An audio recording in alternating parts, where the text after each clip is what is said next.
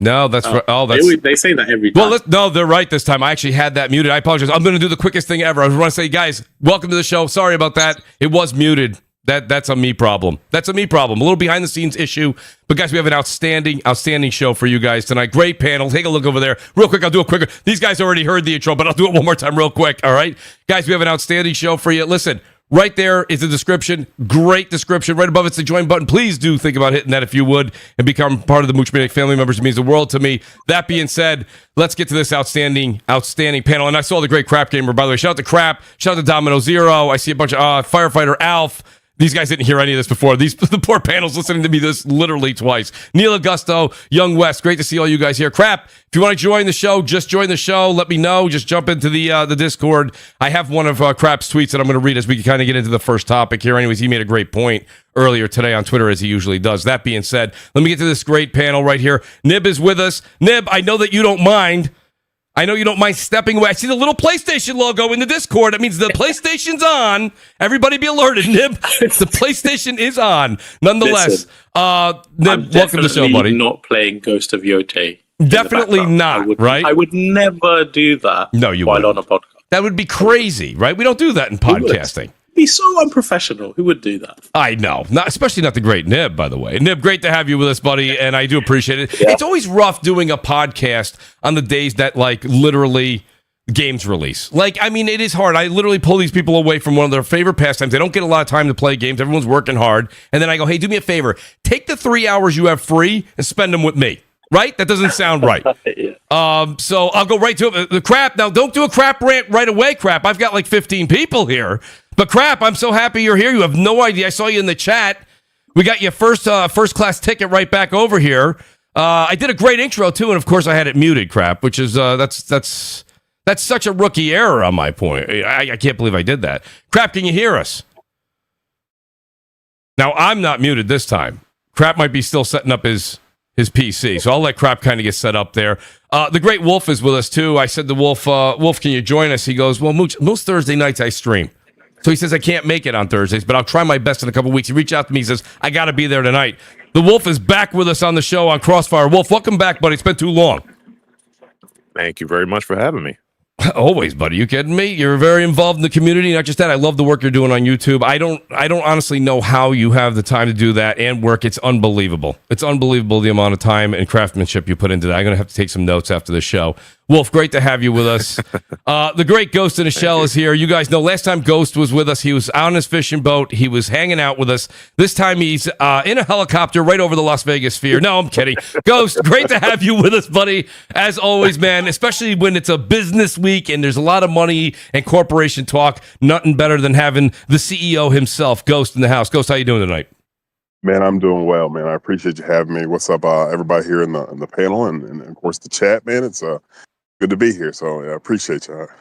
Appreciate you being here, Ghost. Thank you very much. I've got the great Death Singer with us as well. Death Singer, I can't wait to hear your takes tonight. You've been pretty active on X, but not as much as you usually are. So I'm curious what you're going to say when we get to tonight's topics, especially with the Game Pass stuff. But Death Singer, how you doing tonight, buddy? Oh, I've been, saving some shells for the chamber. You know what I mean? Plus also, I've been busy gaming, like playing Bloodborne at 60 and Final Fantasy Tactics, which just dropped. So, yeah, so many games. Of course, I've just been jamming out. And yeah, that's basically it. Well, What's up, people? Death Singer, can't wait to hear your take in a little bit. Shout out to Blue Moon FC. He says, Mooch, you're a great host. Blue Moon, thank you so much for that. And you gave me a great segue to our next guest here. Did the awards for like our community, gaming community awards. He did like 2 or 3 years ago, and I was honored. King Thrash at the roundtables joining us tonight. He put that on. I won best voice for podcast or something like that, King. And I got to tell you something. It was a fantastic award. I appreciate that. The great King Thrash is with us. I don't know if you guys know. Share the same birthday. How great is it to share a birthday with the King? This is fantastic. So to have King Thrash on the show, we've been trying to make this happen for the better part of almost 6 months, but because of scheduling, it didn't work. And King says to me, Mooch, 2 weeks. We're 2 weeks out. And I said, you sure? He goes, absolutely. Here he is tonight, and I'll be honest with you, if I had to pick a night for him to come on, this would have been the Thursday. King Thrash, welcome back to Crossfire, buddy. It's been way too long, but great to have you on tonight. Oh, always a pleasure, twin brother. That's right. Always a pleasure to come in here and talk gaming with y'all, especially on a special day. I'm not even gonna say nothing. That's my intro. I can't wait to get to these topics. It's going to be a great night, King. It's going to be a great night. He's just gleeing right now. I guarantee you, King's got at least 5 He's pages got of notes. next to him, and he's celebrating. And then we've got our buddy, our Basement Radio Arcade Podcast, which, by the way, Brap, listen, a lot of people in the chat here now know you as Coach, but Brap, I got to be honest with you, as well as I've been saying a few others have been active on X, you've been putting out some documentaries yourself out there, buddy, and honestly, a lot of good reading. Brap, I'm glad you can make it here. I know you're coaching at the same time, so if you hear a whistle, guys, that's just Brap out there at the 50-yard line. Brap, can you hear us, buddy? How you doing tonight? Yeah, I feel like a field reporter right now because I'm walking around. I'm on my phone in Discord. There's football in the background. It's 1st and 10. We're up by 7. So, it's great to be here. I may be in and out of the chat or the Discord, but happy to be here and got a lot to talk about. I don't know if you caught yesterday's show, but I had Tin Dog on. Yes. And great show. By the way, if you didn't check it out, Rap goes live every Wednesday night, 9 p.m. Eastern time. But got a lot to talk about. I have some thoughts, Mooch, on a lot of stuff, and you don't say. Yeah, might be doing a little bit of I might be giving myself some flowers here too, because we talked about the ramifications of the ABK deal, which I think this is. Yeah, we'll get into tonight. Probably covers that a bit. That's definitely what we're going to get into here. Yeah. And I think now we'll see if his mic's working. The great Crap Gamer is with us. Crap, are you able to hear us? Can you hear me? Yes, Crap. Can you hear us? Okay. Yeah, I hear you guys. I don't know what the deal was, man. I had to leave and come back, but yeah, now it's working. Discord was awful last week, Crap. So there's honestly, I know that Discord is our only portal to be able to discuss things with each other. Well, it's the main one that people use for podcasting and now for gaming. And honestly, it's not always great. So great to have you, Crap. Honestly, I'll start with you, Crap, real quick. The fact this is what Crap wrote. This is a fantastic, and I'll let you kind of take it from here, Crap, because I know you don't want to stay for the 4-hour podcast. He says the fact that Microsoft thought that they'd get 32 million people on cloud or 58 million on console when they can't even sell 30 million Xbox Series X or S's in a gen shows how insane that they are. They are almost out of touch as a company. So, Crap, you put that out there, got a lot of likes. I'm just wondering, real quick, what was your take when you saw the announcement yesterday? Not that necessarily you were that shocked. I think to bring me back, I had been off Twitter, just kind of taking a break from social media for a while, and I saw that news, and I was kind of scanning through it. I was like, man, this is ridiculous. It's like another thing as an Xbox fan that kind of just breaks your heart. There's still people think that there's still some games you can play, and I think that's cool to get worth excited about. But Game Pass, what people would really say is, Game Pass is really worth it because, you could, it's something where you can get it and play all these games and, and you could buy 3 games or whatever. And now it's you can buy 5 games and it keeps going up and up and up. And the thing that really disappoints me is there's no communication and they're very tone deaf, almost to the point, maybe worse than the Xbox One announcement with all the TV and the DRM and stuff, because they put out this commercial and they're like, we're listening. But I never once heard somebody with Game Pass go, I wish I could get Fortnite Cruise or whatever. I wish I could get all these old ass Ubisoft games that cost $1. Yeah. Looking at the Ubisoft list, I'm I own 99% of this stuff, and it was on sale for $1 here, $2 there, right? It's not worth it. No. They didn't ask anybody, right? This is like Connect. They're forcing stuff on you, right? What they needed to do was offer kind of an a la carte, because for me, I would take the ability to play online, the day one games, and that's it. I don't care about cloud gaming. I don't care about Ubisoft Plus. I don't care about EA Play. I don't care about Fortnite Cruise. Take all that stuff away from me, and I'm perfectly fine with it. I want the day one games, the gaming, and the online stuff. That's it. Whatever that cost should be, it probably should be $15. The fact that they're doing $360 for a year means that over a 5-year course of a normal generation, assuming it stays at that, you're paying $2,000 plus the cost of the consoles, which are now huge, $800 for a 2 terabyte, $650 for the one that I got for $499 at launch, right? It's $3,000 over a 5-year period, and you own nothing. Nothing. It really pisses me off as I'm a collector. Everybody knows that.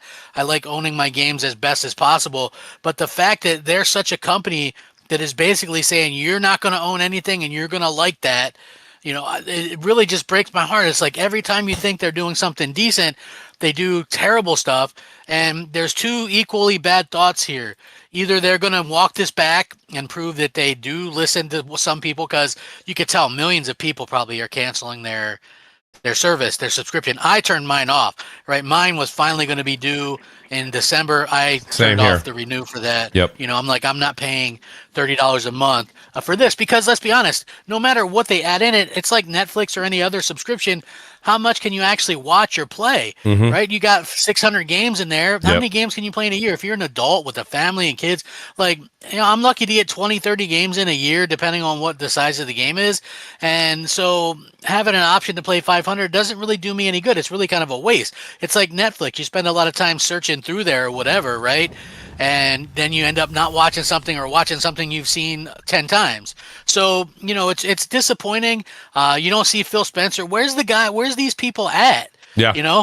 Yeah. It's terrible. Like they have terrible communication. They don't read the room. It's, I feel bad for the real hardcore fans. Like, I felt like the people that tried to defend this really kind of, it bugs me a little bit, because it's like, how much can you defend? They're throwing this stuff at you, trying to force it on you. Like, give people an a la carte option, man. Call it a day. Like, they're trying to get all these people to subscribe, and then now they're charging for the price of $5. Like, there's no reason to own an Xbox anymore. They killed it. There's no exclusives. Now it's super expensive to even own a thing, right? It's like they took away everything. They don't even care about the hardware anymore. It's like every time you look at it, it's like they're doing something to kill it. I personally think, because they raised the price. It's like they raised the price twice in 5 months. They raised the price of Game Pass. To me, that signals they don't want people subscribing or buying their stuff. Yeah. Right? Like, how do they expect to ever get any sales on a console when your whole advertising is you don't need an Xbox, right? But I got to tell you, man, I don't see a lot of people wanting to pay up $360 a year for the ability to stream games to a phone or a laptop or a tablet or whatever the case may be. That's a bad way to game. So I mean, I don't see what they're thinking with this. It's really, really frustrating, just as a longtime fan. And it's just like another kick to the crotch that this company is like, it is, man. Like, it's, Mooch, you know me, man. I've been a fan. I put my best face forward. I call them out for the stuff that they do stupid, but it's like I still was gaming on Xbox, and it's like I have 1,600 games installed on my Series X. It's like that's where I do the majority of my gaming, and to see them just continually just kick the crap out of the fans, because we're the ones that are and their thought process is, hey, these guys have digital libraries like me. They're not going to go anywhere. They're just going to suck it up and pay it or whatever. And that is just a really bad way to treat your fans. It is. The people that kind of hung in there. Listen, when the Xbox One came out and, everybody was hating on it, and I was just all about the games. I'm like, well, Sunset Overdrive looks dope. Titanfall, that's dope. Dead Rising 3, cool. Killer Instinct's back, right? Forza Horizon 2. Like, I was all about the games, and they were like, it seemed like they were trying to do friendly things. Okay, backwards compatibility. Yep. We're doing that. A more powerful console. We're listening. And now it's just like, where is everybody? Like, who's running the show? I would love to see that. People like to go, well, Phil's not running the show anymore. You're telling me he has no input whatsoever? Crap. 80 the Hood's running the show. Yeah, I mean, that could be, but if you're a guy, right, like as a man, and she could be, but as a man, if I'm the person that's supposed to be in charge of Xbox gaming, Microsoft gaming, this huge thing, and they're not taking what I'm suggesting, I'm not working there anymore, right? I'm taking, like, he's worked there enough, he could retire. Like, I would not still be there. Crap, he's gone. He's gone at the end of the year. I'm convied. Yeah, I thought he would have been gone well before, right? Because like he's been there forever. Like he needs to be, but it's like if they're just replacing him with Sarah Bond, then it's no better, right? I don't know if She's Sarah Bond's a replacement. Yeah, well, let me say this though, because you've made some outstanding points, and like I want to ask King Thresh a question based upon what you're saying. King, you've been saying this a long time on the roundtable, so props to you guys. Everyone was writing me. I had a good number of people DM me today and say, listen, we've been saying this stuff on CrossFire for a long time as well. Like, when it comes down to even the thought process and the business model of Game Pass, right? I understand the novelty, and I always say, I'm not here to tell anybody on this panel or listening to the show. If it's value to you, good. What I always said, though, King, was this. right now, just right now as we speak, right? We were even talking before. You had Final Fantasy Tactics. You've got Silent Hill F. You've got Ghosts of Yotei. You've got all these other things that are coming out down the. You got Battlefield 6. My point being with these just name dropping right now is you've got all these games that we're trying to fit into play right now. You're telling me that you're having 400 games in a library. We're already backlog building up month after month after month of games that are coming out now that are not in Game Pass. So my point is that like, and then other people were like, well, I'm playing it for the fact that if I like the game, then I'll go out and buy it. A lot more games are doing demos these days, right? So the demos are out there and the demos are free. So between all this and that was my question all along when it came to Game Pass was, this just didn't seem like something that was going to resonate because it's not the way media for video games is not the same as media for Netflix, right? I'll put a show on, I'll fall asleep to it. You can't put a game on and fall asleep to it, King. You know what I mean? Right, it's an interactive media. So my point is like, what was your thought when you see this? Now the price point is getting out of hand, and I got to be honest with you. I said we were going to see $24.99 next year. They leapfrogged me and said, "No, I see your $24.99, Mooch. I'm going $29.99 right now." So now you're seeing people with an uproar, 50% increase, a 50% increase. And the point of the matter is, now you're seeing people come out and saying what we've been saying for years about the system, the situation, the deal that's going on as far as price point and the leadership. So what do you think, King, when you saw this? $5 billion annually, right. But guess what? We're going to raise it 50% Screw you guys, right? Like, come on. I did want to touch on that because a few people commented, they quoted me saying that I made a tweet about Game Pass, and I basically called out people who parrot the PR and the kind of the shareholder, nice looking shareholder sound bites without really understanding the context and the nuance that goes behind it. And people were quoting the 5 billion. And I was like, that's actually the perfect example as to what I'm talking about, right? So, you know, you make 5 billion and revenue is the highest it's been for Game Pass. That's good in the sense that Game Pass has grown, but it's only a tiny piece of the overall story. Because Game Pass can increase in revenue, but overall revenue can still decrease if Game Pass is cannibalizing traditional sales, which we know it is, right?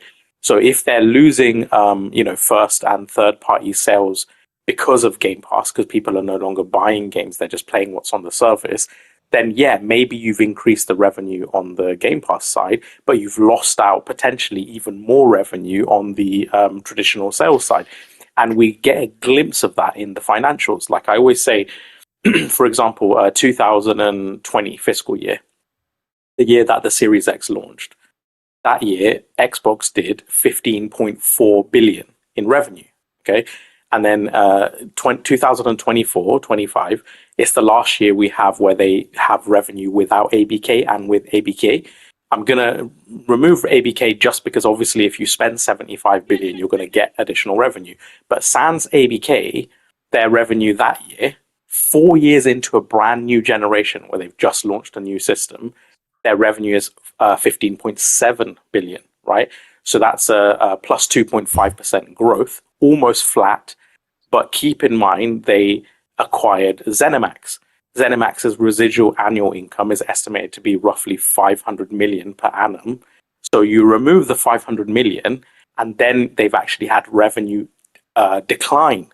So you have Game Pass growing, you have PC day-and-date games, and despite all of that, and Microsoft touting their, we got 5 billion, still the overall revenue, sans ABK, has declined on what it was before.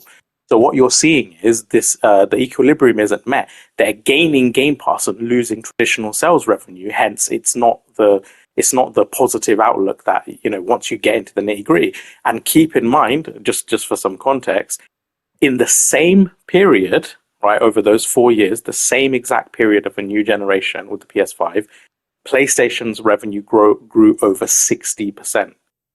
So while Microsoft and Xbox had a decline, despite day-date PC and Game Pass, PlayStation had over 60% revenue growth.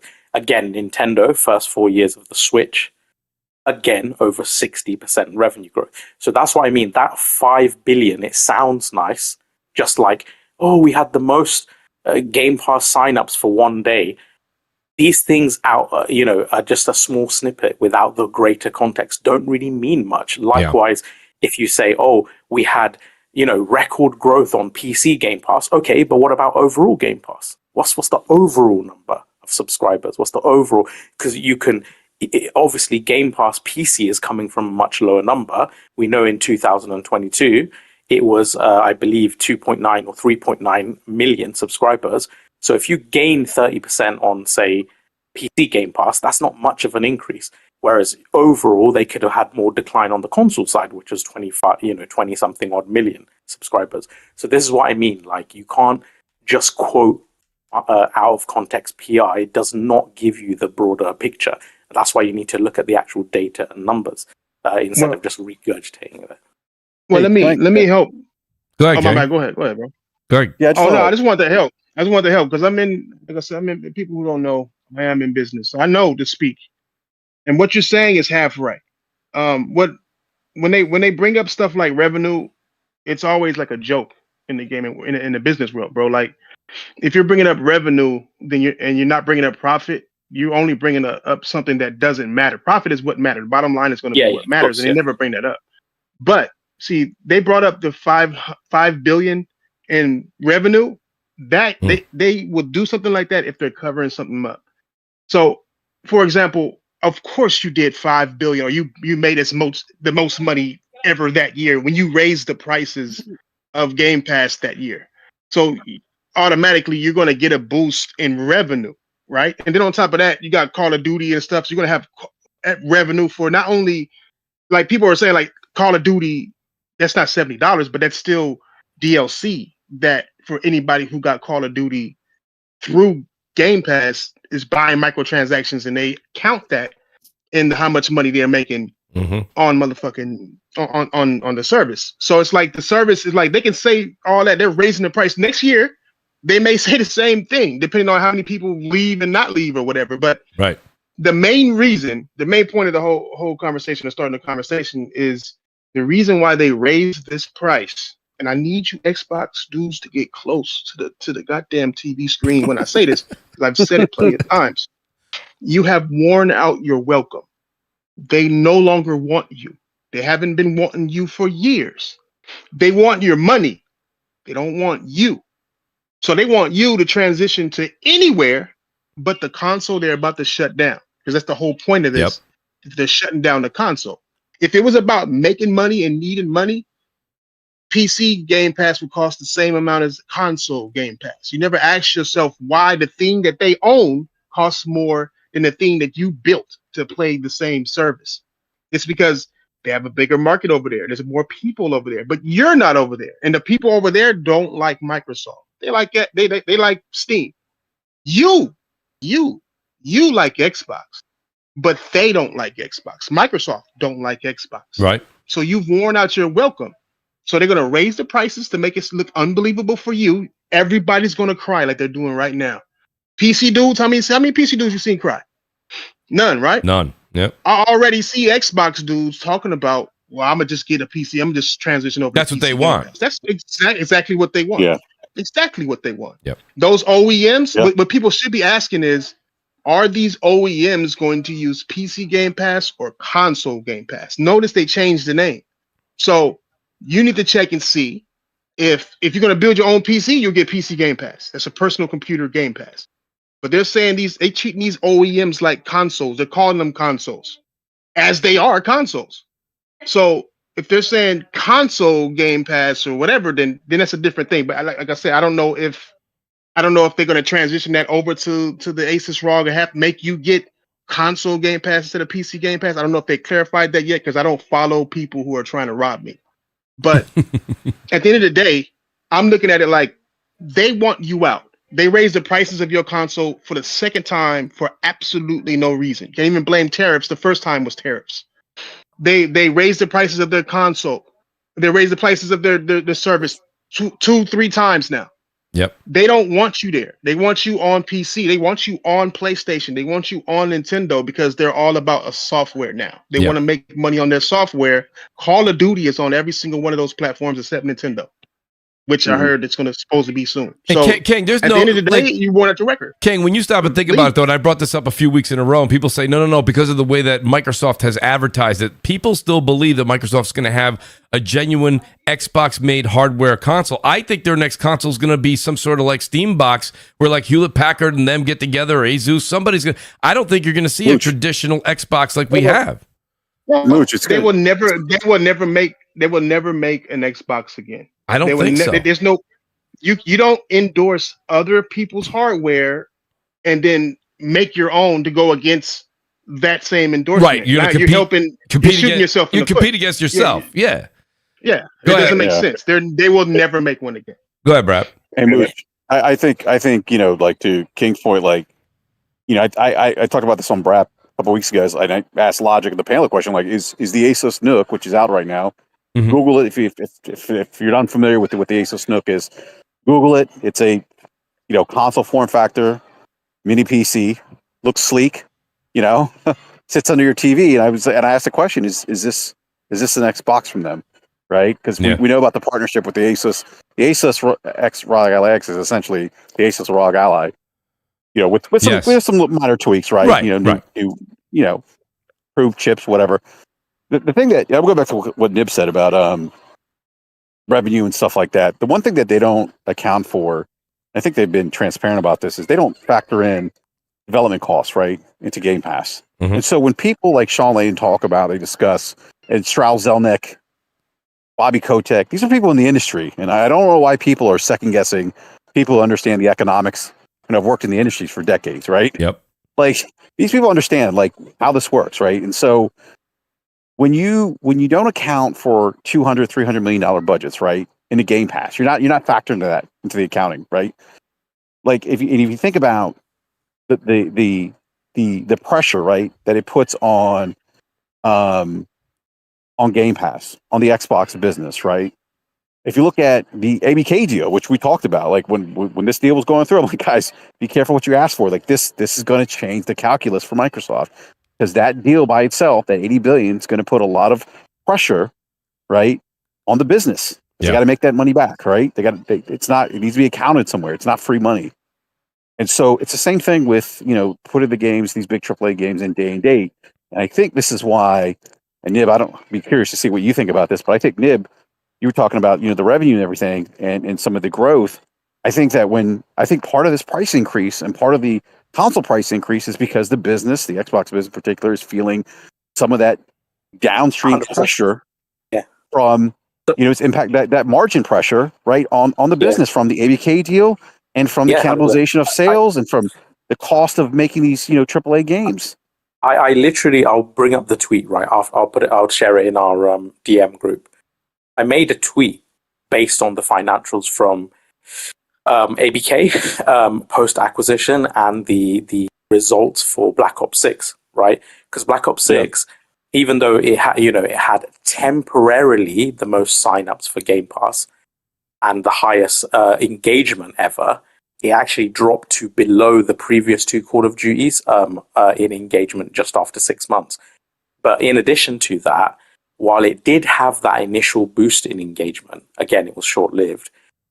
It had a 70% drop in sales on Xbox, and I can't remember the exact figure. I think it's like 30 or 20-something% drop on PC, right?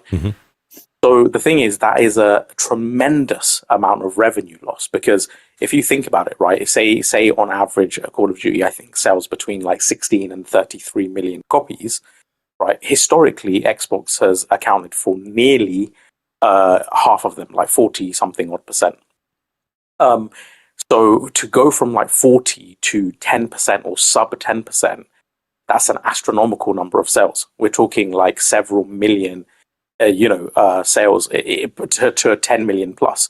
So losing like that many units of a $70 or more, because another thing people don't realize is these types of live service games tend to have a higher degree of sort of deluxe and premium edition sales, because people like to have the extras for the competitive play, etc., etc. So the actual average cost might actually be even higher, because it's not just $70, it's 80, 90, 100, etc. So they're losing out on X number of several million copies. And I said back then, I really think there could be a bit of a storm upcoming. And I don't think people necessarily are looking at this data and realizing it. And obviously, I got the normal vitriol and hate. And then a few months after, I hate to be like, oh, I told you so, but they had mass layoffs at ABK. And now they've had two price increases since. Keep in mind, you did tell them so, Dib. That's the point. Yeah. Like, and you weren't saying it. By the way, and I just want to clarify something here. A lot of us weren't saying this thing because we're ponies or because we hate on the brand. This is all based on if you follow mergers and acquisitions, right? One of the things that immediately happens afterwards, right? Yeah. Because of duplicated roles within organizations, the need to consolidate, to streamline, to consolidate operational cost expenses. Like it's layoffs. It happens all the time. Yep. So I remember Ghost, I actually quoted a Harvard study at the time. And again, I know people aren't necessarily going to read a Harvard study, but I quoted a Harvard study that analyzed this across the world. And they said post large-scale acquisitions, generally the percentage of layoffs of the total workforce that follows is approximately 8 to 9%. And immediately after they cut 8.5, and now it's gone closer to 15%. Because here's the thing, these are not just layoff and acquisition related layoffs anymore. They've superseded that. This is trimming the fat because you're losing out on margins or operational costs are so high in other areas, right? So this has gone beyond just acquisition related layoffs. This is performance based layoffs, I believe. And hence it's affected everyone, like Raven, Sledgehammer, ABK multiple times, even Bethesda, etc. It's much more than that. The only actual publisher that has cut, actually they've been overtaken by Xbox now, but the only other publisher that was even close to the percentage layoffs of Xbox was what are they called? Not Tencent, the other one. Embracer. And we all know how poorly Embracers run things. So that gives you a snapshot of how poorly Xbox is running things. If their layoff margins now have superseded even the one that we were all mocking. I mean, there's so much stuff I could go into in detail, but it's these kind of signs have been predating what's going on now. And I think if we paid attention a year or whatever ago, we could have seen this kind of tumultuous changes coming. I'll be honest, even I didn't expect like a $30 though. Here's the thing. Here's the thing that, like, to your point, to Crap Gamers, and to Thrasher's point.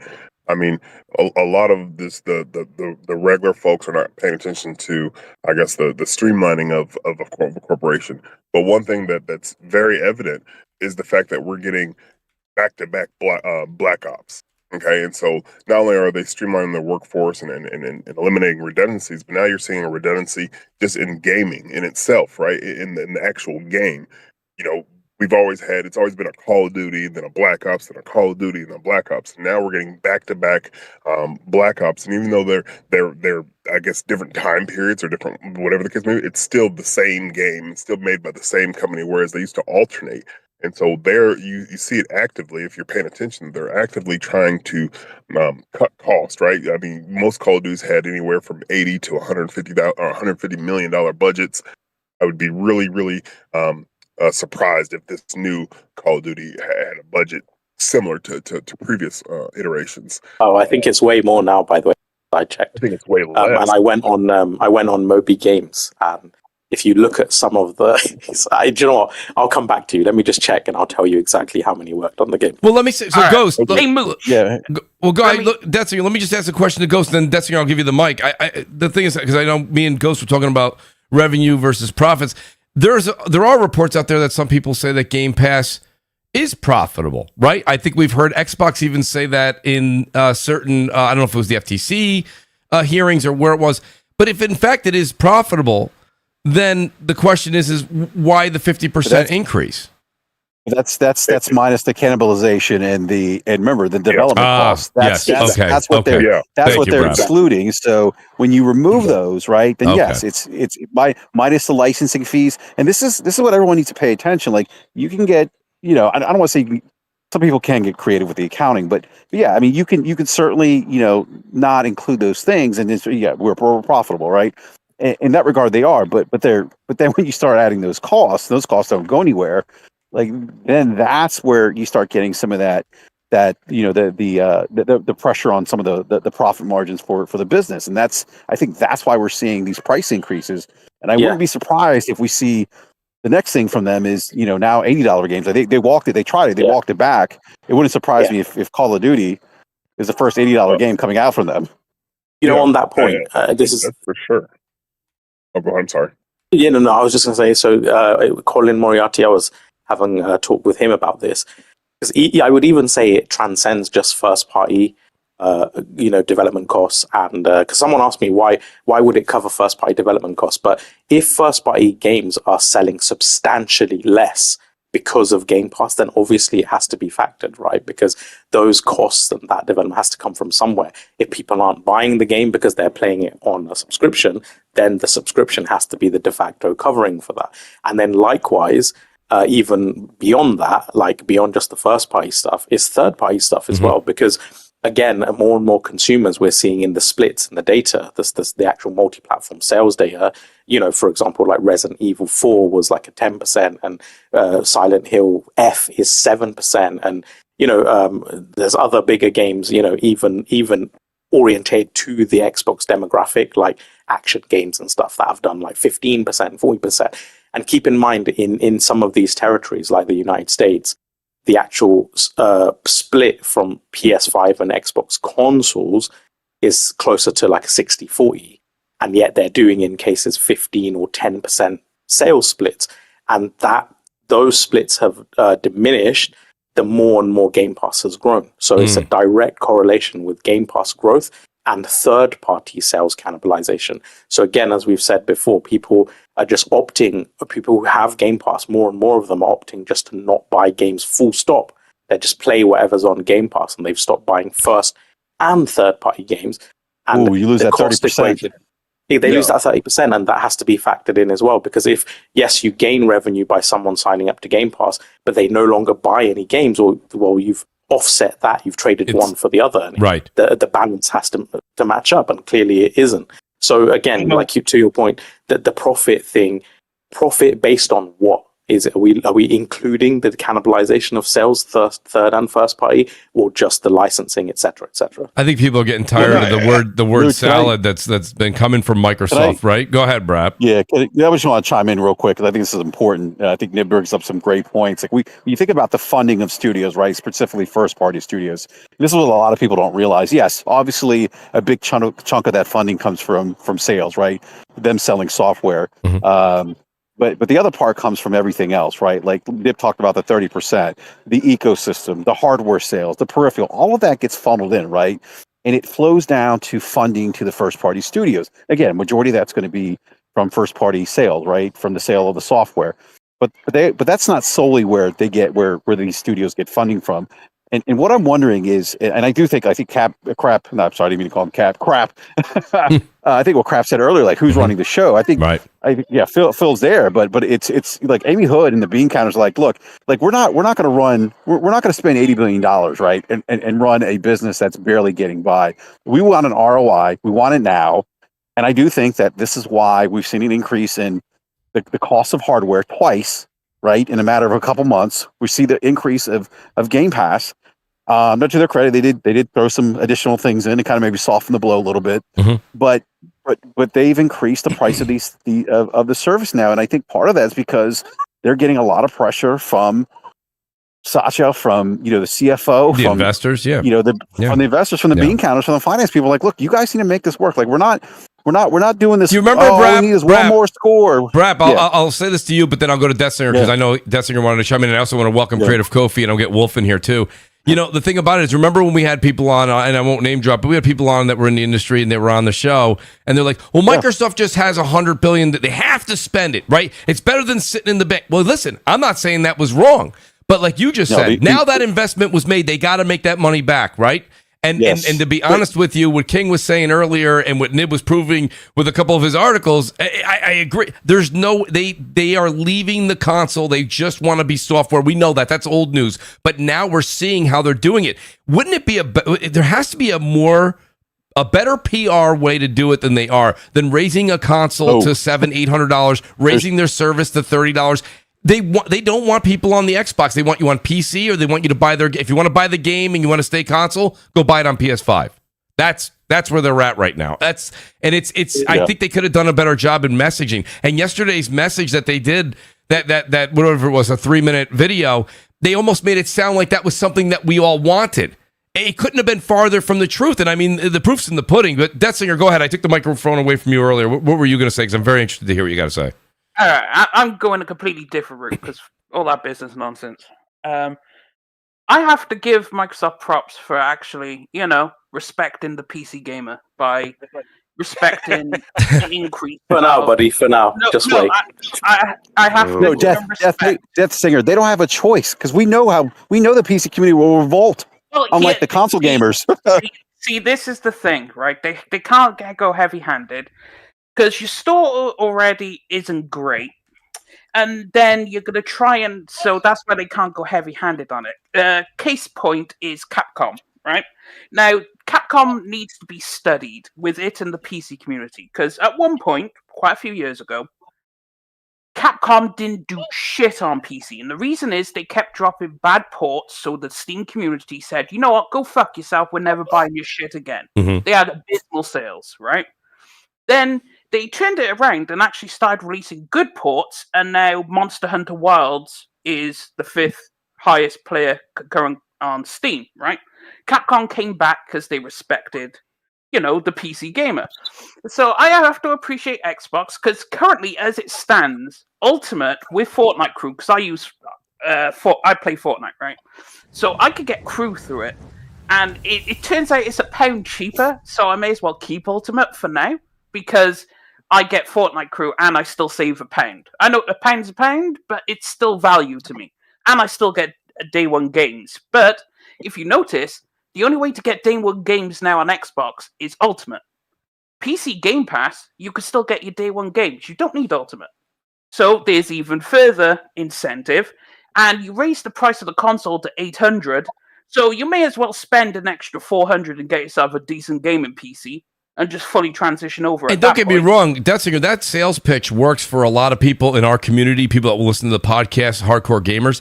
That doesn't resonate with a lot of people that work a 9 to 5. They come home, they got a full family in the house they got to take care of. Maybe they have a second job. They just want to play on their console. They want to plug something in. They don't want to worry about if they're behind times on the graphics card, or if they need to do this, or they're going to research it or go on Newegg and find that part they were looking for. Things that you find fun, which is fine. They don't. And, so here's a counter to what you were saying. I saw this. I thought this was interesting, Death, because you said this last week, or maybe it was during the week. Spawnwave, shout out to Spawnwave Media. He says the weird thing about the Fortnite subscription being part of Game Pass Ultimate is that if you're into that, if you're into Fortnite, it is most likely consumes a lot of your time you have for gaming. So I'm not sure if 400 plus games is even a benefit for you, and you'd be better off just signing up for the Fortnite subscription on its own. Doesn't feel like the value added that Microsoft thought it was. That's something that's interesting, because Death, don't forget, you'll play multiple games. So you're kind of an anomaly, right? You're the hardcore gamer. A lot of people that are playing Fortnite and like that addition to what that is, what do they call it? The Fortnite, whatever it is. People who play Fortnite and Fortnite only, or predominantly Fortnite, they already have that. So that's not necessarily an added benefit. And if that is an added benefit, then what if the 400 other games, they're playing Fortnite 90% of the time. But here's the thing, Mooch, that there's a lot of games, and I'm unique because I use it generally for trials and whatnot, or to play Call of Duty, because I refuse to pay for Call of Duty. So I'll play it through Game Pass. After a couple of months, I'll be like, fuck it, and install whatever is boring and keep it pushing, right? So it's no loss to me. But thing is I understand how the casual will view it, and it makes, Spawn is completely 100% correct. Mm-hmm. But I'm only speaking for me personally. Now, also, to the guy in the chat who said Microsoft bends over PC, no, they're bending over the console gamer. They're not bending over the PC gamer, because they tried with, shout out to, if you remember back in the day, games with Windows Live. The PC community completely demolished the shit out of Microsoft, and they immediately backpedaled, and we are where we are today. So, no, the PC community is not the console community. They won't accept your bullshit, and they won't accept PlayStations or Xboxes or Nintendos. So, that's why do you accept Nvidia's bullshit? This quick question. I just want to know, why do you accept Nvidia's bullshit? Well, because all you have a choice of is AMD, Nvidia, and Intel.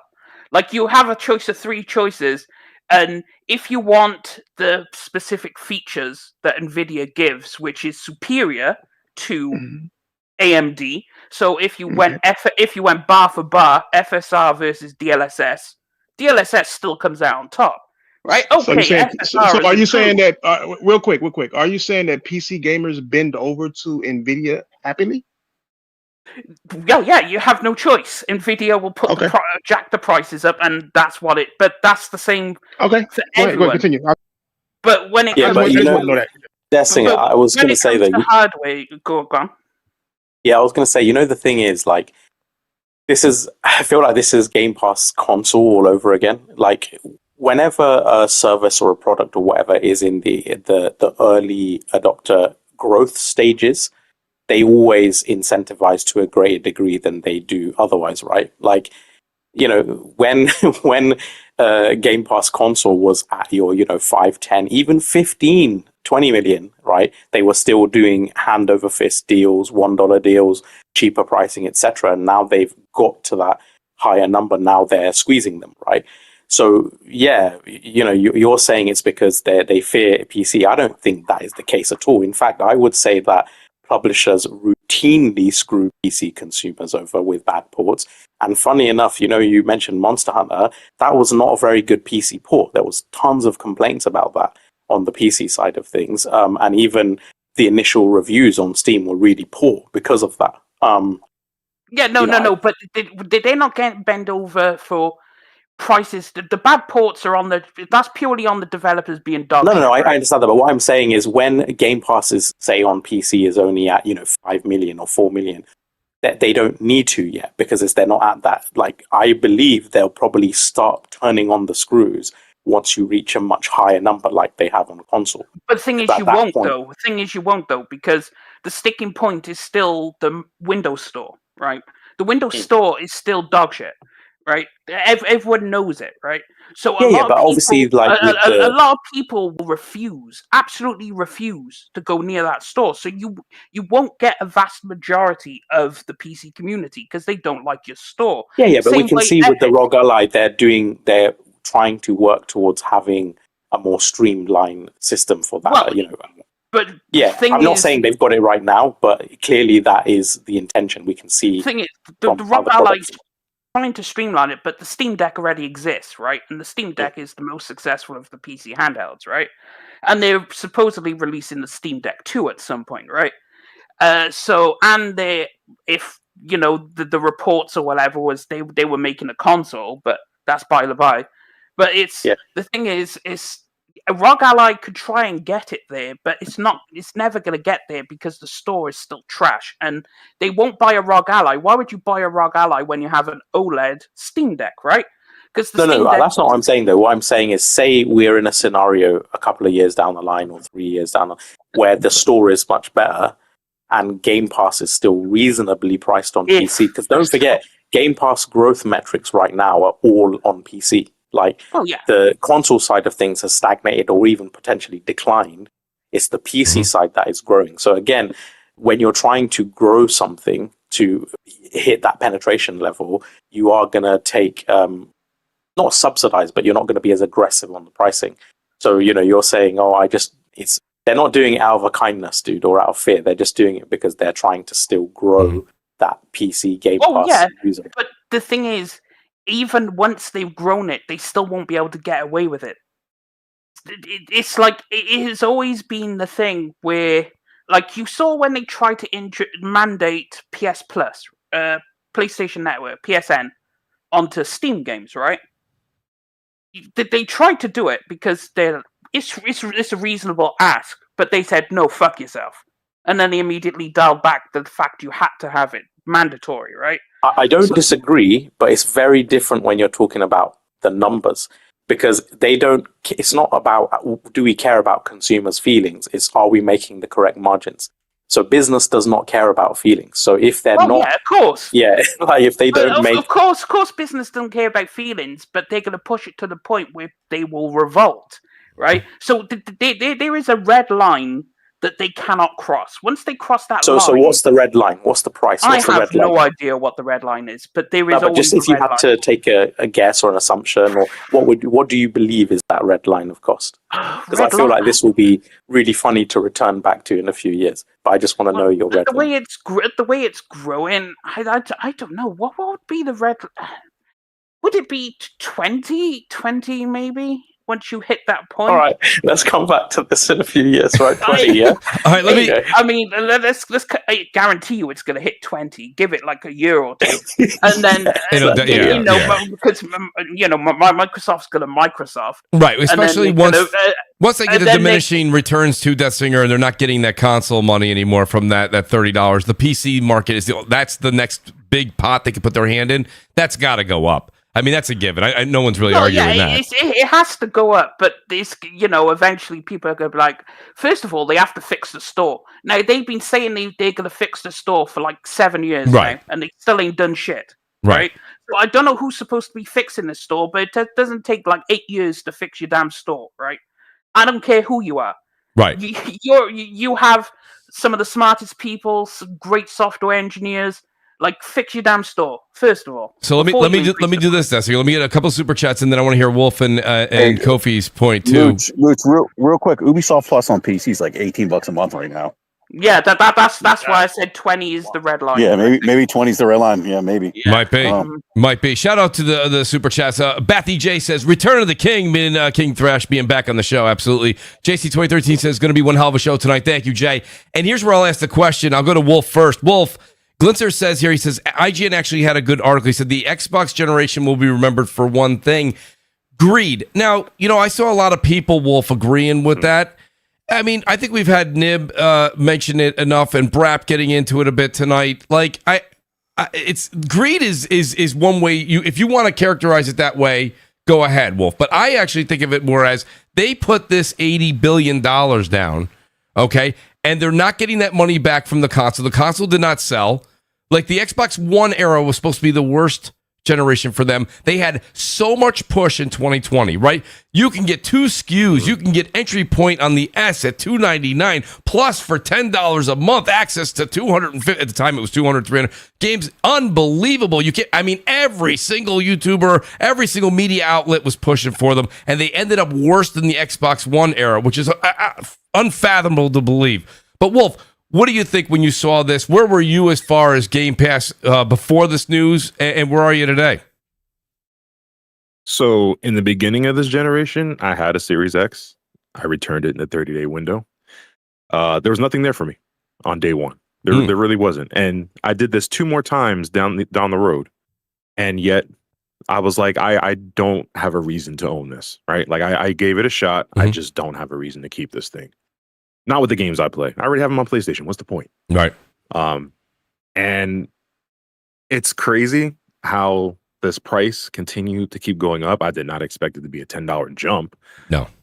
But no, that one fooled me too, Wolf. I had it at $24.99 and $26. That was my guess, 2026. But this is, yeah. I was going to sound the alarm for people if that applied for the PC people also. But it's like that weird thing in the fine print about the PC Game Pass. They just didn't put it in the forefront of the graphics. They had people thinking that you now had to pay $29.99 if you want a day one Game Pass. And when you go on the app right now on PC, if you want the PC only option, if you're not a Game Pass subscriber, they're not throwing that in your face. It's this little button on the bottom. Okay. And a lot of people probably don't even realize that there's an option there because they just have the big graphics for these 3 new tiers, but there's no big graphic for the PC only Game Pass. And how much is the PC only Game Pass at this point? I think it's like $16.49. That's what I thought. I thought it was $16.49 for PC. Is that true, Death Singer? I mean, you're the resident PC guy. I believe that sounds accurate. What? Just PC Game Pass. Yeah, it's $16.49. $16.49. And Wolf's right. Like, one of the things that really was surprising to me is if you go to the webpage, it's not even like it's completely fleshed out, right? The 3 tiers. There's a little box below that. You have to actually click on it. So it's not even boxed out or fleshed out, right? Like the other 3 tiers. You literally have to click on the box. You could miss that. It's true. It's very true. No, so Kofi, what do you think about what you're hearing here? And then I have a couple of like subcategories within this that are interesting. Kofi, what'd you think just from a top level? And then, like I said, oh, by the way, King and Ghost, anybody on anyone on the panel, just chime in whenever you want. I know a lot of us can take over the microphone for a while, but you can just jump in here and be like, I got a point on that. Let me get this next. You don't have to wait. You don't have to. King, no pun intended, but we're doing round table here where you can just talk whenever you want to talk. But go ahead, Kofi. What's your take on this to initially kick off your thoughts on it? I think the thing going through my mind was, I think it was Nib who was asking Death Singer what he thought, the Game Pass would increase to, and us kind of acknowledging that, like since 2015 or since like the subscription costs kind of set around maybe $50 for PlayStation Plus, they've always increased, and quite dramatically in the last 5 years.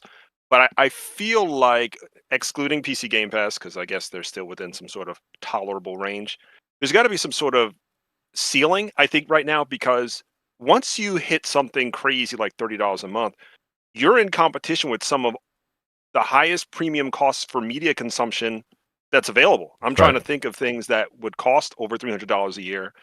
What's Disney Plus? Netflix doesn't even cost that much. I would say Disney's right. Like, I can't name something that costs that much. Of course, I'm talking about the most expensive, but I think many people are going to say, I just don't do that. I just can't see myself paying, that $300 just for the 10 months. That's wild. So I don't know where PC, Game Pass will go. I'm definitely got my cogs turning on when PC Game Pass will get up closer to 20. Yeah. But will it go over? I don't know. I feel like even though PC gamers spend a lot on their hardware, they're very thrifty when it comes to buying their software. Yeah. I mean, I'll be talking to a PC gamer about what's that Souls game that came out 2 years ago? And it's getting a sequel next year. Code Vein? It's, not Code Vein. You mean Souls Light, right? Worlds. Like when you hold up the lamp, you switch between worlds. The one that was on Xbox first? Yeah. Bluebird team? No, it's a Viking Souls like game. I know what you're talking about. Oh my gosh, I'm mad at myself because I have like 40 hours. The audience will get it, believe me.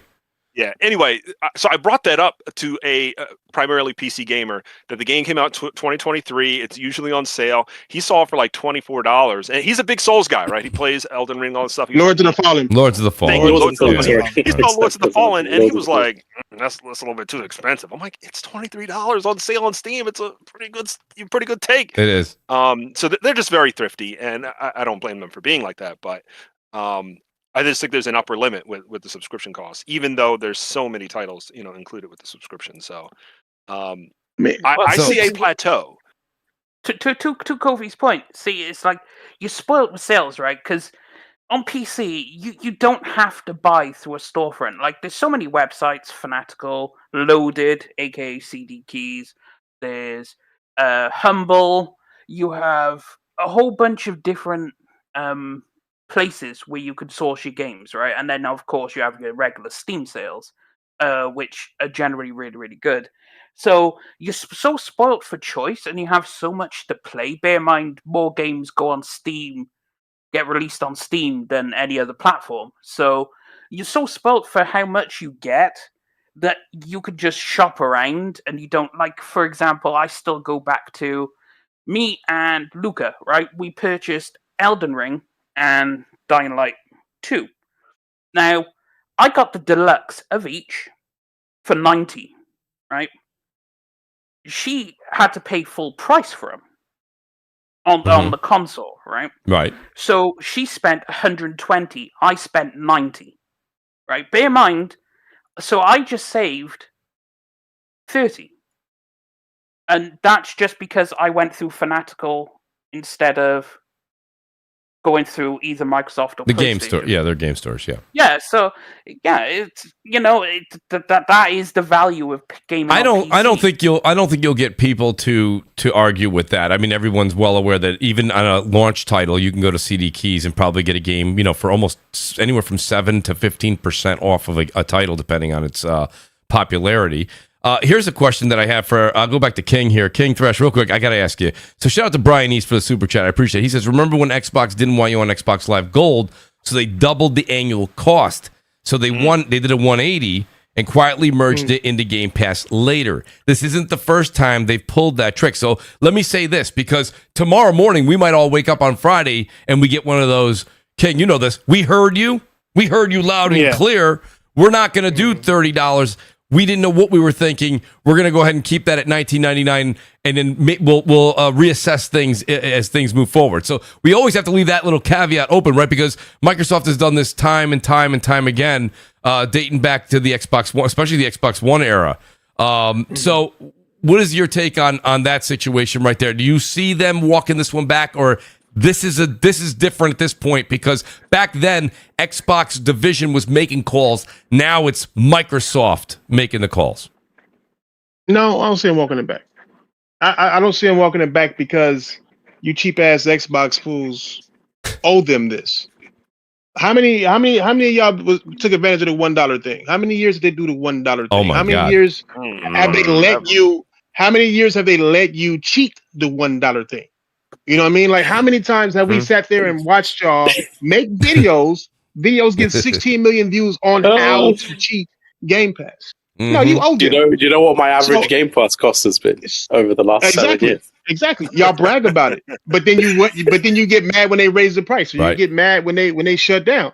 It's like gamers need to really realize that there's a two-way thing to gaming, bro. Like, these developers need to be paid. These suits, as much as we don't like them, need to be paid. Just like we need to have great games. They start giving us bad games and start charging less. Now they start to charge more and still give us bad games. We end up being the whole losers in this whole thing. That's why I laugh at PC dudes and they wonder why people avoid launching their games on PC. Is that y'all always looking for a deal anyways? You never want to pay these people what their product is worth. That's not a bragging point. You know what I'm saying? It's just, I don't know. People got mad. I don't think they're going to walk it back. King, the price is already in effect. It'd be hard for them to walk it back at this point. That's true. Yeah, I mean, they raised their console for the second time, and nobody even talking about that right now. They ain't walked that back. Why would they walk back Game Pass? Game Pass is more valuable than that. They want you off of their platform. Yeah, because you guys have already fucked them. Those prices go into effect tomorrow. I do have to get on Thrash on that because actually it's a bullshit there. Because when you buy a game through Loaded, right? Loaded. They get the games off the devs and then they apply a discount. So they pay for the game, right? Then they give me a discount. So I'm getting the discount, but the devs are still getting the money. So there's nothing here, nothing burger. There's nothing there. What do you mean? You're missing words. You're talking about keep it pushing. Are you telling me that these developers make more money off of PC gamers getting games like that than regular console gamers paying regular price for them? Well, no. They would make the same amount of money. Well, then shut your ass up. Why did you even say anything, bro? You just contradicted yourself. Why did you even speak? I can just like let's take for example Stellar Blade, right? I could get Stellar Blade. Take Grand Theft Auto 6 or 5 or whichever one the fuck is coming out. Grand Theft Auto 6, right? Yeah. Yeah. So take that. Why isn't that launching on PC? PC has a bigger market share than Xbox. Because so why is it coming on Xbox? That's how Rockstar has always done it, though. No, why? Because other publishers have changed their. You don't want to pay again. Because that's why you guys will be celebrating pirating the game day one. That's why. You're not going to pirate the game when you want to play online. No, listen. I'm just telling the facts. I'm not telling the fiction. You guys did. I remember when Horizon came to PC like a year later. Y'all hacked the game and had it up in like 20 minutes and bragged about it. Like that's something to brag about. Like you sit there and brag about taking from these developers. No, it doesn't matter if you do it or not. It's that's what the PC community does. That is also a small minority. See, this is how I can tell. It's not a small minority, bro. No. It is not a small minority. If it was a small minority, Grand Theft Auto would be launching on PC. I'm going to need you to sit your ass over on console and don't come mess and speak like you know what's going on in the PC community. I know exactly what's going on with PC. No, you don't. Yes, I do. No, you don't. Okay. You have no idea. Then explain to me why Grand Theft Auto ain't coming to PC. Explain to me why Ghost of Tsushima is not on PC right now. Why Ghost of Yotei ain't on PC right now? Why ain't on PC right now? Because it's a first party game and they're releasing it first on their console and then it's coming later. Hell Dog is a first party game. Right? Okay. Then Thrash, why isn't Mario coming over to PlayStation? No. Answer my question. Don't try to switch it up. Why? No. Answer my question first, and I'll answer yours. Why is Zelda not coming over to PlayStation, Thrash? All right. You said what now? Who? Why is Zelda not coming over to PlayStation, Thrash? Who? Why is Zelda? Why is Zelda not coming over to PlayStation?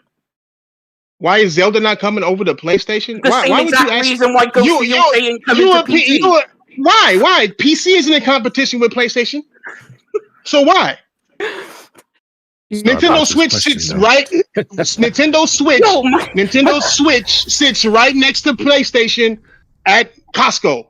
Xbox no longer there, but you don't see a PC taking Xbox's place now, do you? Well, they're not in competition. Right? PC and Nintendo are direct competitors. But then again, you say, why is GTA 6 releasing? What happened with Red Dead Redemption 2, Thrash? Pop quiz. It didn't launch day and date. That's with what PC, happened. Right? It didn't launch day and date PC, right? Yeah. No, it didn't.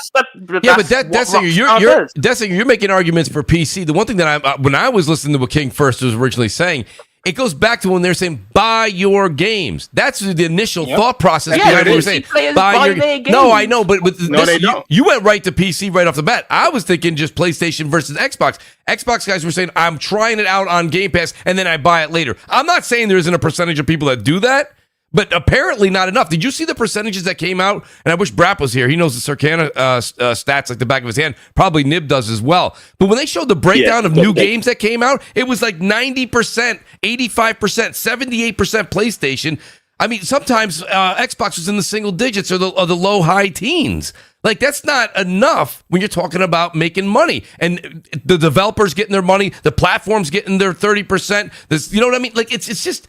It wasn't there. Now you're saying the PC, and King did have a good comeback. He's saying, okay, you buy those games off of CD keys, whatever. They'll make some money, but they don't make all the money they would make like they do when they buy the console. All the money they make. They make how you all know? the money they make. How do you know? How much they make? What percentage they taking from that store? How do you know? Yeah, shut your ass up. Stop speaking out your ass, bro. They buy the games from the developer and told you this. How do you know what percentage they're getting from their? How do you know what percentage they're getting? That resellers. You're not answering the question. They don't. Resellers, right? Okay, so you don't know, bro. Just say you don't know. It's okay. If a company is buying a game from a developer at full price and then they're selling it for a discount, what money is being made? Exactly, bro. I don't know their business model. It's just always the way it's stop acting like you know. Stop acting like you know. Stop acting like it's always the way it's been. But then you support the developers. Well, clearly the developers want to do it. Otherwise, they wouldn't sell their hard-earned games to CD. The thing is, your answer should have been, I don't know. That singer, there is some shady stuff that happens with PC game. Their game keys that get sold by certain storefronts because some people's Steam libraries have been rejected and games have been removed because the keys were obtained in very nefarious ways. Absolutely, there is a nefarious subset of people on PC. That is a whole ocean over there, right? But that is not the majority of PC. You can't paint everyone, the PC community, on those small subset. That's like me painting all console gamers love taking it up the ass because they're the same ones who cheered on the price increases on console, right? I can't say all console gamers take it up the ass because they cheered it on. That would be unfair. The people who are cheering it on... You just admitted that you do. You just like that's what I mean. That's what I don't. I buy my games through CD. You guys, you just said you take it up the ass from NVIDIA. You said you have to. That you had to spread your leg when you get it. Well, no, you could shop I'm just saying, like, all that negative stuff that PC gamers bring to this, it's unnecessary. You don't got to say people getting fucked in their ass, bro. Right now, we're talking about Microsoft and what they're going to do. Microsoft's been getting fucked in their ass this entire time by the Xbox community. Yeah, I know. We're talking about Xbox, so why are you talking about PC? What you mean? I'm saying that you don't got to, like, speak in that way, so vitriol, when it's not that serious. Like, we're not even having that kind of... What we're talking about is Microsoft going to pull or going to turn back on that offer that they have with this $30 thing?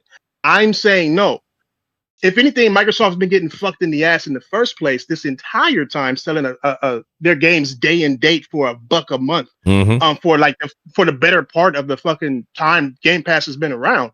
They deserve it. You know, way too long. And I know that way too long. That went on way too long. And you remember, and King, I don't know if you guys said it on Roundtable, but we said it here for a long time, and everyone in the audience could say, I said this way back in the day, to make the console still relevant. What they're doing now with those tiers, and one of the Game Pass tiers now is it's much cheaper, but you'll get those first party games 12 months later or something like that, 6 months or 12 months later. That's something they should have done from day one, not day and date and put it in there. You've already started to eliminate the reason to have the Xbox. It's the same reason that PlayStation's waiting 12 to 18 months, because they know the hardcore fan base is not going to wait 12 months to play Ghost of Yotei. They're not. It's not to say Deathsinger won't wait or other PC dudes won't wait, but gamers on PlayStation, console gamers, they're not waiting 12 months. They're not waiting 18 months. Of course not. Of course, they're not going to wait, but then that's to do with a completely different community, right? PlayStation gamers are going to play the games day one because, they're giving you games. Gamers are going to play what they want. It don't matter what race it is. Yeah, same reason why people are not going to wait for GTA 6. They're not waiting for GTA 6 on PC. Exactly. Well, quite a lot will, because just on the fact that they want to play it use their rigs to their full capacity, which I can't believe. That's not going to be a large number, though. Well, because there are so many people that haven't even purchased the next gen console yet. They're waiting for Grand Theft Auto 6. Facts. The thing is, you will see an uptick, and a lot of people will buy it, but you won't capture the vast majority because people will still wait. People will wait for games. How many copies? And most of their rigs will not run the game the way it's being shown in the trailers. Well, exactly. Of course not. But if you have let's say, for example, a place where console isn't popular, China, right? You might see an uptick in console sales, but the vast majority is still playing PC regardless of the fact PC, and they'll just wait. There are more PlayStation players, or I should say console players, that is going to play Grand Theft Auto at a console level than PC players that are going to play Grand Theft Auto, or that even can play Grand Theft Auto at a console level. Like most of y'all will be playing it below China point, level. though. Mm-hmm. Let me shut down that China point, because you can't even buy Grand Theft Auto in China. No, you can't. And then on top of that, you cannot officially purchase it over there. Well, I mean, you think they're going to let you buy 6? You could still get it. You could still get it over there. You can still get it, but most of them. How long you been living in China? I ain't been living in China. What's his name? Why are you guessing? You guess too much. Why are you just saying this shit? I'm not guessing, because we actually had a guest on the show. People are going to use VPNs to download it, but do you know? Do you know that uptick is going to cause a big problem in that country? You think everyone, their mom, is not going to try to go on a VPN to download Grand Theft Auto if they really want it that bad? You know that game size is going to be ridiculous. Well, that's going to cause suspicion. Thing is, they're going to wait, because a lot of stuff, as was revealed, gets imported from Japan to China, right? That's how they get a lot of their shit. So, what are you going to import? There's no physical games on PC. You're not going to import it, but they also have their own store, which is their equivalent to Steam. I can't remember what it's called. I'll have to ask, what's his name? Mooch? The store in China. Daniel. Daniel. I don't have Daniel's last name, but yeah. Unless I'm wrong, you cannot officially buy it in any store in China. You actually can. In any official capacity. If you look at Black Myth Wukong, it's sold not only on Steam, but it's sold on their own version of Steam. It was 2 sets of sales for Black Myth Wukong. Yeah, China has their own. But they still share the same shit, right? I mean, like the majority of Steam, like if you go into Steam and you look at the languages, the majority of the language used is Chinese, right? Yeah. So, are they using the American Chinese Steam, authorities haven't even approved Grand Theft Auto over there. Well, no, they haven't. I mean, but they will find. They're actually revamping the rules over there too, aren't they? They're you can only spend 2 hours or some shit on school days or some shit like that, or something. I don't know what their internal politics is going on about, because I don't live over there, so I don't really care. I guess the moral of the story is that PC is overrated, and people like you try to make it more bigger than what it really is. No, PC isn't overrated. PC overrated comes from console gamers who don't understand PC. No, I don't need to understand a gaming device. Like, It's gaming, bro. I don't need to understand the pressing space bar to jump. Like it's literally you guys try to make it bigger than what it is, and you guys walk around like you're better, even though you ignore all the bugs that you have, all the drivers you have to refresh, all the parts that you have to buy. That's more than just the 5090 AI motherfucking fake frames and shit that y'all fucking play with. I don't want to hear y'all. I want to get an Xbox controller to use my PC. Y'all want to beat us. That's what's so weird about it. It's like, hang on a minute. I do have to address the amount of. I do have to address the amount of horseshit I just heard, right? Okay. No. Let me ask you just one question, and I'll be quiet. I ask you one question, and I'll be quiet. Okay. PC had a gaming conference, right? Same time Microsoft did. What was the last game? Their main game that they showed? Their big game. I don't fucking know. I know because PC doesn't fucking matter. I know you don't know. PC. That's how irrelevant PC is. PC is fucking irrelevant. Nobody in this space knows what the fuck they showed, bro. Nobody, because nobody paid attention. Hey, Thrash, I have to. There are more people watching Nintendo Switch's shit than PC shit. There are more people watching cell phone shit than PC shit, bro. Thrash, I'm gonna need you to shut up for a second because you always do this. Just control all delete. Just control all delete. You know what I'm saying? Thrash, I will respectfully ask you to shut the fuck up. You always do this. Okay. I'll be quiet. I see you're upset. I'm sorry. No. I'm just gonna ask you to shut up so I can speak. Okay, yes, sir. Go ahead. All right. Okay. Okay, go ahead. I'm trash at debate. You lost. All right. Yeah. Okay. So you're saying PC's irrelevant. PSSR came from PC. Ray tracing came from PC. SSDs came from PC. Everything in your fucking box came from PC. PC technology. PC technology pushes console technology forwards. Where do you think all that technology comes from? PlayStation didn't invent it. No, all of it comes from PC because PC is where the latest technology resonates from. Then it gets downgraded and put into. Yeah, it is. I mean, look at ray tracing on console. What does PC mean? SSD, PC VAD SSD. No, what does PC mean? PC is the latest technology. Don't Google it.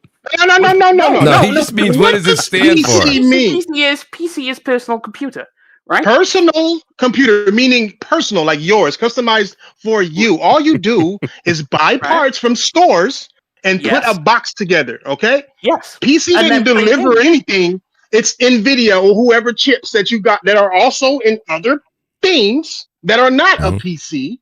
Yeah, kind of like toasters have chips in them. Like, but it's not. You keep trying to give PC props, your personal computer props. No, all you did was buy a part, bro. You bought a part. You bought a part. You bought a part that doesn't work better than what's on a PlayStation. When it does, like let's take Battlefield 6, right? You spend $2,000 talking about when it does play good. No, it always performs better. For sure. Like I mean, you know, it's like, I'll leave you alone. Sure, you can have your, good, because I need you to stop. Please. Your personal computer revolutionized games, bro. Your personal computer, because you keep giving PC. I do have a question for you. Go on, but PC is revolutionizing gaming, because look at the technology that you're now getting on PlayStation, like 10 years later after PC. You're getting this technology, right? Bear in mind, ray tracing was being around since what, 2016? Maybe when it first came out. DLSS came out with the 20 series cards, or around that time. Yeah, that's known, Death Singer. But what is PC always waiting for?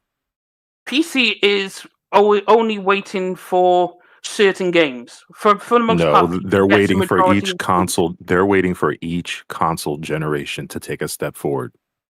Well, yeah, because the lowest common denominator. The lowest common denominator is always yes. Yeah, that is because even if you look at, like, just let's take this generation, right? SSDs. You're right. PCs had them for God knows how long. And then there was no games that were SSD only except Star Citizen, which is not even really a proper game release, or at least it hasn't released properly yet. And then Star Citizen's a whole conversation in of itself. Exactly, but what I mean is post PS5 and Xbox Series X and Series S, now more and more games are mandating an SSD as part of the min spec, right? Yeah, so again, all it is that it's not necessarily that PC is driving things forward. It's that technology allows for different things, and the baseline by which games are designed around follows the console. So each generation, the console baseline increases. Therefore, the maximum that games can be designed around for also increases. Yeah, obviously, their hardware will always have more bells and whistles, but fundamental game design will always be pigeonholed by the console. That's what exactly. But that's why we need PC to create the technologies that these consoles using to help push game design forward. If you have all these technologies, where are your AAA exclusives for PC? Exactly. Yeah. He's stumbling. You know why? Hey, you know why he's stumbling? hey, Death Singer, what game are you playing right now that you just finished bragging about? Is it Bloodborne? Nigga, Bloodborne is a PS4 launch window game, and you still playing that on your 60 frames per second copy. Yeah, 60 frames per second. Yeah. That's what PC is good for. It's a tool to make old console games better. No. That's why I say I have to answer that exclusive thing. See, why aren't publishers making games for PC only? Like because AAA level games. Right. The reason they're not doing that is because they're making it for everywhere.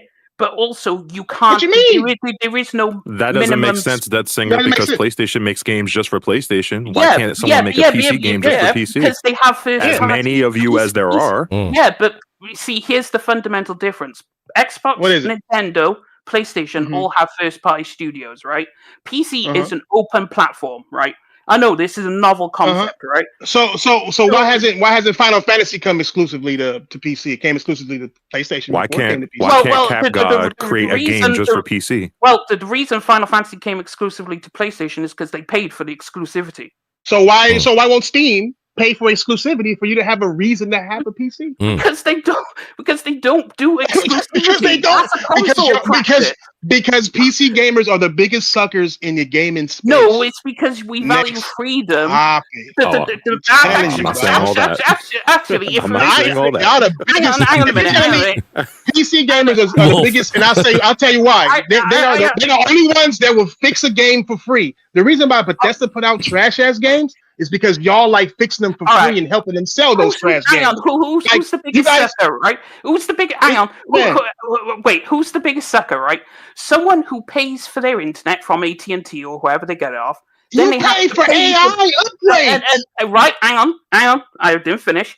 Not only do you have to pay for your internet, but then you have to pay PlayStation, Xbox for the privilege to play online. Fucking dick sucker.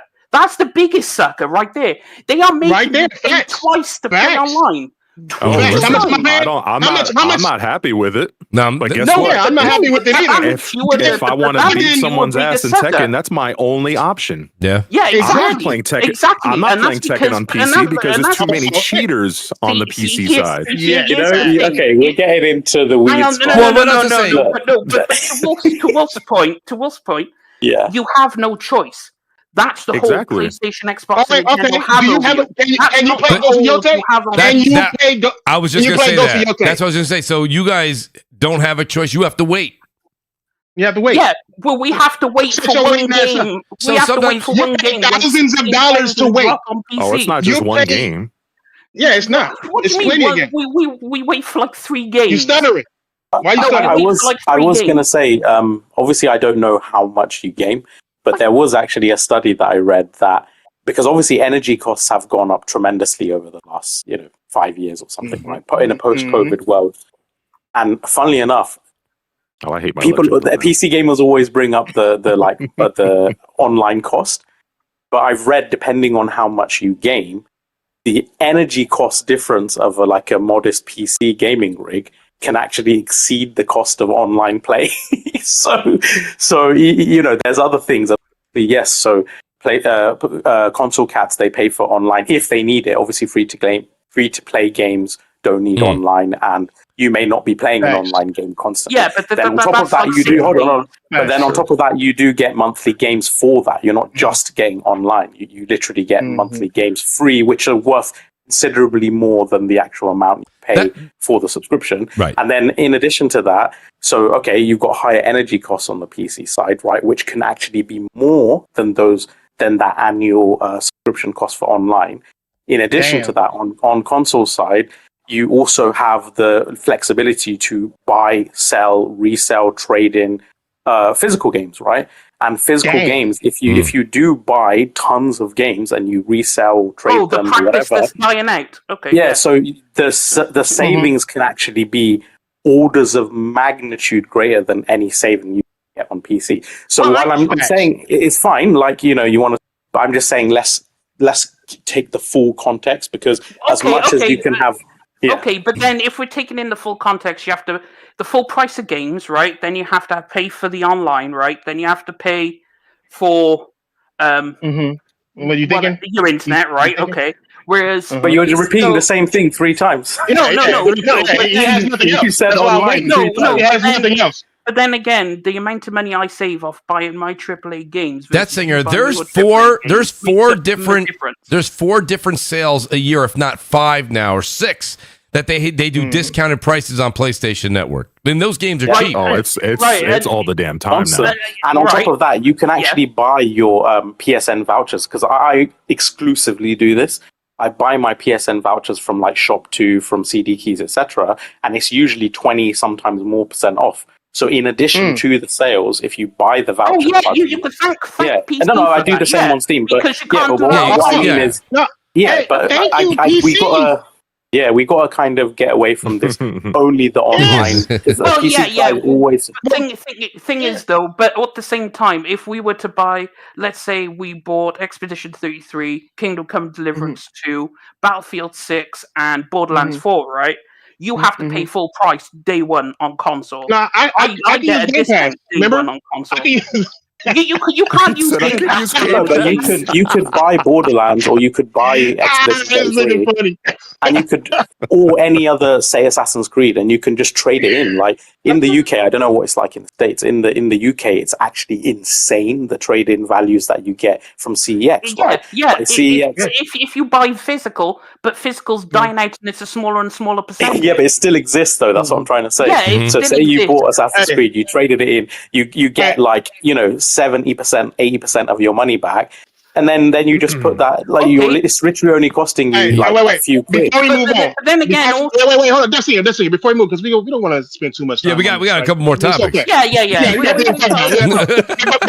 But before we do, I just want to say that you made my point earlier, just by you talking about me saying that PC gamers don't buy games like that, bro. They don't. There's not money there, and you're literally talking about how much money you can save, and you ain't got to buy this, and you spent full price on that. We should be paying full price for these games if we want them to continue, bro. Like, that's the fucking point. That's what's so frustrating about you guys, man. Pay the people who make these games. Thing is, they've given me an offer, which is a legitimate offer. Just fucking pay them, bro. Like, if you want paying them, Xbox is dying because of this shit, man. People didn't want to pay for games, and it's fucking dying, dog. It's the funny thing. Look at it. What's happening, man? All these companies on the planet, including PlayStation, must obviously see what CD Keys is doing, but they still give them the fucking games day one anyway. So clearly they are receiving the money, as you say, and clearly we are paying the devs. It's just they're giving us a discount. The site is giving us a discount. So clearly, clearly, if they weren't getting, have you ever pirated a game? If they were, that's what he really knows. Basically, PC gamers, what they really want to say, but they're not honest enough to admit, is that the saving they make. That's why they keep saying online. Right. They'll ignore energy costs, use games, resell, and all of that. Yeah, the truth is they can pirate their games. That's literally that's the main crux of it. And the pirate numbers are pretty high every year. Exactly. It's small.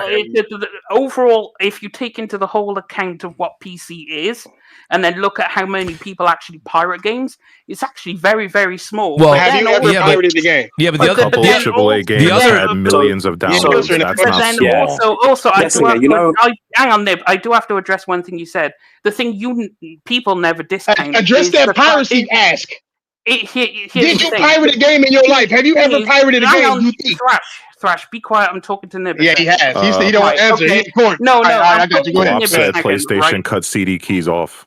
Right. The thing is, right, they're not going to, but then again, you have, to Nib's point, people can buy pre-owned PC parts, right? There's a huge pre-owned PC market. You don't have to pay full price, brand new day one. Same on consoles. I would never trust a pre-owned. No, PC. they was really good. No, yeah, at least console is running normal. PC they can overclock, they can BIOS change. The thing is, all sorts of shit. They could have damaged the GPU for overclocking. Listen, while playing Stellar Blade, like it's all sorts of shit, you know. Thing is, though, dodgy mods.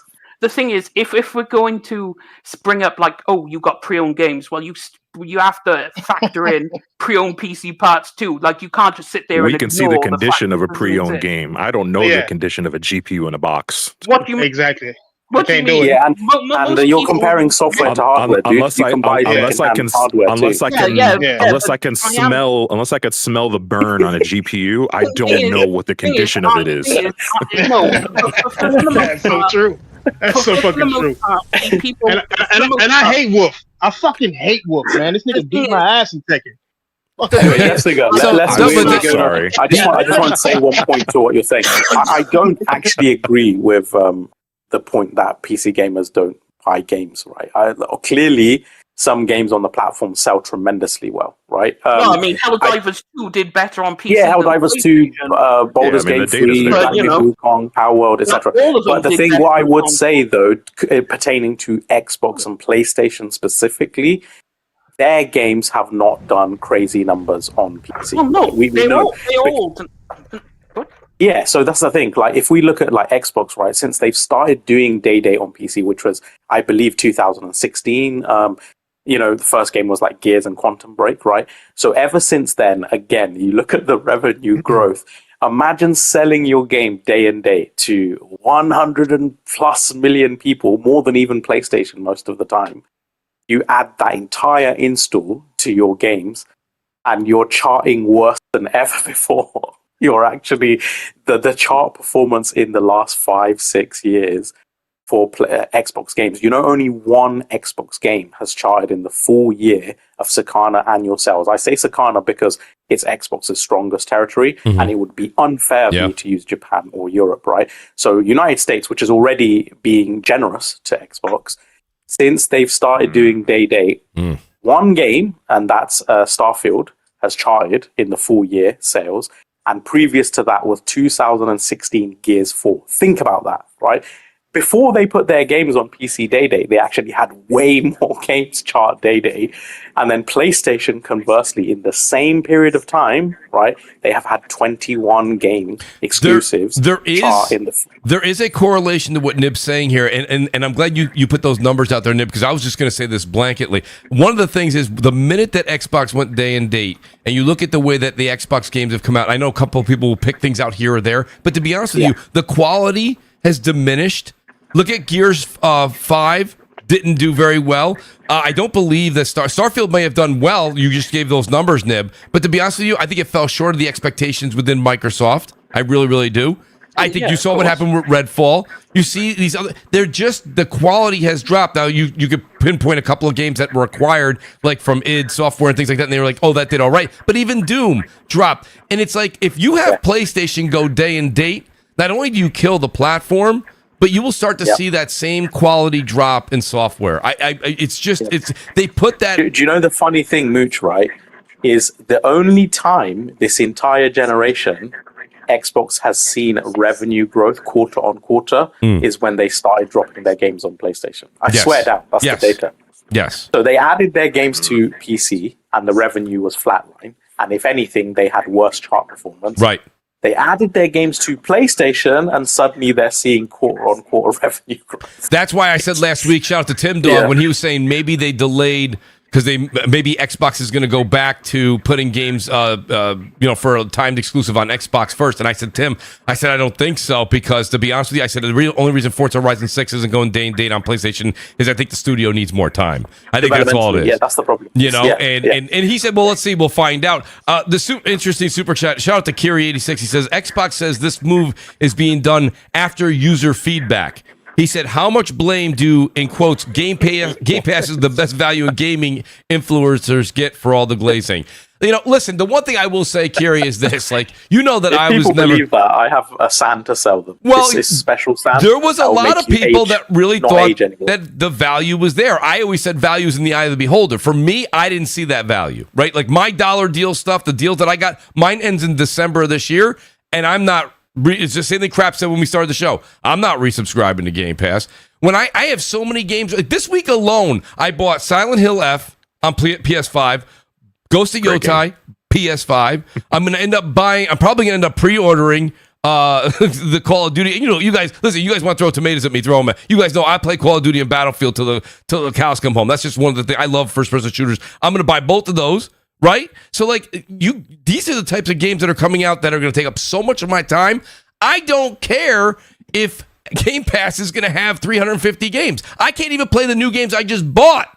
So it's like the you know what I mean? The model didn't really hold up, even amongst the hardcore. A lot of people now are doing videos, and I find it funny. They're doing videos now. They're like, I've had Game Pass since day one, and I'll be honest with you, I kind of defended it. But to be honest with you, I haven't used it in quite some time. Well, no shit. Because you're not going to go back and play, what is it there? Left 4 Dead 2, when you've got all these new games, 2 new games coming out a month that you can't wait to play. It didn't hold water. It's just not the way we digest that type of media. So, I mean, I don't know how it is with some of the best value in gaming. Again, eyes in the beholder. Blessed Red says, mute Thrash's mic. No way, Blessed Red, but welcome, Blessed Red, to the show.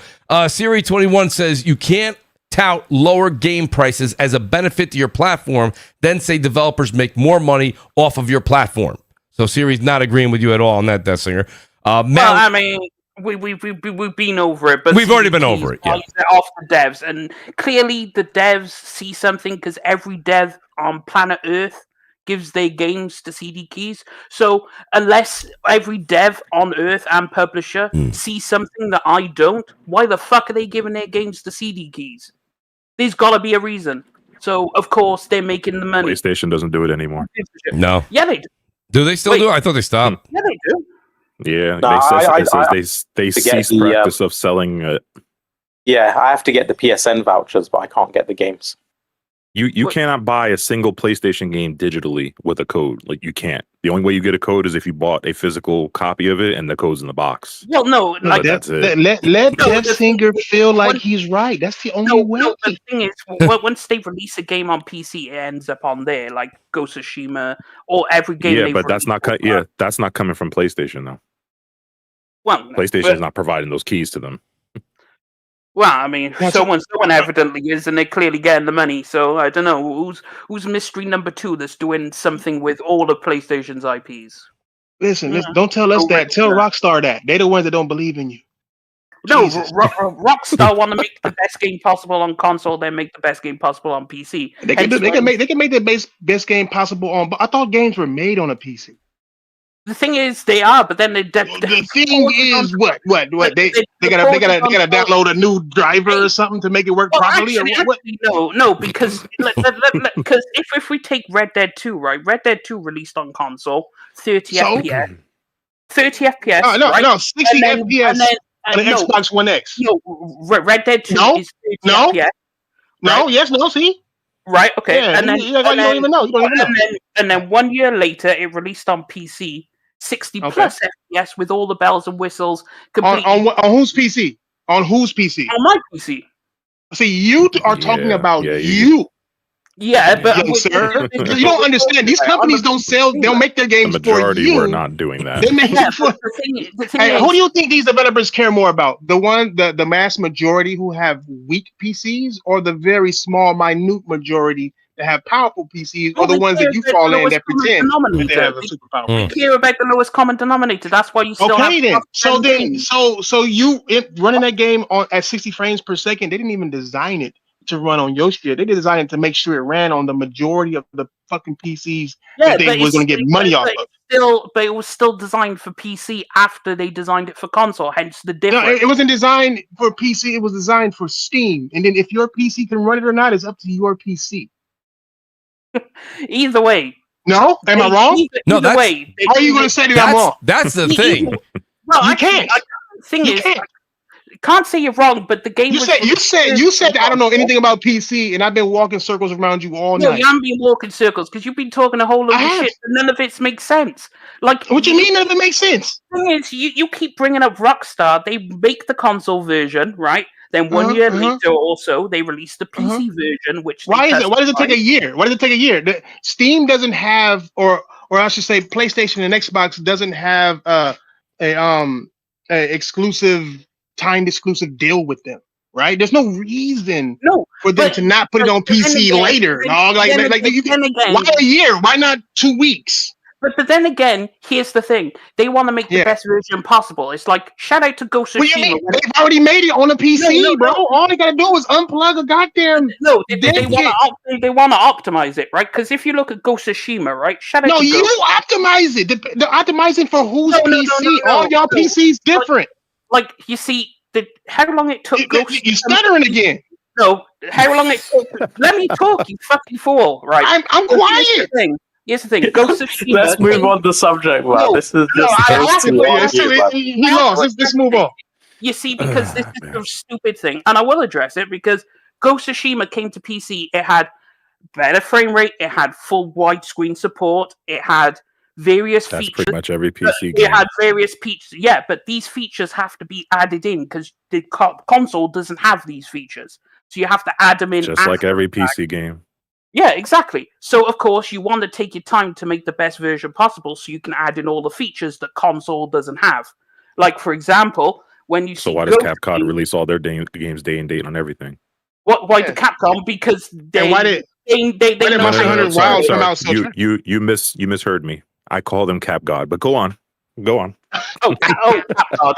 That's funny. The thing is, though, Capcom do it day and date because they're large enough and they have experience publishing everywhere. They release all third parties release their games everywhere day one, right? So they all make a version of the game. Oh, why doesn't Rockstar do? They clearly have more money than them. For whatever reason, Rockstar in their methodology. I just told you the reason. They make the console version first, and then they make the PC version afterwards. For whatever reason, I don't know why.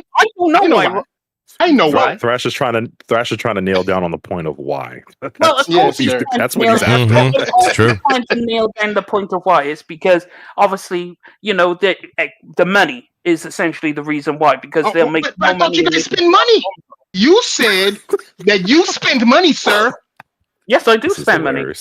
So what do you mean? Why is it that you guys? PC has a larger user base in PlayStation and Xbox combined. Thing is, PC is fragmented. Yeah, we need to move on, guys. We need to move on. We'll go. Well, some of these super chats do go back to what you guys were talking about, so try to hold on, put your seatbelts on for a second here. Okay, the thing is, it's because you don't understand how fragmented PC is. No, we're moving on. Death Singer, it's okay. I was just gonna, earlier I was talking about the development cost of Call of Duty, right? Yes. Over 9,000 people are credited to making Black Ops 6. Over 9,000 people. Oh my god. Yeah. Jesus. You know, the other thing that's it's interesting. It didn't come up in this discussion. I was waiting for someone to say it, but it was a few tweets came out immediately after the beta launched today for the early access to Black Ops 7, and they're already spotting a bunch of cheaters already out there. And that's one of the things that honestly, when we come from the shock factor is low, Wolf. I'm just saying to you that was something, if you go back to the 360 and PS3 days and you were playing, Call of Duty and you're playing multiplayer, we didn't even really talk about that kind of stuff. Not saying it wasn't out there in the console space. I'm sure there was someone doing it somewhere, but how rampant it is now that it's a PC and console world all smashed together. There's a lot of that going on, and they keep saying they're going to have this and that to counter it. And literally, the minute they have a counter to it, the PC guys have a way to hack right through it. So, I mean, it is what it is. That's another thing I thought might have gotten brought up. Melee says Death Singer has admitted to piracy, all points void. Shout out to Hidaki Nashino. He says this one you're gonna love. Here's a super chat because this ish is getting demonetized. I don't think so. I don't think it's been nearly that bad, buddy. But thank you for the super chat. Siri21 says, where are these next gen PC only games at? We went over that one. No, let's not get Thrash and Singer going on that. 8K dual sensible. He says. He's boasted about pirating as AK comes in. T-Rock with the joke of the night. He says, someone ask Amber Heard, Singer, about a mega pint. All right. Well, that must be maybe that might be an inside joke. Testing a question. Hang on. Don't start it up again, Nib. I'm just genuinely curious about this one thing. You thing. can ask me a question. I just need people to stay on console. Just don't talk about PC. No, it is about PC. It's nothing like it's not like a gotcha. I'm genuinely curious. Go on, I need to hear how obviously, much it's gonna be. Go on. no, I'm not doing Singer. Okay, hold on. Singer said no one on this panel knows about PC. I build 15 to 20 PCs a year for clients, so please let's not do this. Oh, Wolf. Wolf just handed out his resume. Everybody, Wolf. It's like let's not go there. Let's not go there. It's doing a bigger drop for him than Tech. I don't know. Wolf dropped it. There it is. Anyway, Dev Singer, what I was going to ask you is obviously you're relatively new to PC, right? No, I'm not relatively new. No. Right. Okay. Yes, you went to Xbox and then you moved back to PC, right? Yeah. Mm-hmm. So within this generation. Yeah. Okay. Within this generation, wasn't it because of Destiny? No. Yes, it was. So what I was going to ask, what made you? Because all the benefits you're talking about with PC have existed time and memoriam, right? These it's the same benefits to PC gaming that we've had since PC gaming's inception. On top of console, right? Like you basically improved versions of console games, right? That's fundamentally been the de facto benefit of building a PC. The only caveat to that is obviously games that came to PC first, then went to console, of course. Like Valheim. Yeah, but in terms of tentpole titles, that's few and far between. Okay. Yeah. So my thing is like, why did you leave PC to begin with, and why did you go back to PC at this time? Well, when all the benefits you espouse have always existed. But then again, most of the benefits and technology now didn't exist back then. Bear in mind, I went from PC to the original Xbox, right? So wait, you did Infidelity on PC? You cheated? This is the time period, right? This nigga cheated. Hang on, to answer Nib's point, we have to consider the time period, right? This is where context matters. You love to bring up context, so you should understand this. Context matters as in, back then, obviously PC technology, PC is nowhere near what it is today. Two completely different universes, right? Because obviously, people had like Windows 95, CRT, TVs, AOL dial-up was your access to the internet. So there was just joysticks back then. We're talking about ancient floppy disks, right? Games on floppy disks, right? Who knows what a floppy disk is? Anyway. Yeah, but you came back much more recently than that. I'm not talking about why did you stop gaming like 50,000 years ago. I mean, like. Well, but that was the reason, because original Xbox came out and the Halo existed, right? And when Halo existed, I was so taken with Halo that I went, and that's obviously my jumping off point. Bear in mind, before that, I was PlayStation 1, right? Because I was in the N64 versus PS1 debate at school. I was always in the PS1 camp. I always thought it was better than the N64, right? And then so of course, all these things interconnected, and then I went to Xbox, and then I realized after, all games coming day one to PC, okay, that's your first factor. What year did you build your PC rig? This current one, I built it in 2019. So if I understand, to cut your story short, it's probably because Xbox started doing day on PC. Would you say that's accurate? I'd say the main reason was that was a substantial reason why, because I no longer needed the console. But also because more things were happening on PC. Like, for example, I was always avid League of Legends fan. League of Legends is not on console. I can only get that on PC. That's an exclusive. Shout out to PC exclusives, I guess. And of course, World of Warcraft. No, that's fine. That's fine. I've got the gist of it. So basically, Xbox going PC day. But it is a really interesting thing, even that, right? Because there's some like spaces and stuff I go in with like Xbox fans, quote unquote. And every single one of them has transitioned to PC. Almost all of them. Almost all of them. They were all transitioned. None of them actually play on. I'm the only guy in the group who plays on an Xbox console. Well, here's the thing. They made it that way, and that's an Xbox gave you the incentive to do it, right? because you no longer have the incentive to own the box when everything comes to PC. But not only do you get everything, you get the games that typically skip Xbox. Because if you notice, a lot of the smaller JRPGs always skip Xbox, but they always release day and date on PC and PlayStation, and they skip Xbox all the time. You see it all the time, like Ni no Kuni. That's all. That's true. All right, Ni no Kuni's a good example, but that's more. That's right. You're an RPG gamer. I keep getting that. That's I am an RPG. Well, gamer. whenever I'm we very give heavy RPG gamer, so I PC love Ni no makes Kuni, sense. man. When we But give the second one though, they fucked it. When we give when we give Nib the mic, he ends up. This show turns into Death Singer. This is your life. I wanted to Kofi. I know. Kofi is. I wasn't expecting him to do a whole like when I was 5 years old. Yeah, he's like, I bought this, and then when I was 6 years old, my mom gave me this. The thing is, Nib.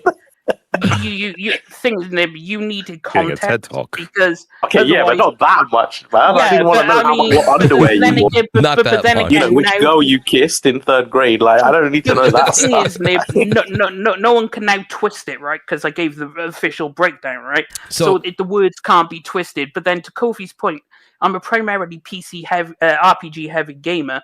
So PC is the place where primarily all RPGs release. Western, what? That is the RPG home for the most part because you get the vast majority of RPGs. Even like because you have to go back to like when The Witcher was PC exclusive, for example, and then finally it came to console. Ain't no RPG. Witcher isn't. Put this man off the podcast right now. Please, can we not have a what is an RPG debate on here? Yeah, let's not do that one. All right, that'll be a whole show. That's a whole show.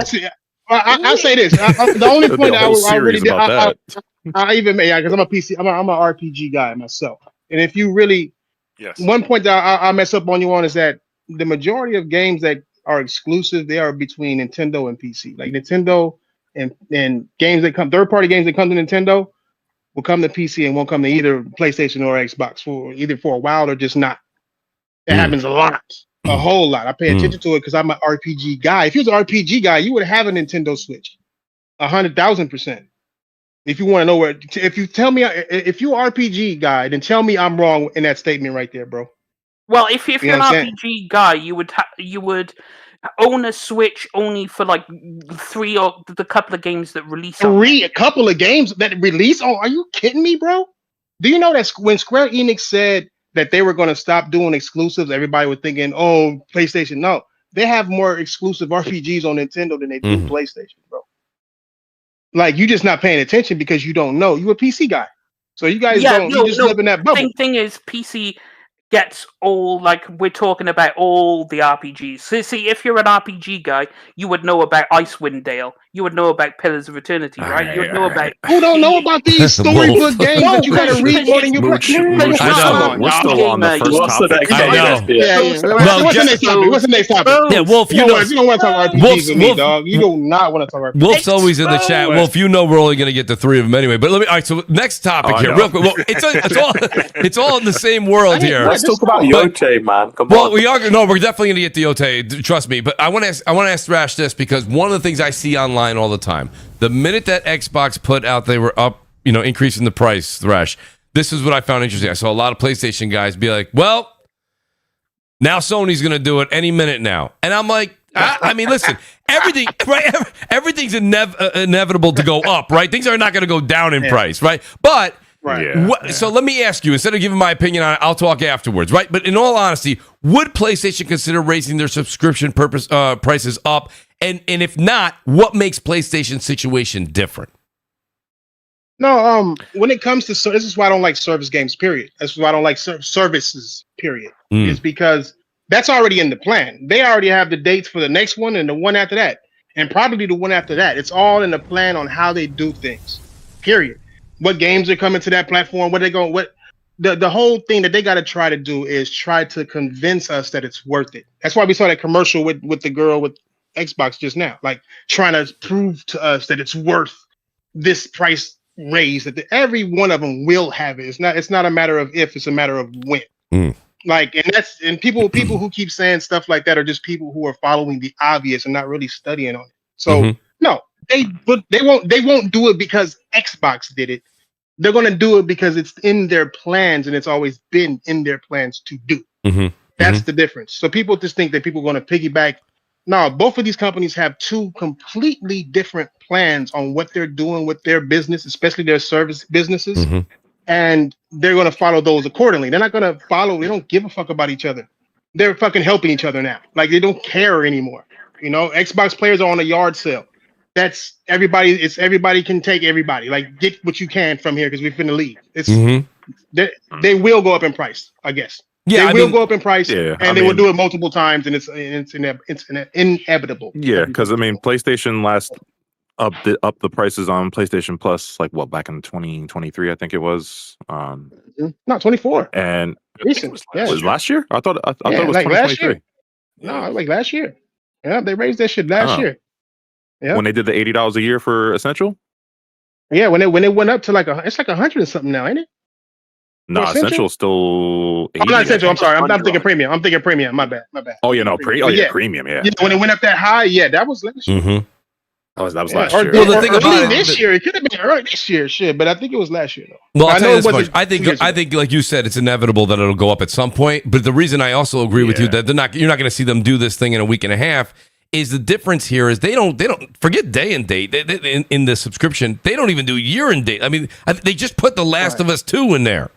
I mean, you know what I mean? It takes, but they bank, like you said, their models are different. They bank on you buying their games. The people are buying games over there. Yeah. This service money is that extra, right? Kofi, this is that extra money, right? This is that extra money. So they're making money on this, right? They really are. This is like the old school Xbox Live Gold, and you know the way PlayStation's still kind of handling it now.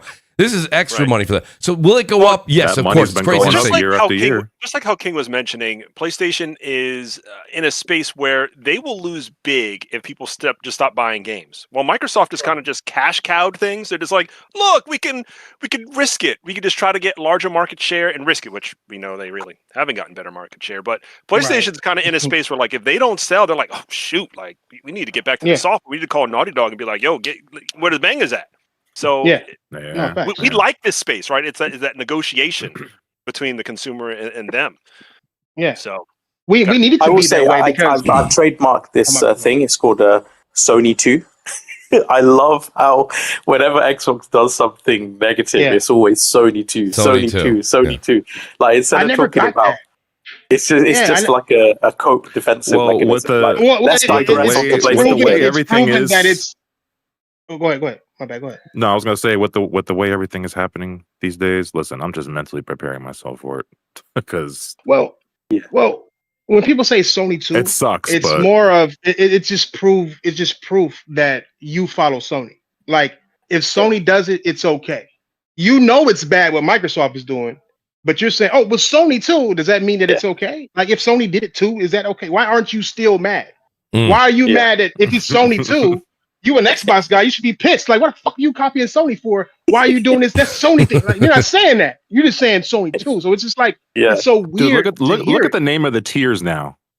Yeah. Like this goes back. This goes back to Steve Jobs when he says Microsoft doesn't have a creative bone in their bodies. Like it's crazy. You couldn't come up with new words at all to describe your tiers. They literally no. Are they one? Are they English dictionary? Are they one for this first, and then they did tiers? Yeah. Are they one for one? And they named it premium and essential. It's fucking crazy. Yeah, bro. I will say, it's funny because like I've said on this podcast twice, right? Like this year has been the only year I feel like I've really got good use out of Game Pass, and it's like, of course, like how did I not see it? The reason this year in particular was good is because they knew they were about to fucking, well, it's funny. So Nib, with the price increase, so they were just softening the blow. And the thing is, I've heard people talk like, "Oh, I played so many games," but it's like I asked them like, "Okay, what did you play? Right? List what you play. I'm just curious." And they list it. I think a lot of people don't realize a lot of the games that we've been getting. Like Expedition 33 is a discounted AA game, right? Like I think it's $40 or $50. Silk Song is $20. Grounded 2 is I believe $20 or $30. So a lot of the games people are playing, including the Ninja Gaiden remake and stuff like that, they're not actually full price games. Also, unless you're playing them day, very shortly they go on sale anyway. So at this point where now it's at $360 fucking dollars, which is 5.2 entire $70 games, when the average consumer buys considerably less than that per annum, it's like, you know, what are we doing here? Because to really make use of that amount now, you have to be buying a substantial number of games and like all full price. And even me, like as someone who buys 15 plus games a year, obviously that's across all the platforms, but 15 plus, I don't think I'm going to renew my Game Pass subscription. Like even a hardcore game, I feel like they've lost me, because it's like, you know, I might play like a handful of games, but not like to justify that. No, and if there is a good month, you go ahead and do that month. Go ahead, Ghost. I want to hear what you got to say. Yeah, so to Nib's point, like, and I've always asked this question, and Thrash can vouch for this since I met the guy, right? Like, I've always asked the value proposition, and if okay, and I'm gonna use this year for example, and I'll just list a few games. You know, like you had Splitgate, you had just name, you had Kingdom Come, you had Borderlands 4, you had Assassin's Creed, and these are all, you know, AAA titles. Okay, I'll give that, but they're all not on Game Pass, and there's a litany of other games that aren't on Game Pass, and I'm just naming AAA just because that's what I have time for. We won't mind, you know, don't mind any of the indies or anything like that, but just the list of AAA games that are not on Game Pass. And so when people tell me like, oh, I'm saving so much money in all the games that I'm playing, I then like follow up and I'm like, what games are you playing? You know, I get there's indies and I get that there's day one Xbox games that are being released, but other than those, what are you playing? And if you are then buying those games, the Assassin's Creed, the Kingdom Comes, the Borderlands, where's the value then? That's what I'm saying. That's been my question since day one. Always been my question, and I'm like, because I'm a person like I have Game Pass, PC Game Pass, I have PlayStation, you know, the premium. I don't use either one of them. I buy 20, 25, 30, 40 games a year. Don't play none of them. You know what I mean? Like, our pain. You know what I'm saying? I mean, I'm just that. I can definitely relate to that. You know, and it's funny because one of the things that they offered it's interesting that Nib, correct me if I'm wrong on this, or anybody in the panel. Okay, I know Nib's probably got the article right in front of him, but they said part of the Game Pass Ultimate is 75. They're promising 75 new games. Now that's not all first party. But that's interesting when you talk about the price and the amount of money that Microsoft's putting out. There was articles on this, but all those articles were kind of out there, and then everyone just pushed them to the side. No one looked at them. Microsoft's paying an unbelievable amount of money to sign these third-party deals, even if there's bigger deals, smaller deals, and because you're not going to get 75 first-party games next year. Remember, they said 75 games are going to come with the Ultimate. It's the fine print. It's the fine print, because I guarantee you, out of those 75 games will release in Game Pass that are old, like from the year before, but because they're new in Game Pass, they'll be counted as a new game. Like, for example, when Dragon Quest 11 released, right? And then it came to Game Pass years later. Yes. They were like, look at what is new on Game Pass. That's not a new game, but it's new to Game Pass. So watch them. They say 75 games. Yes. How many of them are actually new releases, and how many of them are first party? Because they're going to pull something like that. Don't let them play you, bro. I know exactly what Microsoft does. I watched them do it. What they're going to include is, say they'll have a game that has 3 different versions of it. Say you get fucking Battlefield, and you got Battlefield Digital Deluxe, then you got Battlefield Super Power Edition or whatever the fuck. They count those as games. They count those. I didn't know that. I've counted their games before, and I'm like, because they didn't have this. I'm like, what the fuck is this? And I counted this shit, and they were including all versions of a game and calling those. You remember, Kane, you remember what they said back in, I know it's different now, but listen, this was funny. Remember back in the day, it was like, 2022 or something like that, or 2021, they were like, you can, now with these acquisitions, you can expect 1 new game a quarter. Yep. That was the plan. That was the deal. I was going to say one brand new first party game a quarter.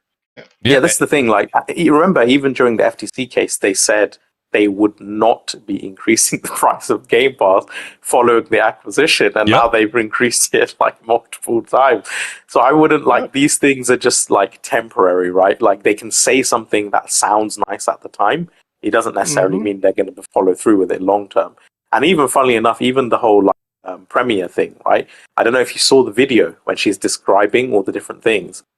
in the small print at the bottom, it says it not including Call of Duty. So premium is actually not getting Call of Duty. No. Yeah. So it's like, I put the photo in our DM on X just so you can take a look. Game Pass won't increase in price even after ABK merger, says Microsoft. This was June 19th, 2023. Yeah. You know why it didn't happen? It didn't happen because the court didn't order it to. Like Microsoft will say whatever they want, but when that gavel hits, if they weren't ordered to do certain things, right, they ain't got to do it. They weren't ordered to give Nintendo to do that little Nintendo thing. Remember where's the Nintendo Call of Duty at? Where's it at? It's been what 3-4 years? Where's it at? Yeah. New Call of Duty every year. New Call of Duty every year. Yep. They had Nintendo sign. They had Nintendo sign that 10-year deal or 3-year deal, whatever it was at the time. Like Nintendo did it. All fluff. Yeah, I mean, I always say like I don't want to get into the weeds of politics, but like it is my belief that the United States and the United Kingdom, to a degree, they're not really democracies; they're corporatocracies. So it's not surprising that the entire legal infrastructure is designed to benefit corporations and large-scale corporations. Absolutely. Yeah, so like, you know, when all this shit was pissing me off, because like, oh yeah, that FTC, you suck, you're, you know, and it's like, dude, like obviously like American courts and stuff like that, they're going to favor the big corporations. It's literally the country is built on supporting large-scale corporations from just amassing more and more capital, right? That's the whole system in a nutshell. But yeah, no, it's a really interesting thing because now this whole ABK thing, all those cheerleaders, think about it, every single point that they championed and the reasons they championed on it, fundamentally, you could say that the ABK acquisition is actually the straw that broke the camel's back for Xbox. You know? In terms of all these price increases, in terms of all the deals and the changes and the shift, the entire shift of the platform. The entire shift like changed, and possibly even leaving the console space behind slowly or whatever. Like, you know, all of is related to this ABK thing because, and I remember I said it before, like, and I think the guy for Verge, I forgot his name, Tom Warren, he even mentioned it because I follow all the fucking. I'm sad enough to follow the post fiscal quarterly conferences, right? And I remember in the one after ABK, one of the shareholders or whatever, it's not a shareholder, he manages capital funds for clients, right? And I think I read that his capital funds is worth a few billion. It was like 3.8 billion. Wow. Yeah. He asked them, he said, what's going on with Activision and the Xbox side of gaming? And it was a really interesting thing because I don't actually remember the last time anyone asked about the gaming side of things. In like 7 years, I don't remember another question about the gaming side. But as soon as they fucking spent that $75 billion, suddenly all the like primary shareholders and stuff, they're like, hold on a minute, like you're going around spending how much on the gaming side of things? Like, and suddenly it's a whole different conversation. Then you know, Satya Nadella, his foot is on Phil Spencer's neck. Like where before it was just this side thing where maybe, you know, yeah, as long as you're ticking along, it's okay. But when you're spending this kind of money and you have these kind of operational costs and you have, you know, 20,000 or whatever, 15,000 employees, it's a whole different. It's funny though, because now it's Monday morning quarterback, right? So now we say that, but remember how many people were like, when you spend this kind of money, you make these exclusives. Right, these have to be exclusive. We are completely now looking at a different lineup of thought, right? This is not at all what they were planning. They really were going to put this stuff everywhere. They were going to pivot.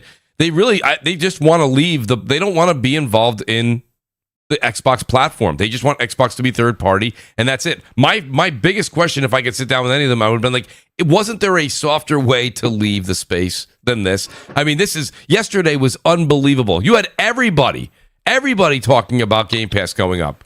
It was even it was everywhere. It was on every broadcast. It was on the news. It was everywhere. I think some politicians were tweeting it out. It was ridiculous. And it seemed like everybody was trying to cancel with the damn site being all slow. Oh, that's right. That's right. But don't let that trick you because that could have been them. Don't let that trick you, bro. They are in control of that. That's very true. Oh, you're saying on top of that, they shut it down. I'm saying because why wouldn't they? You know what I mean? Like they don't want you to unsubscribe, so let's make it hard for you to unsubscribe. Yes. And what's the best cover is to think, a lot of people are unsubscribing. Yeah, you try to do it 2 or 3 times, and you're like, I'll come back to it. That's the same thing. That's the mentality. Listen, this isn't just about Microsoft. This is Netflix. This is everything. It's difficult, right? Think about it. Think about it right now. You have Netflix. You have Disney Plus. You have AMC Plus. You have all these things. And sometimes you just had enough, right? You've had enough. And you literally go, I'm going to get rid of all these. Go ahead. I dare you right now. Get rid of all of them. And then when you come home tomorrow, you go to look at your apps and you got nothing there. You better have cable. Coax cable, otherwise you ain't got nothing to watch, right? So they bank on that. Cutting the cord was supposed to save. It was supposed to save us money, Wolf. I was one of the first. I was out there by myself, being like, "Don't cut the cord." Listen, my point being with that's a whole other conversation. Is they get everybody kind of trained. Think about it. When you launch your Xbox and you see 400 games in your library, right? They're not yours. They're rentals. Yep. They're yours to play. And then you pull the plug and you come back and you realize you got you turn around, you're like, I got 5 games I own, right? So you get used to that, right? Right? I got Fortnite. I tweet about that. You know? Because now I'm not going to subscribe. I literally haven't bought any. Well, I bought a handful of games on the platform over the last 7 years. I don't have Diddly squat, dude. Yeah, once you get rid of that, you're literally going to have nothing but Fortnite and Warzone on your Xbox, right, Nib? I mean, that's not everybody, of course. I'm just joking. Yeah, don't get me wrong. Like, I think it's still worth it for me because I have not paid the full price. I've done every scheme possible, right? Mm-hmm. So, Thrash is probably looking at me like, you little fucker. But the thing is, I don't owe Microsoft. Microsoft is stupid for allowing me to game them. Exactly. No, 100%. That's on them at the end of the day. Like, 100%. Consumers are always going to do what they can, right? They're going to try and we're going to try and save money. Yeah. Yeah, they let you do it. They saw it. They let you. They want to be able to come back and say there's 35 million Game Pass subscribers, right? And they're counting it. They're counting it as a total who've ever tried it, and not a concurrent number. That's why that number never went down. Right. The number, they counted every last one of those things. That's right. To be fair, I get gifted Game Pass Ultimate. I don't even pay for it because shout out to who should not be named. He gets. Who is actually paying for the Game Pass? No. The thing is, he gets given multiple codes, and then he just gives me a code, and I'm like, so that's another year, Deathsinger in the UK. I got a year's worth with my BT Infinity fiber optic. Thing is, I was like, shit, they're just giving this shit away at this point. Like, hey, you want to know what's crazy about it? With EE, I can get it right now.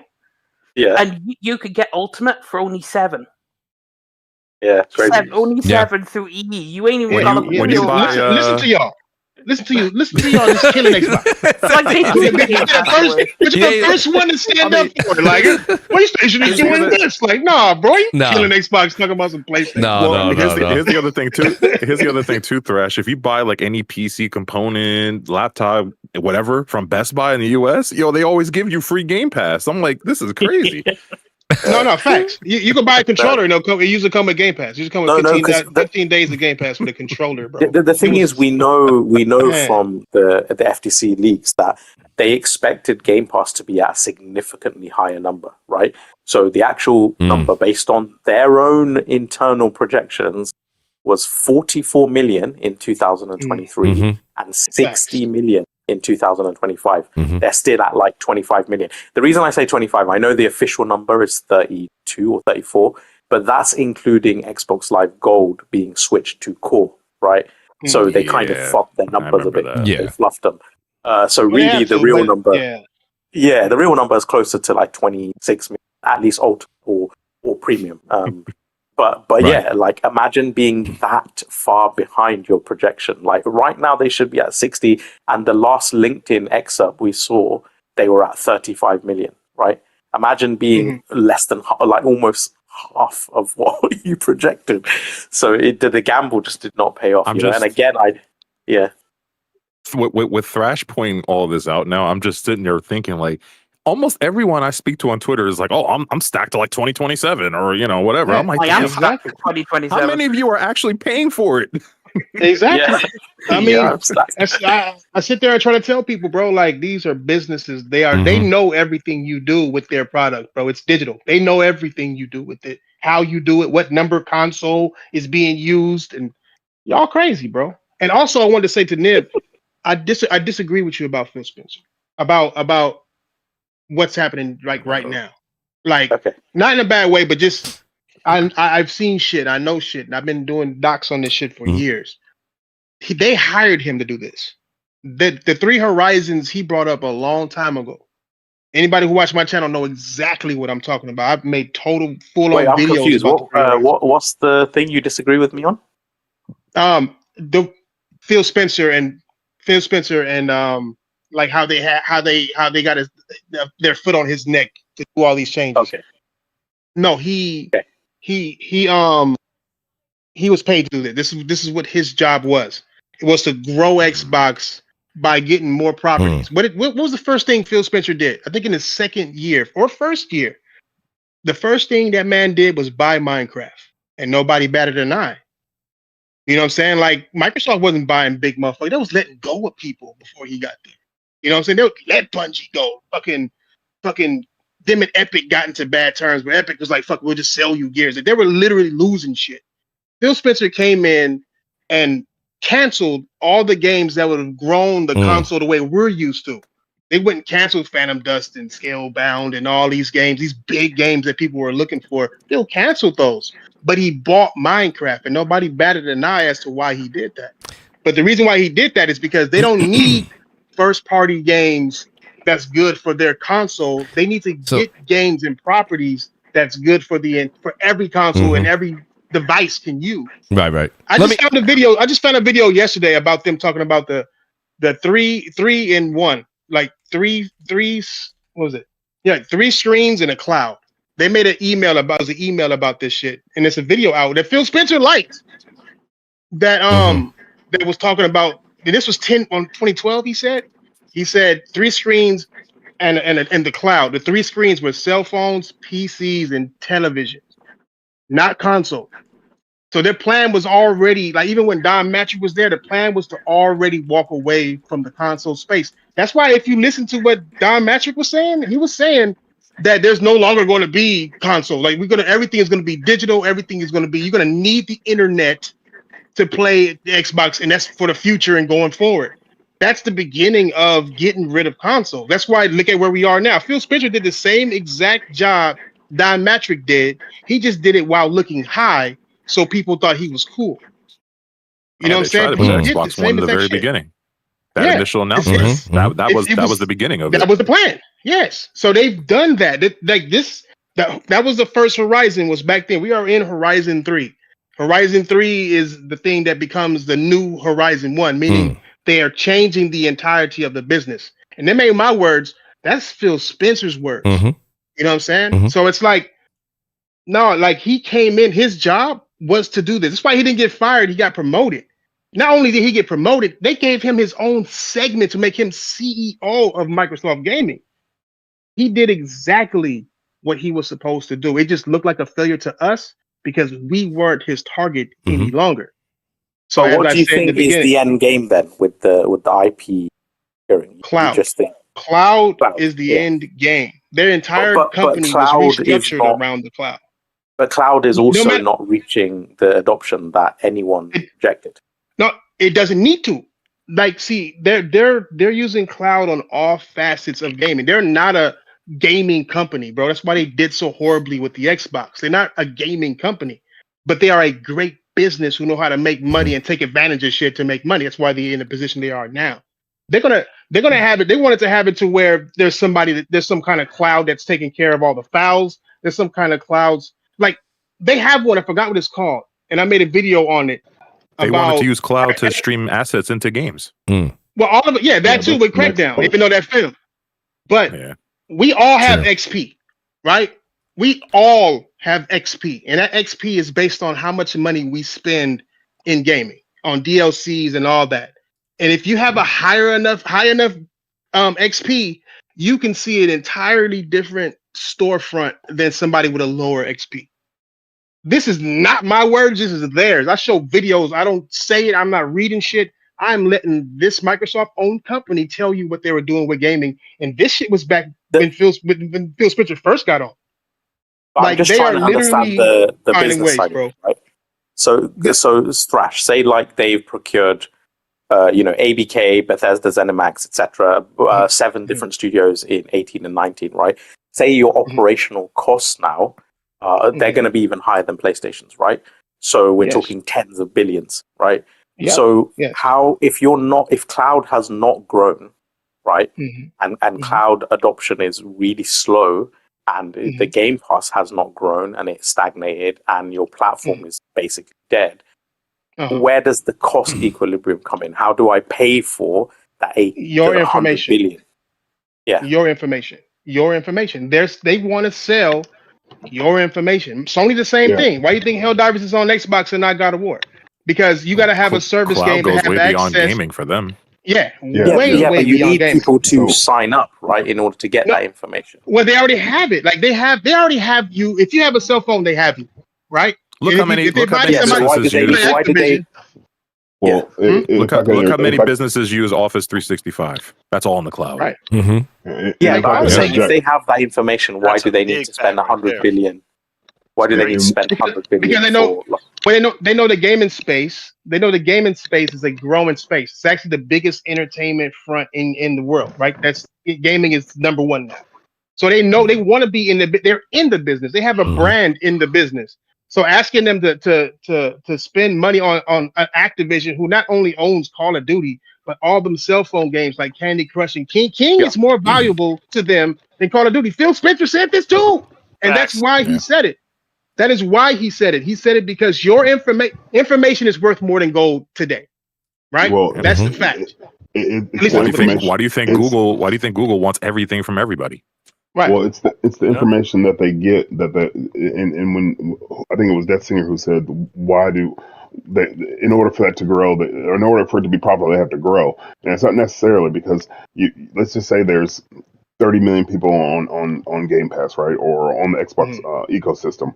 Well, you see that they made huge jumps huge leaps into AI, and so what they're going to try to do using cloud and using that cloud infrastructure is integrate your information and all the stuff that you're feeding into it, and it goes farther from just your console, but your friends list. I mean, that's just and it's a compound. You know what I'm saying? It's a compound strategy where they can lock you in. The people that are going to go for the $30 a month are the diehard and the destitute, right? The guys that my whole library is Game Pass games. I don't want to go anywhere. Okay, you're trapped. Or the diehard Xbox guys, and then they're going to use that information, that data, or any new people they pick up to then just feed out, because Microsoft is lacking in the AI department. They kind of got outmaneuvered by ChatGPT and other AI companies, and this is just a surefire way to just gather more and more data points. And maybe that's my tinfoil hat, but that's just something that I've been reading. No, I don't think that's tinfoil. Because not to interrupt you, but I don't think that's tinfoil, because I remember hearing Bill Gates say that when they asked him why haven't Microsoft gotten rid of Bing and Xbox, he was like, well, Xbox can get rid of, but Bing they would never get rid of because of the information they get from it. You know what I'm saying? Now they've essentially turned Xbox into that, to where they're doing these services, and this is all before the services when he said that. All these different services, Game Pass and all that shit. Now they can get that same information. Okay, I'll tell you where I'm struggling with this, right? If the notion is that the data is all that is important, why would you be raising? But why would you be raising your price to $30 a month? You would subsidize just to get as many people as humanly possible on the subscription for the information, right? Clearly, they're doing cost equations that are predicated on margins. If they were not doing that, they would not be increasing the cost to $30, right? Because if the information is the most valuable thing, they would be doing everything they could to subsidize, to make sure that subscriber count was as high as humanly possible. but neither the Game Pass is growing at a high rate, neither the cloud adoption and gaming side is going at a high rate, and they've also cannibalized their sales. So what are they doing? They're protecting their margins. Like, to me, it looks like a business just doing business things, because the gambles that they had, the strategies that they employed did not pay off, and they've missed all their targets. So now they're trying to cover their margins by doing what every business does in this situation. When your strategy doesn't pay off, you make more from few than more from many, right? It just seems like that's what they're doing now. I think they're also part of that strategy is to streamline, and I made a joke on Twitter, streamline all the brokies out of there, right? They want real factual data, and people got mad at that. Oh, they got mad. But we were joking and laughing, but you're getting rid of all the the Frito-Lay chip Game Pass subscribers, all the people that subscribe when a game jumps off and jumps the freeloaders. Yeah, you know what I'm saying? And so the dollar deal stacking, and and so then you're gonna have the hardcores of the hardcores gamers and their data and their information, and I think that Microsoft. I mean, let's backtrack a little bit. Like, Microsoft doesn't need Xbox; they just don't. Okay. And so whatever gains or losses they get from subscribership and like that, it's minuscule in the big scheme of things, right? But like Thrash said, that data is pertinent to them, and they want to get the most accurate data. You're not going to get that from a box of Pringles and Pop-Tarts, subscribers. Mm-hmm. Let me do this. I got the price up to something that's a little bit out of range. Yeah, but I think those hardcore would have already been subscribed though, so they're not gaining anything from that. Like, they're not gaining new subscribers of hardcore by. You're just sustaining the same hardcore subscribers that you already have. Well, that's what. So again, and you guys may have said this, but that's what Phil said. In PC though. Well, remember what Phil said though. He said if we cannot grow, right, and you guys may have already said this a second ago, but like if we cannot grow, we have to then recoup more money from who is already in our existing. Our existing, I mean, right? that happens in even iPhone, right? Everything, but they're selling fewer iPhones. I mean, Sony's alive because of PlayStation off of that. Yeah, like, because I think they're just going to increasingly squeeze the kind of diehards that they do have, right? And that's, again, like, if you've got a dying platform, but there's fewer and fewer sort of like hardcore ardent fans, like, just squeeze as much as you can out of them, right? Before you go out in a blaze of glory, like, people. I wouldn't say blaze of glory. Yeah, not blaze of glory. People still have this belief. A blaze of failure. People still have this weird belief that Phil Spencer is their friend, and I'm like, oh yeah, okay, yeah. That's they want your money. Yeah. Yes. You can see that's why they're at the end of the day. Once things that's got why the field is successful. My bad. Go ahead. No, I was gonna say once things got heated and things were not going a certain way, Phil is not on X anymore. None of those guys are there anymore. Yeah. They're gone. He's been he's on. I mean, let me rephrase. Not even. He's just not. He doesn't write on X anymore. He's on X. I mean, like he used to be. He used to be engaged. You used to see him. Used to see Aaron Greenberg. You'd see all of them. He's not even in the big I don't know, man. You know, from a human perspective. Which, by the way, I don't think is bad. That's not a bad thing. You can ask Crab Gamer. I mean, he spoke directly to Crab Gamer. You know what I mean? Like, don't do that shit no more. No, those days are come and gone. So shout out. I got 3 super chats here. Blessed Red says when we were talking about Rockstar, he's saying Rockstar wants you to triple dip, use your brain. He's saying that's why the staggered release. They want you to buy again. A lot of people did that with GTA 5 as well. Blessed Red says, Death Singer, I'm sorry you have to deal with this guy. Come on, Blessed Red. Let me tell you, so there's someone, I'm not going to mention their name, but someone in the chat, is like, I can't believe, the 2 people will be having an argument like that and the host doesn't get involved. This is CrossFire, and let me tell you something. I'm not gonna, everybody on this panel has been, especially the guys you're talking about, have been podcasting for a very long time. Death Singer has definitely thrown awesome jabs and gotten his stuff out there. King was doing his thing. People come here to listen to a difference in debate, and it was absolutely, these guys went at it, and listen. At the end of the day, they're still friends. They're still talking. It's not a bad thing. It's called CrossFire, not Kumbaya. So I don't. It's how could you allow to botch this conversation? How could you hold on. Let me unblock him. I don't quite understand that. You know, I never understood that. I've never heard such vile things. It's shout out to Death Singer. Death Singer knows how to handle his own. And honestly, I will say this. I have a gaming PC. I predominantly play on console, and I always do say I give like I said, I have a guy that's in the chat. Shout out to Eric. Eric always comments, Mike, your mic is low or this and that. So I call him Eric the producer. Death Singer is on our panel. Our PC guy. So I always say he's my resident PC guy. That's who I go to. I write Death Singer when I have a PC question. I write them all the time. I'm like, Death Singer. And I've had to deal with obnoxious people. Yes.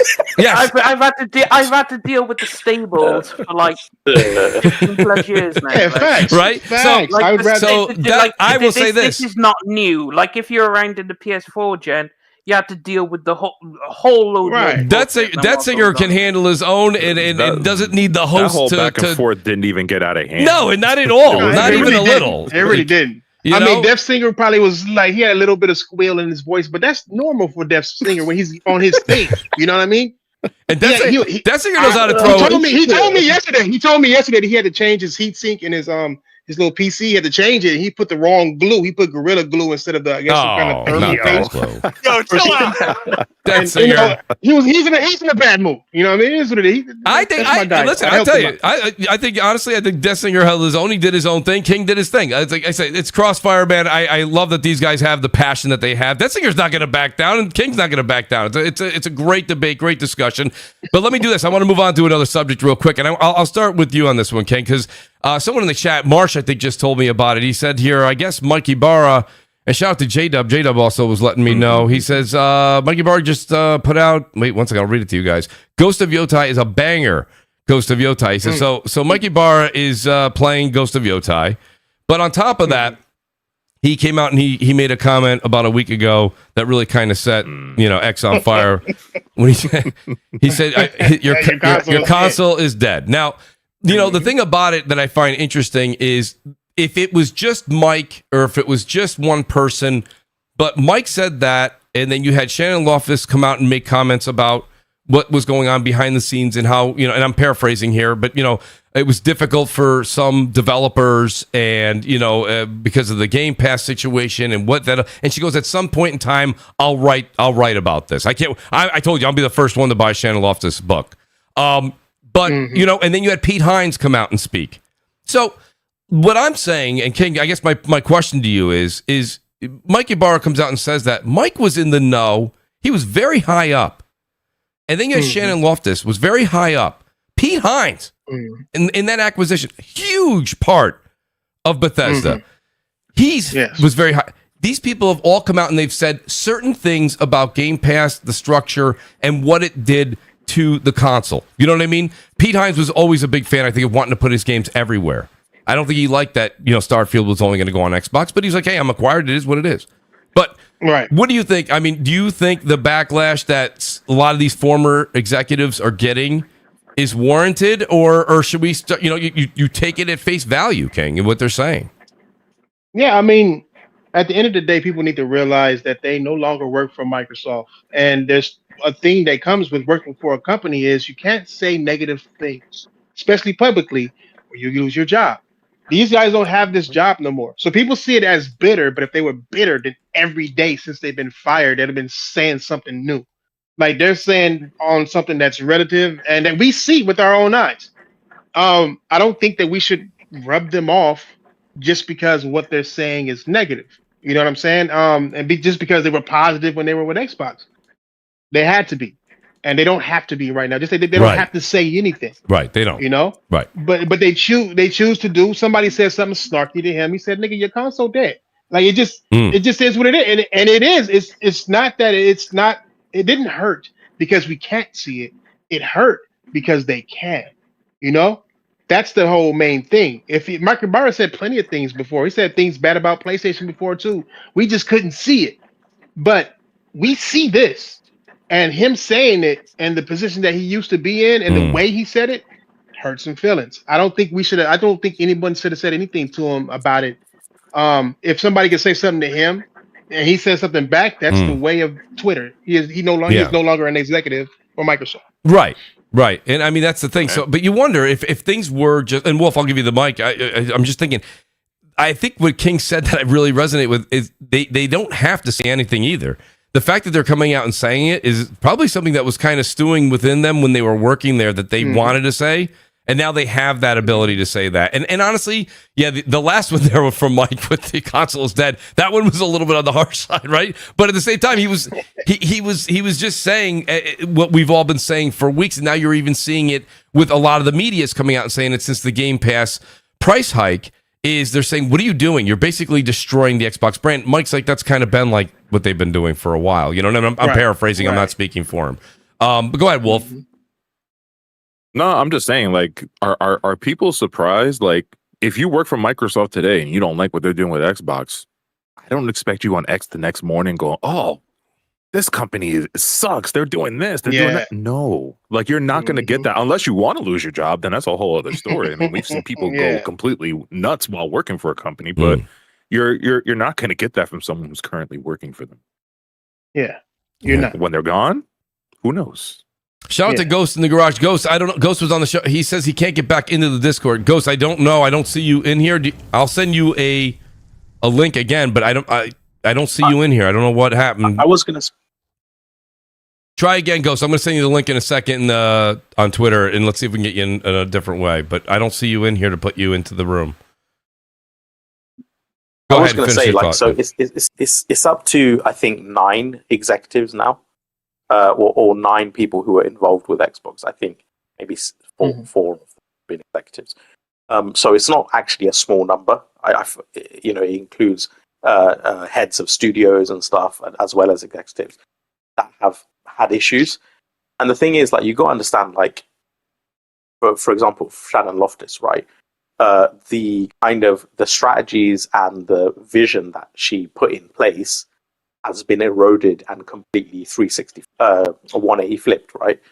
So for her, it probably is personal, because if you work at a company and you're telling management and you're telling this is not going to work, or this is the way you guys should do it, or I don't think this is conducive to our growth, and they are ignoring you and they're doing all the opposite things, then of course you're going to have some degree of bad blood. Like she even said in one of her videos, it's like everything she worked towards is being, washed away now by these people.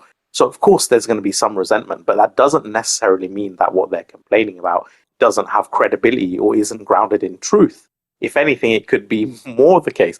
It's the fact that what they were pushing was successful, and now what the new guard is pushing is unsuccessful, right? So Mike Ybarra and Loftus, and again, I can see why they do have resentment. And really, you got to start paying attention, because the things these people have been saying is going to come to pass is what has come to pass. Like even us and CEOs of other companies like Take-Two and whatever, like they've been banging this drum about how the financials don't work. They're not going to do this. Even bloody ABK, even in court in his deposition as well. What's his name? I forgot his name. The golden parachute dude, the weirdo for ABK. He's not there anymore. Which one, Lim? Which one? The main CEO who's Bobby Kotick? Yeah, Bobby Kotick. Bobby Kotick. He's a weirdo? Said, yeah, he's a weirdo. Yeah, he even said like they wouldn't put their games on a service like Game Pass. They wouldn't put a Call of Duty on a service like that. They think it would devalue the IP. And he said that he was being honest. so it's like these other CEOs are all saying one thing, and then Xbox or whatever, they're championing a different thing. They really believed it's going to hit 60 million subs in 2025. They really believed it's going to hit nearly 100 million by 2030, right? So yeah, it's just, of course there's going to be some resentment, because they're just the things they've been against and the other people have been pushing are so far removed from what is actually I'm probably saying his name wrong, but Sirayu21, he says, shout out to Laura Fryer. That's another one that came out and said something as well. If I could, so I'm been removed from my company for, I don't know, for the last about 6 years. And I had a 2-year NDA, right? That I couldn't speak, couldn't, say anything about my company. But when that's over, if there's something that like my previous employer does or says or implements, I can speak out if I don't like it or if I don't agree with it, and I'm not bitter. I'll show you my severance package. I'm far from bitter. He's like, I'm good. I'm good. The same goes for like Mike Ybarra and any other, executive that was, either let go or unceremoniously, fired or whatever the case may be. These people, are human just like any of us in this panel, and they have their own objective opinions. That's right. And it's based off knowledge that none of us have as armchair developers, whatever the case may be. So, when I saw that post and I actually responded, I went back and forth with some clown and he's like, oh, bitter. And I was just like, and I said something like, it must be nice, that perspective from flipping burgers. You know what I mean? Right. But, now that'd be one thing. Like, shit. Yeah, I'm brutal. I cut people's legs off. I play no games. Now someone like, and if you guys have relationships, I apologize. But like someone like, I don't know, David Jaffe could seem bitter, but he has a unique perspective. You know what I'm saying? And whatever his feelings towards PlayStation or the gaming community or whatever the case may be, still his opinion. And when I hear people are like, "Oh, is this a bitter?" And it's always and I hate to, I'm not console war, but it's the Xbox guys, because these guys are personally vested into the brand. It's not about the games. It's not about the console. It is part of their identity. And so when you speak ill will of Xbox or a shitty game or something that they do that you don't like, they take it as a personal affront. And that's why you get the name calling, the vitriol, and all that. And it is what it is. I was going to say as well, like, so actually the comment that he was responding to was your career, just like your career is over. But and I made this tweet and people were like, "Oh, are you fucking knob jopping over him?" And it's not. I wasn't like filleting him. I was just being honest with the data, because I could see so many ignorant people running around with this notion that he's bitter because his career's over. So I mentioned, no, he's the fucking CEO of Price Kicks, right? Yeah. Price Kicks under his tenure has seen year-on-year growth of 60% revenue, right? And in the same time, they've also, and All Stars or whatever, I forgot the name of the company, they've decided to acquire, they've agreed to acquire a percentage stake of Price Kicks valued at over $1.6 billion. So he's doing perfectly fine. Yeah, he's doing pretty well. He's doing probably better than he's ever done. He's got a great take home. Yes, exactly. That's what I'm saying. So like this, even the thing he was responding to is just full of shit. Like the things, the narratives people are putting out, because they are salty and butthurt about what he said, are just not grounded in reality. And it's just this weird thing why it's just a certain side is so embroiled in like misinformation and it's because they met Phil Spencer. That's why. He's my friend now. So you know what? Anyone who tries to attack this brand, I'm going after them. I'm going after them. It was just wild. I thought we hit on that before. I do want to talk a little bit about games, dude, because we have a lot of games that came out. And honestly, Ghost of Yotei. Oh, man. Listen, I'm going to tell you the truth. So here's the thing. So as you can see from the gameplay here, I'm running through Silent Hill F. Got to play. Listen, it's October. Nobody wants to talk about it, but it's Halloween, man. It's Halloween month. So I don't care. I will be playing intermittently between Ghost of Yotei. I will be playing any kind of horror game I could possibly get. This game came out. I got to play it. We'll talk about Silent Hill F in a second, but Nib, I'll let you take the mic here real quick and then I think, Ghost, you've been pretty much knee-deep in some Ghost of Yotei, and I'm jealous of both of you because I'll start tomorrow night. But I got to be honest with you. The game looks phenomenal. Nib, do you have anything to say? Because I know Nib... Hey, Mooch, go ahead, Detsinger, please. Goes, I need to call him out for being a gooner. There we go, and that's it. Well, yes, you do. Yes, you do. On Twitter. Yes, you do. On French Nib, on Twitter. Couldn't be me. True. Nib, was that you? Was that you who did the wood tweet? The wood tweet? No, I did a tweet. I showed Atsu getting into the. Yeah, you said. And she's like naked, and I was like, wood. Yeah, that was it. Oh, wood as it. Wood. Now, yeah. That was me. That was me. He did the tweet. I'm like, I can't believe. So Detsinger has he's got a gotcha on that one. The reason I did that, right, is because there's been so many fragile snowflakes talking about how like, oh, it's like PC or this and that, and and it's like, bro, like unless you're gay, right? Unless you're gay, you're gonna want to see an attractive, or like obviously she's naked, getting into the spring. Why do you have an issue with that as a straight man? It doesn't make sense to me. Who cares what her beliefs are in real life? That is it's a fictional character. It's a fictional character. They have an issue because it's a her in general as the main character. They're weird, bro. That's so weird because if she likes other girls, then we have something in common. And I see a threesome opportunity. Do you understand what I'm saying, dog? You know, when I was me and my mates, we used to love like if lesbians are getting it on, or we're like, yes, let's go. I gotta tell you, so this is one of the more two hot women getting it on. And these days, it's like lesbian. How can I watch? Oh my god! No, it's not. How can I deal with this? Like, come on, bro. I'll be like, prove it. I'd be like, girl, prove it. You like girls? Prove it. Let me see. Yeah. You know what I'm saying? Like, no, man, show me. It's the fact. It's the fact that you're playing as a woman these days. That's the big issue. And I'm like, what's wrong with y'all?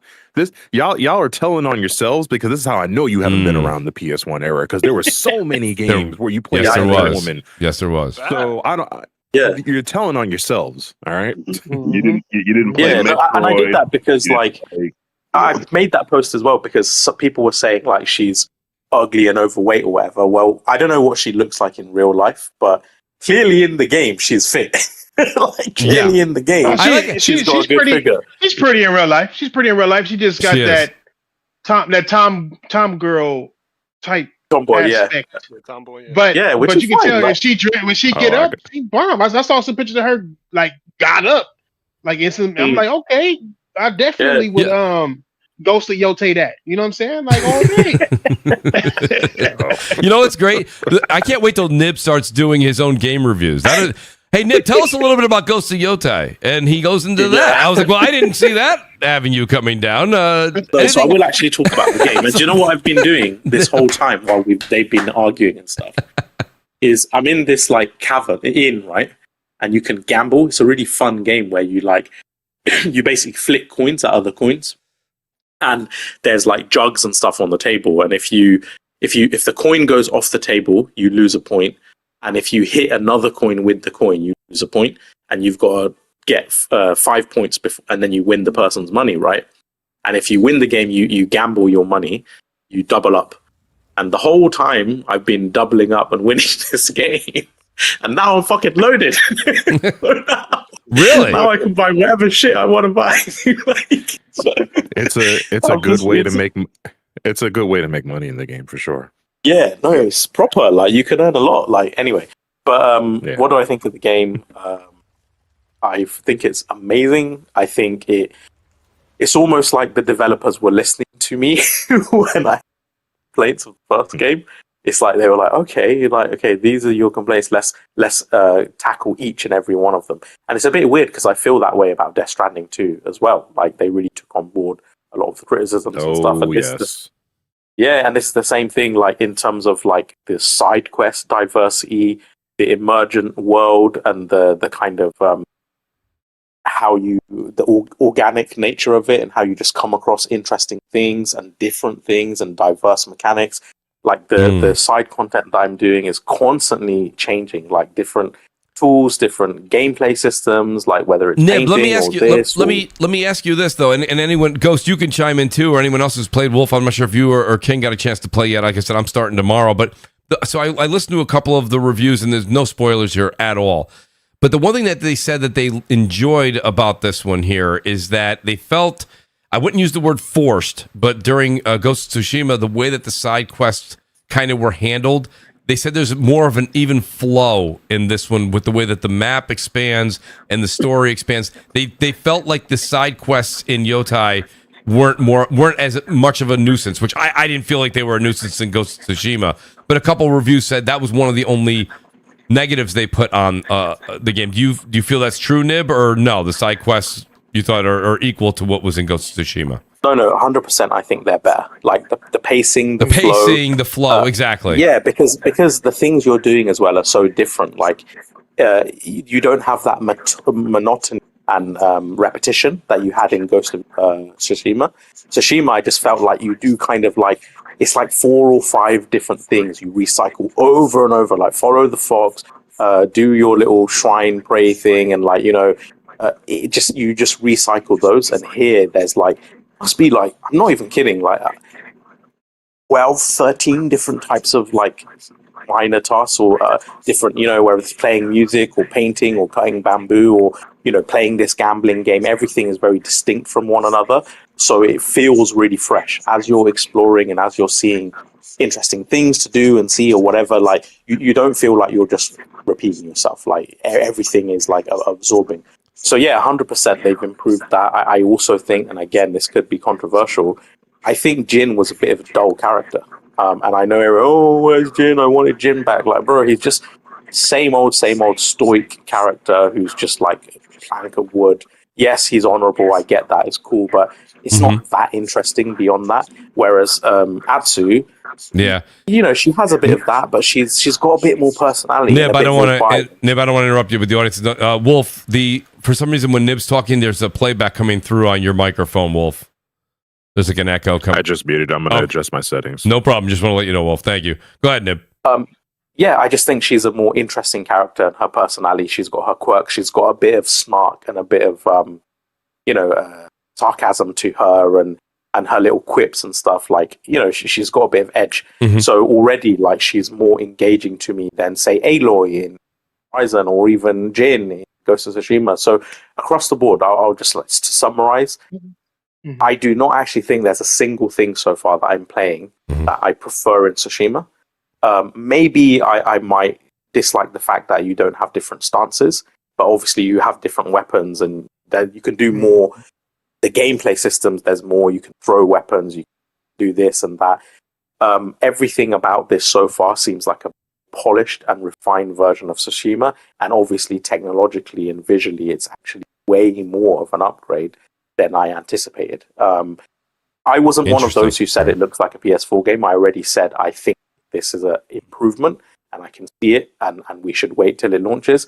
And sure enough, like now it's released like straight off the bat, like the lighting, the global illumination, the density and stuff. Like it's just a much. What are you playing on? PS5 Pro. Ray Tracing Pro. Yeah, Ray Tracing. That shit is. So somebody just said to another me, thing as well, just quickly, you know, NX Gamer from his test. Yes, the PS5 Pro version has 40% less input latency than the PS5 version, which is crazy. So even at the same frame rates. Are you playing on Ray Tracing Pro? Yes. Yeah. I'm playing on Ray Tracing Pro, but I do alternate sometimes to the 30 mode. Wait, you're switching between that and what was the other one? I'm sorry, Nib. But the Ray Tracing 30 and the Ray Tracing 60. Okay. So, Ghost, are you doing the same thing?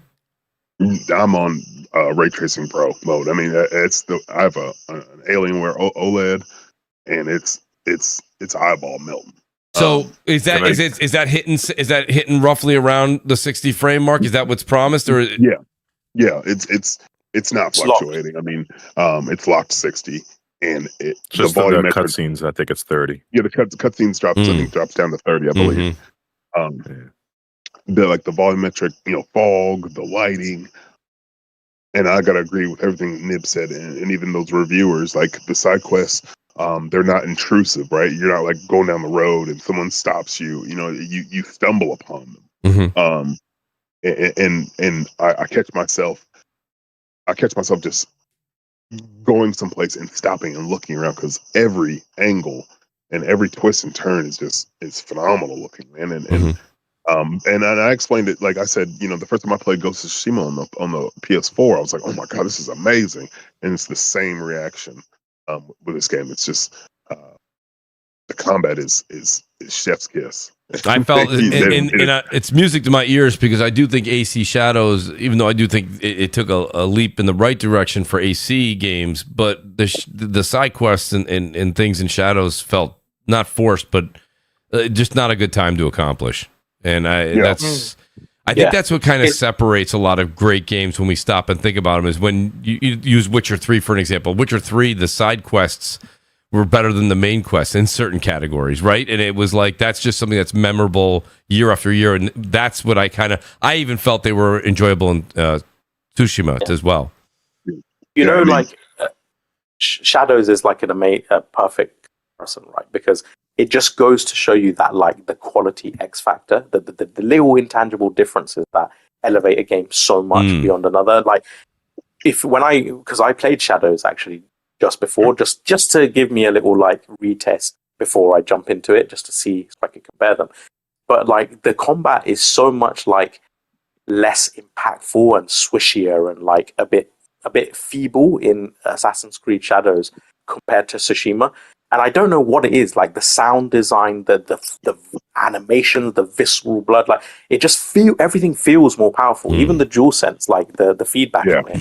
And when you're like galloping on the horse, every gallop they're like, fuck your battery life. Do you know what I mean? Like, we're gonna use the hell out of this DualSense, and you're gonna, complain about it. But at least you feel the impact of everything. Just running around on your horse feels amazing. Whereas on Assassin's Creed Shadows, I was like, I can feel the horse, but it's almost like a feeble gallop. Like, it's not doing much. Whereas this, everything is turned up to 11. Every slash, every sound, every crunch, every like broken bone, and it just feels amazing. Like, it genuinely. It's so satisfying. With Assassin's Creed, you had the two different perspectives from the female character and Yatsuke, right? And she was quick, she was nimble, she was fast. Yeah. He was big and burly and powerful, and you felt that difference between that. When you switch weapons, and you feel the difference. So the fact that they didn't have to create a whole other character to feel the power and the strength you call me fanboy because I'm a fanboy because that is prime A gaming right there. That's an interesting point. All the reviews I heard, I did not hear that. That's actually a good take, Ghost. The one thing I will talk about, Wolf, is in this game when you turn on the Miike mode. Yes. Oh my God, the amount of blood. Yeah. Oh, bring it. Yeah. Insane. Let's go. So glad that gaming stayed focused on that mature, right? I keep going with that. Like that's a point of frustration for me though, because I want the blood, but I don't want the zoomed in camera. I wish it let me have the blood, but not the camera. Oh yeah. That's the mode I'm playing right now, and it is making a difference. It's making it harder. So wait, King, how far? Go ahead. For you all that played it, like. Another difference, and small subtle differences, is like when you were facing enemies and doing duels in Tsushima, like you had to be legally blind, like to not parry or not telegraph when they were going to lunge, and I just feel like these enemies, that first initial strike, it is lightning fast. Great point. Like, yeah. I mean, it is. Your first time to it, you'll get caught a couple times. You're like, oh yeah. I posted a video like with my impressions, and in that video, because I said like you can die in 2 to 3 seconds, and one of the duels, I literally made one mistake. I like rolled at the wrong something, and then motherfucker and in like 2-3 seconds I was dead. But I love that because it's like forces you to pay attention you really do feel like a samurai because like. Whereas, again, Assassin's Creed Shadows, at one point I was this is mindless. I'm playing on the hardest difficulty, and I feel like I could close my eyes and kill these people, right? Whereas in this, like, it's keeping me on my toes. I'm like, holy shit. Like, you're not doing that. Yeah. And it's so fun. Oh, hey, hold on. We're being rude. Death Singer, how do you feel about that was wrong. Oh, wait. Well, I mean, to be fair, I played Ghost of Yotei. It's actually really. No. I said Ghost of Yotei, sir. I didn't mean the old game that's on the PS4. Ghost of Yotei. I'll wait for it to come to PC because. I'm sorry. Yeah. He's gonna wait, Kay. I meant to include you with our excitement, but you'll play it after we're over it. Fine. Well, Good job. Yeah, good fucking job. It's not really high on my list of must plays, unfortunately. I had to mess with you, quiet dog. I just wanted to make sure you were. I'm dying. I'm praying to God. Now, King, here's something you may or may not know, but Dessinger is, and he says he'll do it, and I believe him. He's going to get a PS5 Pro if GTA 6 hits that 60 frames, and if and I got to be honest with you. I think Dessinger, I got to be honest with you. I do believe in 2026 you will be a PS5 Pro owner. I really do. I think no, I don't think it's going to, because have you seen the way that game looks? Like, the CPU required to run that game is going to need to be monstrous. And that is not what's in the PS5. For what? Oh, you're talking about, so if the PS5 does run it at 60, that means you'll bend over and let them do what NVIDIA does. Well, no. What I'll do is I'll buy the console, play GTA 6, and then when it comes out on PC, throw the console No. He's gonna Thrash. He's gonna buy a pre-owned PS5 Pro. Exactly. Oh, pre-owned. Pre-owned. Hey, are you gonna create an account? I mean, you fought so hard with fucking Helldivers. Are you gonna now create an account? I already have an account. Where were you? Oh, you do? What do y'all fight over? What are y'all so mad Singer, about? you were one of those people against creating accounts? No. I made an account. No, you said that earlier. I made an account when Persona 5 Royal came out, and because I got a pre-owned PS4, it was the Batman Special Edition PS4, and I picked it up just to get. I picked it up for like 80, and then I picked up Persona 5 Royal, played it on there, and then immediately shelved that shit. So, and then I created the PSN account so I could claim I have one trophy to my name, one platinum to my name, and it's Persona. Oh, you played it too? He's got the you had sex with that game. That one game, huh? Didn't you? You were loving it. It's all good. I wouldn't have played it. The thing is, it's like it will forever remain the only plat I'll ever get in my life, because I am not going through that shit. No. Okay. I feel you. Did you use a strategy guide? Absolutely not. What kind of gamer do you think I am?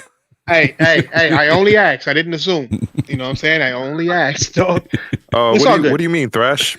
What do you mean? He's a PC gamer. They can just use apps to give themselves achievements on Steam. That's so true. Or they'll download that cheat thing that just automatically just have them be they can better just than what change they can AI ever and be. everything, right? They can just change true. everything about the game. That's true. Well, I mean, I'm just making jabs. I mean, it's not serious. I mean, jabs. No.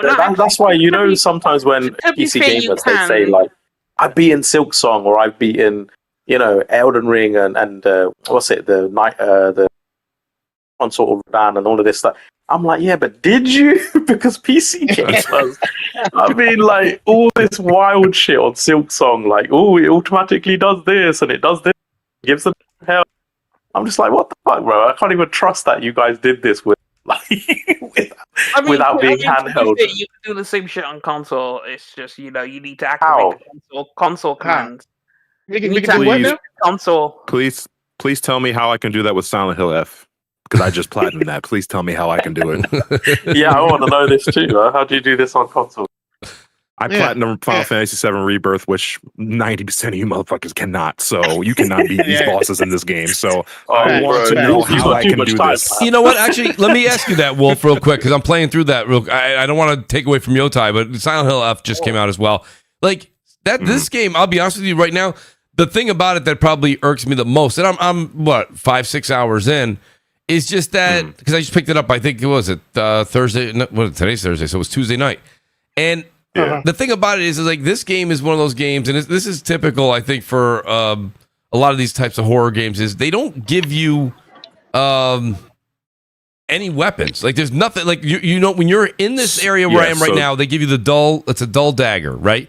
And this, King, you'll laugh at this. You're in the other realm. I'm in the other realm. Yeah. So the thing about it is when you're there, not only does it take 1,000 hits to destroy the enemy, right? And I'm playing on hard mode, but like it takes 1,000 hits to destroy the enemy, but then they don't die. It's one thing if they die. All right. But they I don't want to spoil it for you, but that is you're all right. Weapon. Let's keep playing. All right, I'll just keep playing. That's fine. That's fine. But like that's just one section of the game. Okay, thank you. That's fine. I can live with that. But I'm just saying that was unbelievable. And I will ask you this, Wolf. What is your opinion on the puzzles?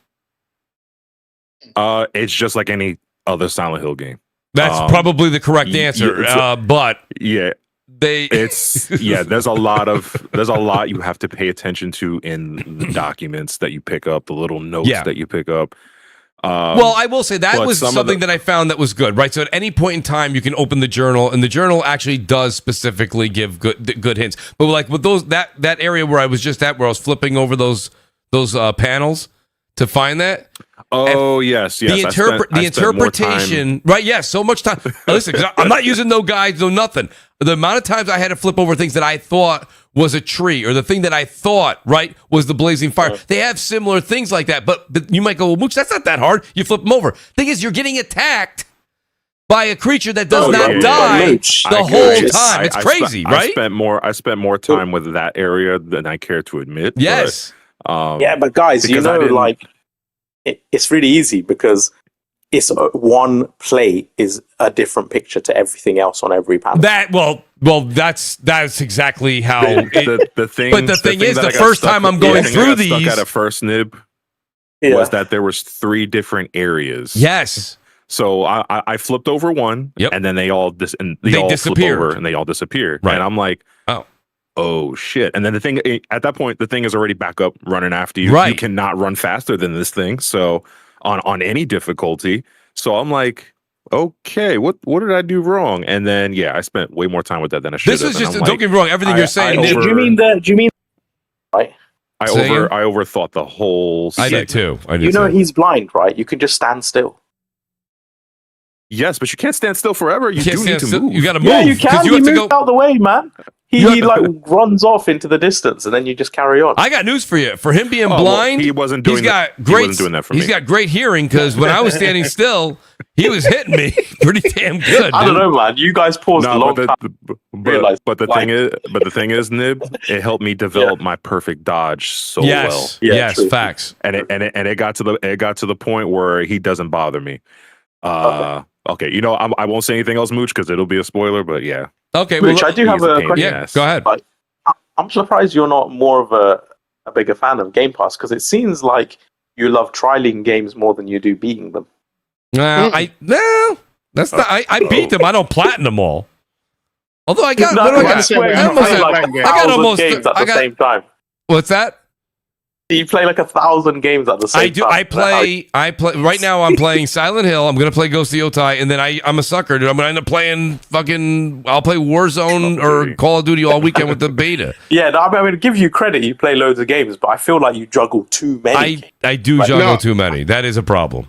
My OCD will kick in after a while. That's a Libra thing, bro. You I do the too, same exact shit. I do it. I'm a Libra also, but I can't do that shit, man. I don't play. I don't play. I can't do it. The thing is, I'll be honest with you, Nib makes a good point. Like, in all honesty, I don't like sitting there and playing something forever, just like one game all the way. I'll play. Exactly. I'll pick up another game and want to play just because. But if you'll notice, for the most part, I'll go to like I'm Borderlands, right? But see, like Borderlands is a game that I will play through the rest of this fall.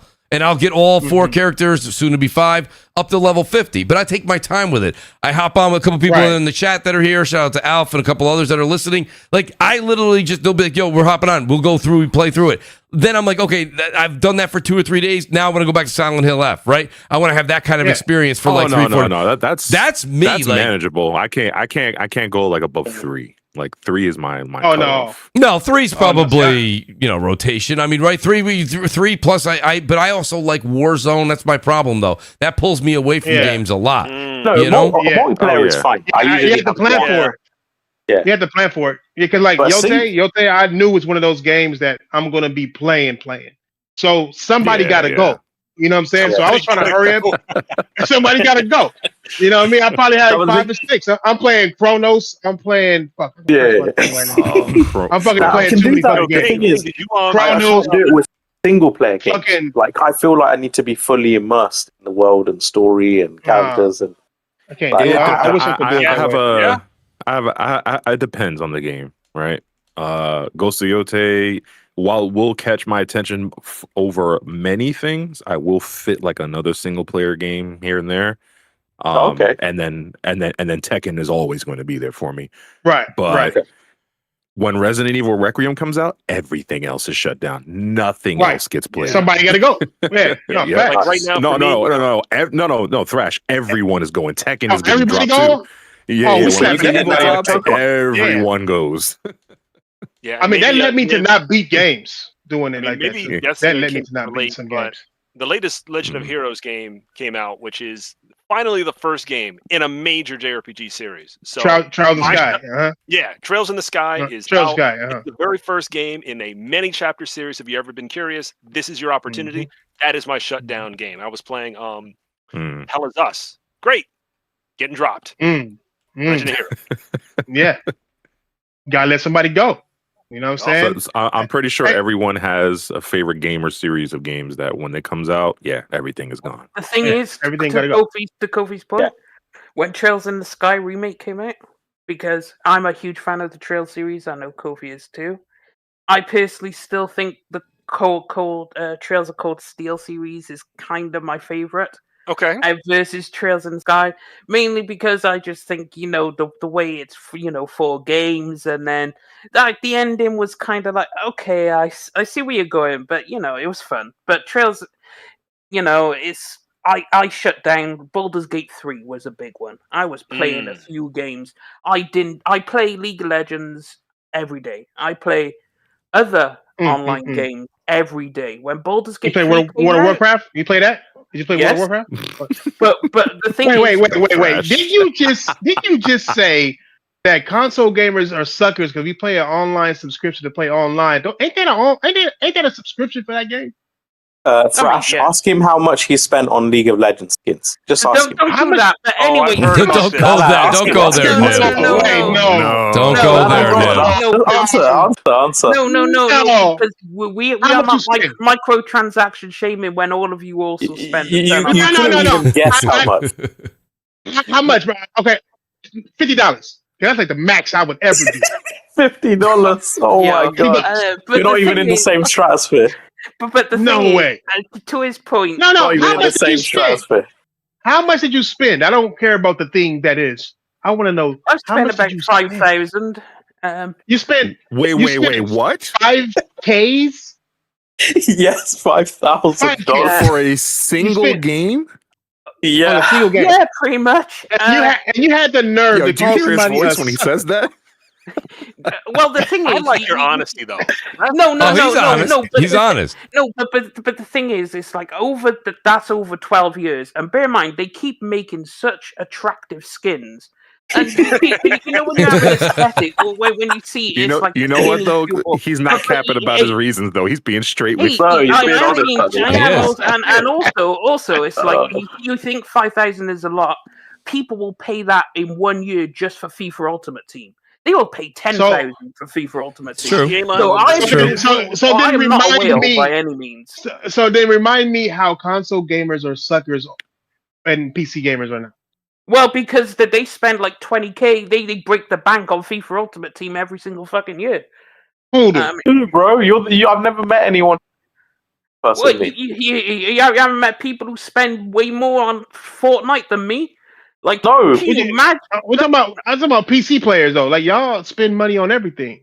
Yeah, but so do console players. Microtransactions are everywhere. I'd say it's. I don't know a singular numbular person who has ever spent $5,000 on microtransactions. I do. I was like, believe it or not, he's probably. If you're thinking about everyone has done it over time. How much you spent on microtransactions? Who, man? Name these people. I want to speak to these people. All right, hold on. There's whales out there, right? When you say microtransactions, are you including single player story DLC? Because that's what a lot of us pay for. No, but when I talk microtransactions, I'm talking Fortnite, Call of Duty. Yeah, he's talking about the skins packs, the cards. Call of Duty gets nothing out of me besides the price of the game. Me neither. Yeah. Hell no. I've got like $1,000 in that game, and I never spent like probably 50 quid. The thing is though that's 5,000 over 12 years, whereas these people will spend that just for 1 year, for one FIFA or one. No, for one FIFA. They play multiple years of FIFA. You spent that on one game. Have you seen how much people charge for shit on FIFA Ultimate Team? Have you even seen the shop? People will spend 5,000 for a Cristiano Ronaldo. Games like that. He will play. Someone was charging 4,000, right? 4,000 for Cristiano Ronaldo limited edition, and he's a fucking speck on the screen.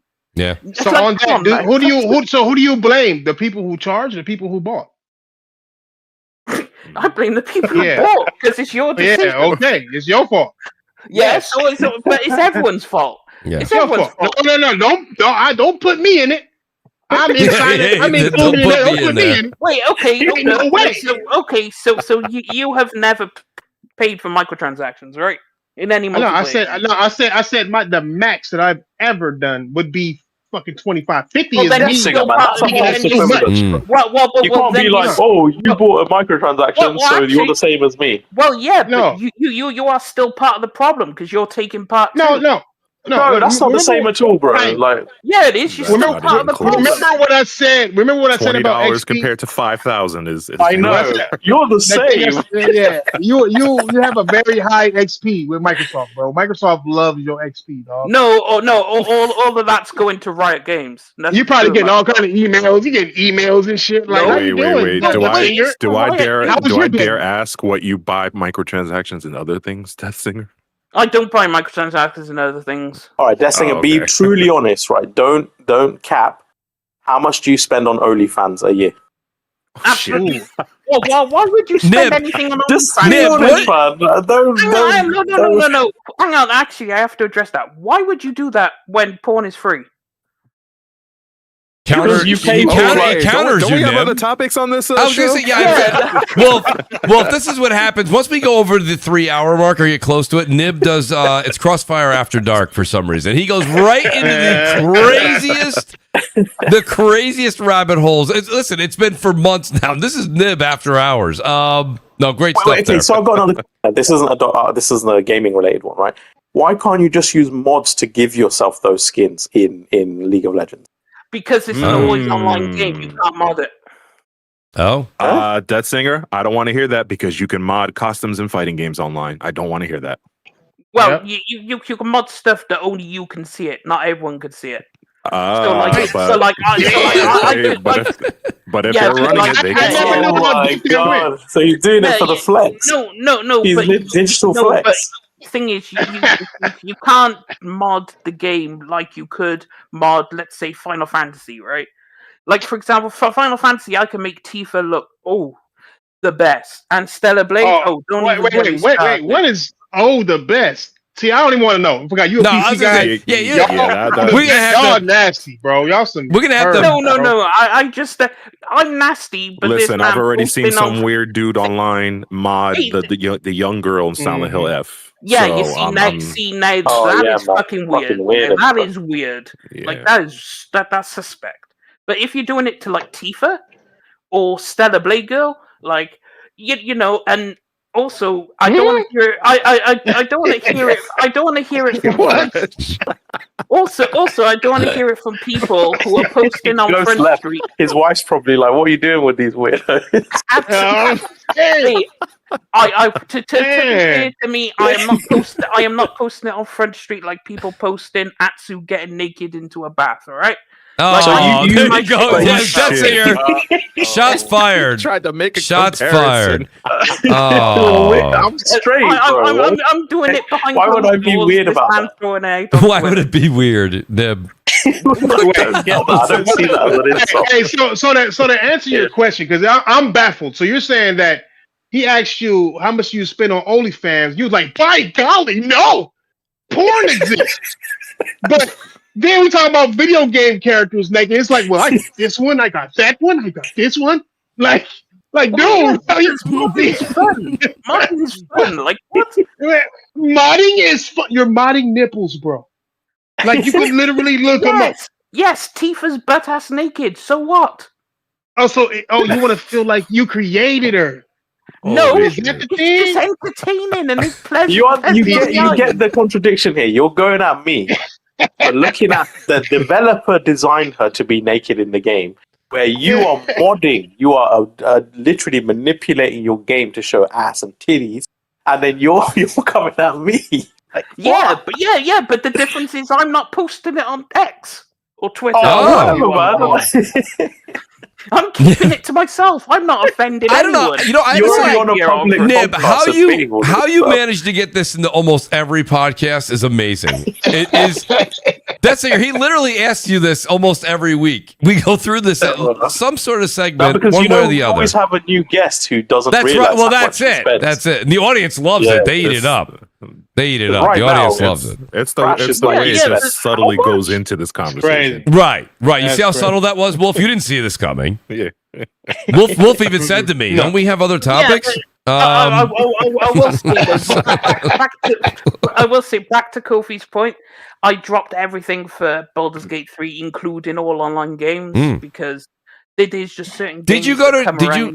Did you get the Shadows though? Because you were talking about that was in your backlog. I don't know if you got there yet. I did get Shadows, but then Okay. I dropped it for Kingdom Come Deliverance 2. I think. Yeah. Which is obvious because I'm going to play the better game. My opinion, don't shoot me, but whatever. You know. What's the newest game? What's the newest game you're playing? Wait, what? What's the newest game you're playing? Yes, Final Fantasy Tactics just released. Okay, that is it. Well, Well, speaking of Final Fantasy Tactics, I was told that you're all getting ripped off from the entitled gamers. But you know, no, you're not. No, because the upgrades. I heard this was not the real one. But it's the PS1 apparently version instead of the PSP version. In my opinion, Final Fantasy Tactics is the best Final Fantasy ever made. Don't you know? And what the fuck? Why would you say Final that? Fantasy Tactics is That's some crazy shit to say. is goated. Final Fantasy Tactics is probably the best tactical RPG ever made, but best Final Fantasy. It's one of the best Final Fantasies ever made. Nah, come on. Nah, you're tripping. Like it's up there. It's good. That's great. It's great. Don't get me wrong, but it's just I don't even count it as a Final Fantasy game. Kofi, where are you on this? This is like your realm. Yeah, I mean, Tactics, I don't agree is my favorite, but many times, I'll be talking to somebody who doesn't really play Final Fantasy and will be like, "Oh man, did you play Tactics? It was the best thing ever. Clouds in Tactics." So I've gotten used to not trying to make fun of Death Sand because I think it is great, but it's not top 3 for me. Well, but then again, it's like I didn't like my top 3 is obviously going to be 6 or 7 interchanges, 6 or 7 interchanges, because they're both, you know, I played them when they first came out. Maybe 7 was a bit better, maybe 6 was, who knows? I was like 10 when they came out, whatever. You know, but then it's like, you know, Tactics is up there, but I posted an official top 10 and I put 7 over Tactics, which the OG 7, but like I also Final Fantasy 10 is good. Final Fantasy 8 is really good. Like Final Fantasy 9 has it. 8 is good. 8 is actually my favorite. My which order is not a popular take. So no, it's really not. I fucking hate it. But actually, I heard when you reach that island to where you can get all the fucking resources you can to make legendary weapons. Yes, really you can farm that, Joe. Yeah, sir. Heck yeah, man. Yeah, sir. That's I lost. felt like He taking his loss, you know what I'm saying? He lost. I felt like I was so alone when Final Fantasy 8 came out. Like none of my friends are playing it. I'm like, I don't know about this gunblade shit. I loved 8 way more than a lot of people.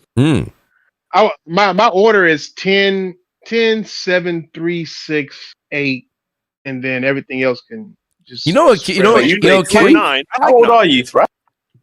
I'm 40. I just turned 46. Okay, Yeah, let me say this real quick. You know what's funny? And it's funny. Someone said after that, and then someone said, "How old is King Thrash?" Let me ask you a question real quick. No respect at all for 1, 2, and 3, huh?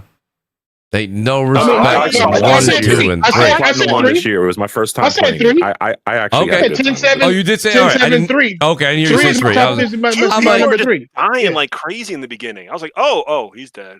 Oh, this guy's I mean, that's and also if you want to know what's crazy, I was mind boggled because Final Fantasy 8 came with 4 discs. I was like, what am I doing with all these fucking discs, yo?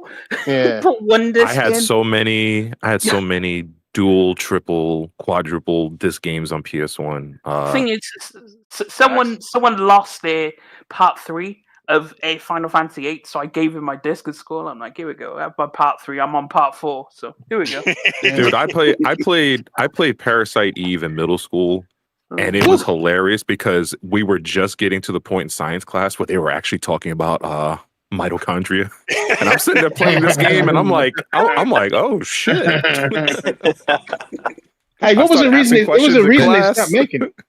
Why did they stop making it? Bro, Was it the actress or something? Or it was some reason why they stopped making it. I think SquareSoft, before they became Square Enix, I think there was something wrong with the name. I don't think they have the full rights to the name, which is why the weird third game was called The Third Birthday. They didn't straight out call it Parasite Eve. Yeah, exactly. So I don't think they have the rights to the name. That's the only issue. That is a game. That is the one RPG more than anything else I want a remake of ground up over anything else. One Did you thing see that I viral want. trailer of the new game called Parasite Mutant coming out? Yes, I saw that. I saw that. I saw that. I'm gonna pick it up. I'm gonna pick it up in hopes that it's decent.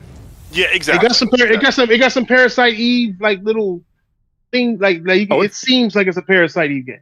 Yes. Oh, it's definitely inspired by it for sure. Yeah. So Kofi, you got a question here. He said, "What's your favorite non-Final Fantasy Square game?"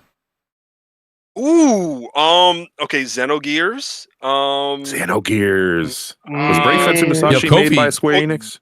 It is. Yes, I love Blade Fencer Musashi. I'm trying to. Wait, you're taking No me back. Chrono Trigger.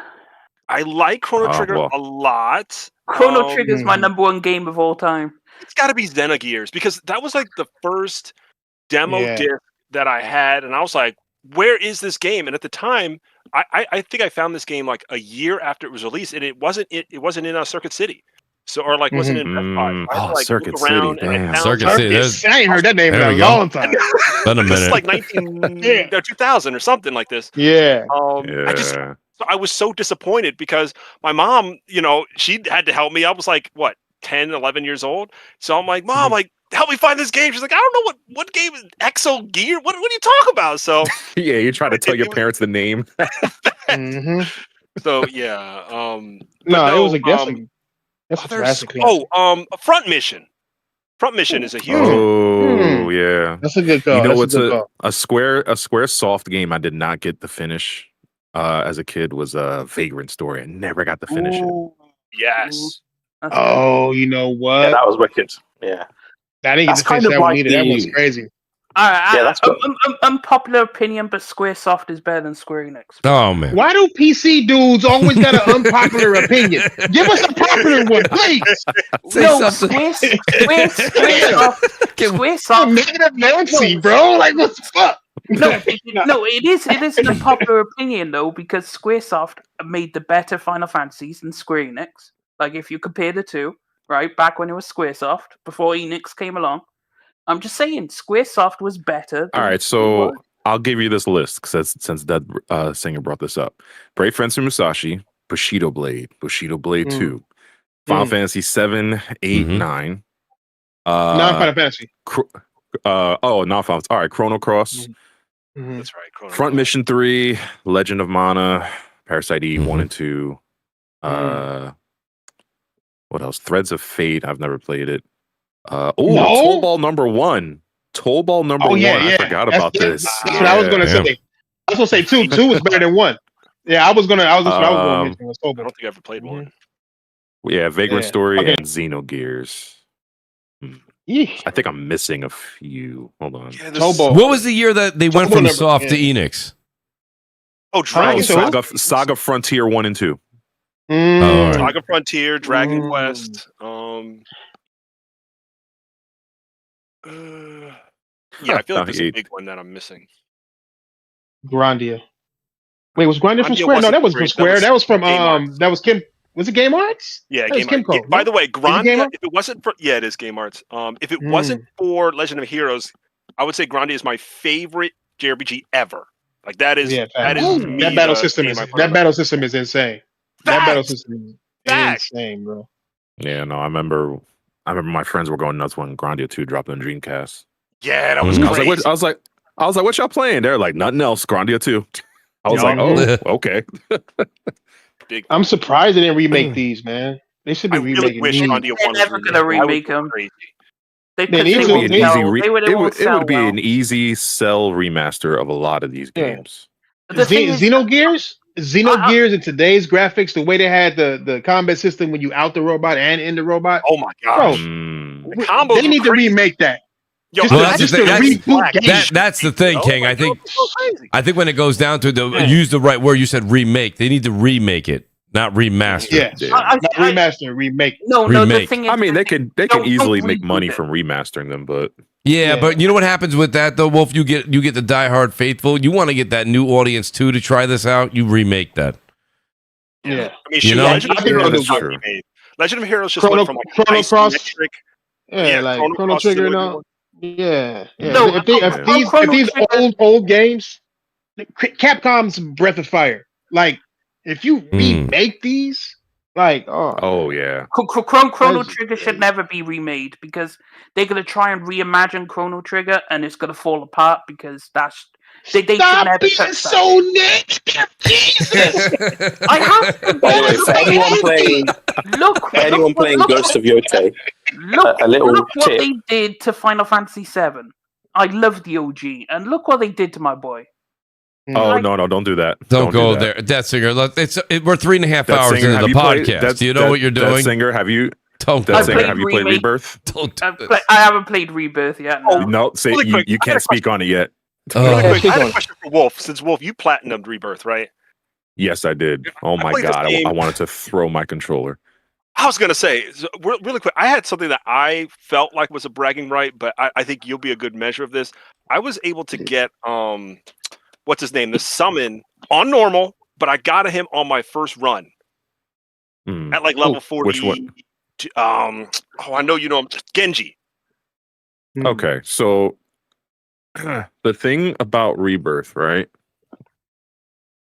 Playing the regular game and then doing hard mode, that wasn't the challenge. The challenge was these legendary boss fights and Chadley's simulators. Thank you. Those right there would tell you if you can really pull off a real fight in this game. That's a fact. Because the two legendary battles, I have them on my YouTube channel. Actually, I put my whole playthrough. Yeah, you are fighting summons followed by the end. And some of them you fight Sephiroth on the end, which he is ridiculously OP in these versions, right? And then there's one where you fight Odin at the end. Yeah, there's a move where he'll one shot you. Like if you don't do enough damage by the time he starts up this attack, you're done. Battle's over. Okay. All that hard work you did, gone in like 3 seconds. Because it's back to back, right? You have to do all the bosses. Yeah, back to back. I did hear about that. You need to have a strategy going into this. No one is ever winning these fights on the first try. I don't care if you're maxed out to level 50 and you have all the summons that you can get up until that point. You have all your attacks maxed out. You have all this materia. You are not winning any of these fights on the first try. Shout out to Siru21. He says, damn, we had it good growing up. We didn't even know what we had. You know, first of all, I agree with him on so many multiple fronts. But like, you know, it's crazy, right? We all, and I'm guilty of it, right? I have the microphone here.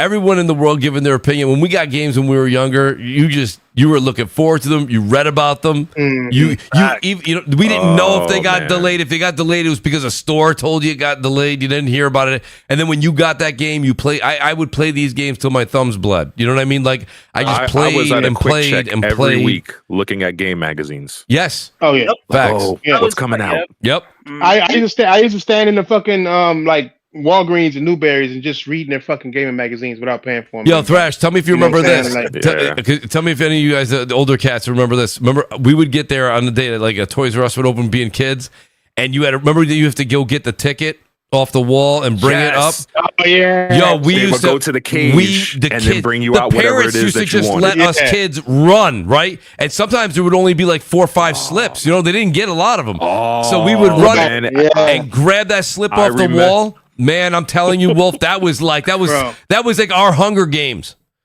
You know, I had to get that slip. The most horrible moment is when you went into the store. You were dead set on getting a game, and you went there, and that ticket holder was empty. Yo, and you were like, no. Yes, that was the worst. The worst. You guys had it worse in America. We didn't have that over here. Well, this is a long. I'm talking about a long time ago. I'm talking like late '80s there, man. I mean, this is okay. That happened to me. Yeah, that happened to me. Sorry about that. He's like, what? When I went to go pick up Resident Evil 2, man, I killed it in school. I did all this extra shit at home. I was like, all right, let's go get this game. Man, there were no more slips. There's no more slips. Because it's not like now where you go, you even listen, even if you're not lucky enough, sometimes if you didn't pre-order, remember the physical copy at GameStop or something like that, you walk in there, they got like 150 copies lined up against the wall. You know what I mean? Back in the day, they had like 8. You know, it was like you had it, and then if you remember, you go ask them, be like, well, when you get into more, and they're like, first of all, they're like, well, we really don't know, but shipments are on Wednesdays and Saturdays, so call or stop by. And you're like, all right. Meanwhile, we're only like 10 years old. I'm like, I can't just stop by. You know? So yeah, exactly. It's not like it's up the street. You know, it was a ways, man. We had to drive this shit. So let me ask you guys this. So for 3.5 hours, I know this is probably not the biggest topic, and it was some news for about an hour and a half, and then the Game Pass stuff broke, and then everyone stopped talking about it. But EA has been acquired for about $55 billion, and a lot of it is now they're private. They're going private. They're not public anymore or something of that nature. And a lot of people, just to bring this up real quick, I'll fill you in. I watched a couple of things on it. They said that basically people were concerned that because $20 billion in debt, they were concerned that when these types of investors come into EA or any company, they're usually there to graveyard like certain things. So they'll sell IP or they'll just get rid of teams, because what they're going to do is they want to make money on the big money makers, and everything else that they have they'll sell off to make that 20 billion debt back. You know what I'm trying to say? So like, is this something that you guys are concerned a little bit about with Electronic Arts and EA in that situation? One thing for me, I was incredibly disappointed to hear that they were not going to do the Dead Space 2 remake at EA. If they start selling off IPs, I hope someone buys the team and the IP. I saw a lot of that online. Yeah, that would suck if EA just went, we can stand to lose it, and then they do nothing with it. Oh, that would suck. That would completely suck. The thing I don't think no one will set it off, because shout out to Saudi Arabia. They are infiltrating gaming in a massive way. Like they're getting their fingers in all the pies. Like for example, it's like everything actually. Games, who hosts the largest esports world championship on earth, who has the most people, the most money. They've sold out to the Saudis. Now the esports World Cup is a thing invented by Saudi Arabia, and all these game companies, Rocket League, shout out to fighting games are there, shout out to shooting games, they all queue up to accept the Saudi money because it's good money, and and they are centralizing it, and everything is being housed in, like, esports World Cup will forever remain in Saudi Arabia. It will never go anywhere else. It's theirs. It's their baby. This is the center for all esports, and they are slipping their way into gaming, putting their tendrils in, and like, yo, bring this shit over here. Let's make us the central, and that's what's going to happen. So I'm not afraid of EA, because they want to get their fingers in, and this is a great way of them going, okay, now we have this money, now we can make this all about Saudi Arabia. So that's what's going to happen. Saudis are doing a lot. Yep. They are, but this is East versus West all day. Saudi Arabia in Asia, right? No, Middle East. No? Middle East. It's not in Asia.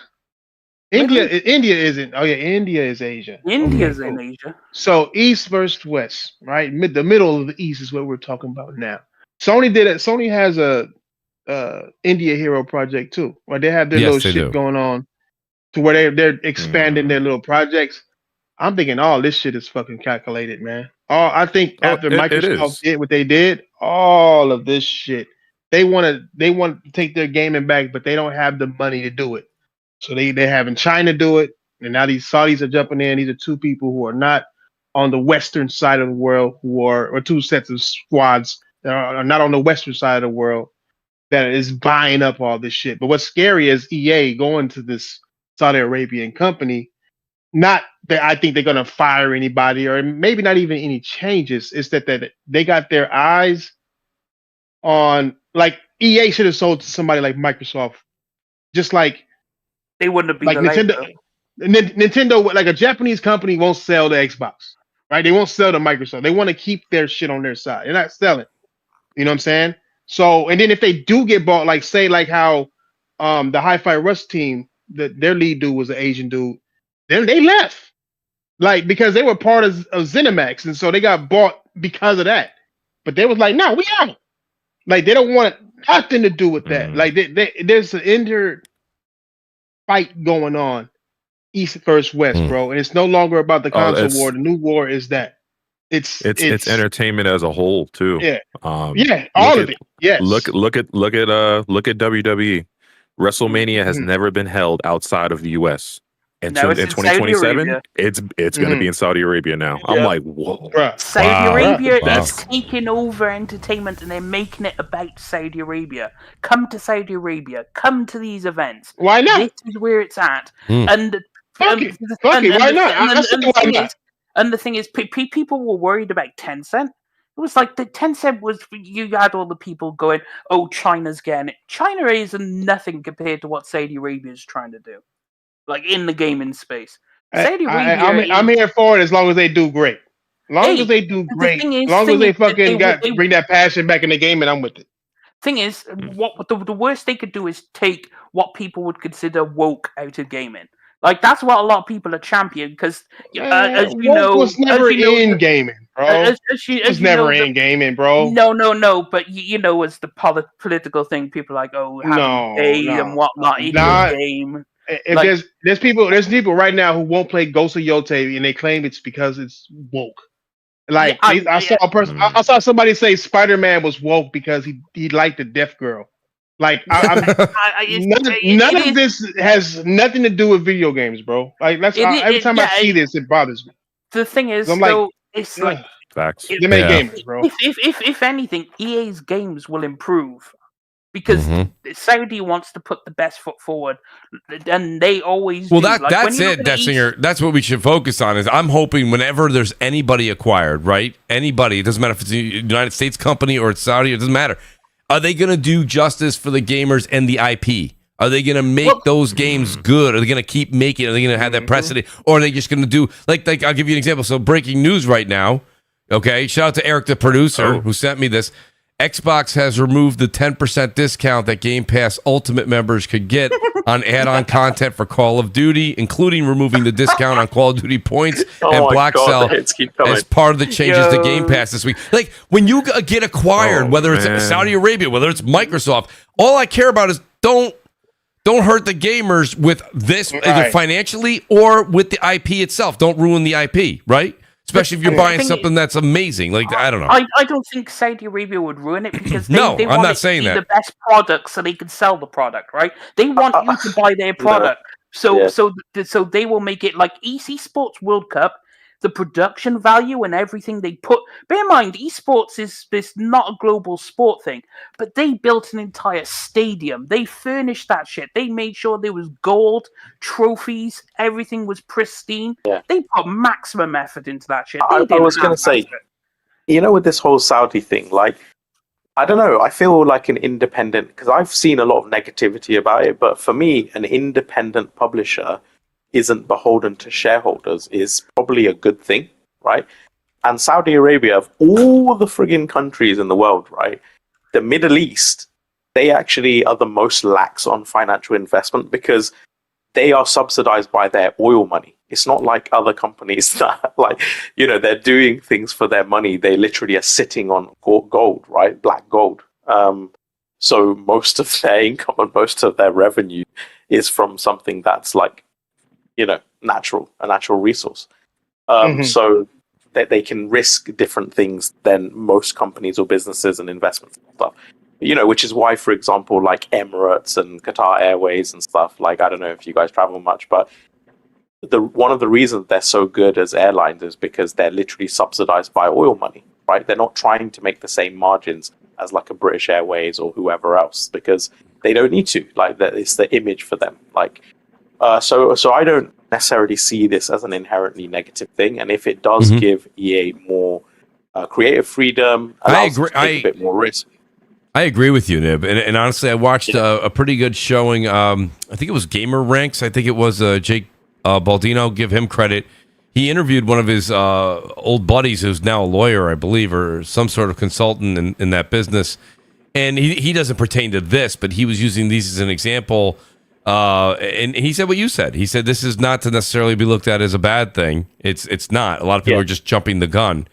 And, again, it's more if they are going to focus. And Death Singer's got a good point. They want to make the games great, this and that. But everybody says that at the closing, right? And then do they actually make improvements? Do they make the games better? Do they encourage these teams? Do they not let the teams go? Do they encourage them to make the games bigger, better? Do they give them the budget?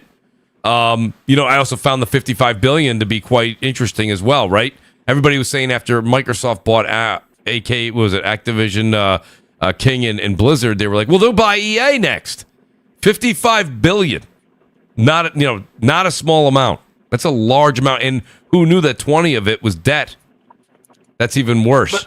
That's a lot. That's a lot. They're willing to do what they do to make sure the product that you get is the best. It's like considering how people think it's bad, it's like as soon as they announced the Esports World Cup is happening in Saudi Arabia, every single competitive company who makes fighting games, SNK, I don't know, all the Tekken is there.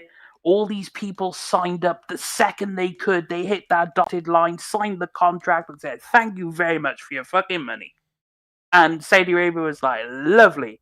So, and then they hosted what is essentially a week-long entire esports competition. The prize for winning, you get 7 million. You get 7 million just for playing a video game and winning. That's just money in your pocket. Job done. And so they want the product to be amazing. So when they buy EA, they're going to want that product to be the best it can be, which is a good thing because that, they don't want it to be a bad product because then that reflects on them. And I mean, if you looked at Saudi Arabia, they don't want bad shit to reflect on these. You're talking about EWC. I am Esports World Cup. Yeah. Oh my God. If you watched any of the competitions, you're like, God damn, that stage looks expensive. That production value is pretty high. Stadium and everything for it. They blitzed that shit to the max, and they had every major competitive game there.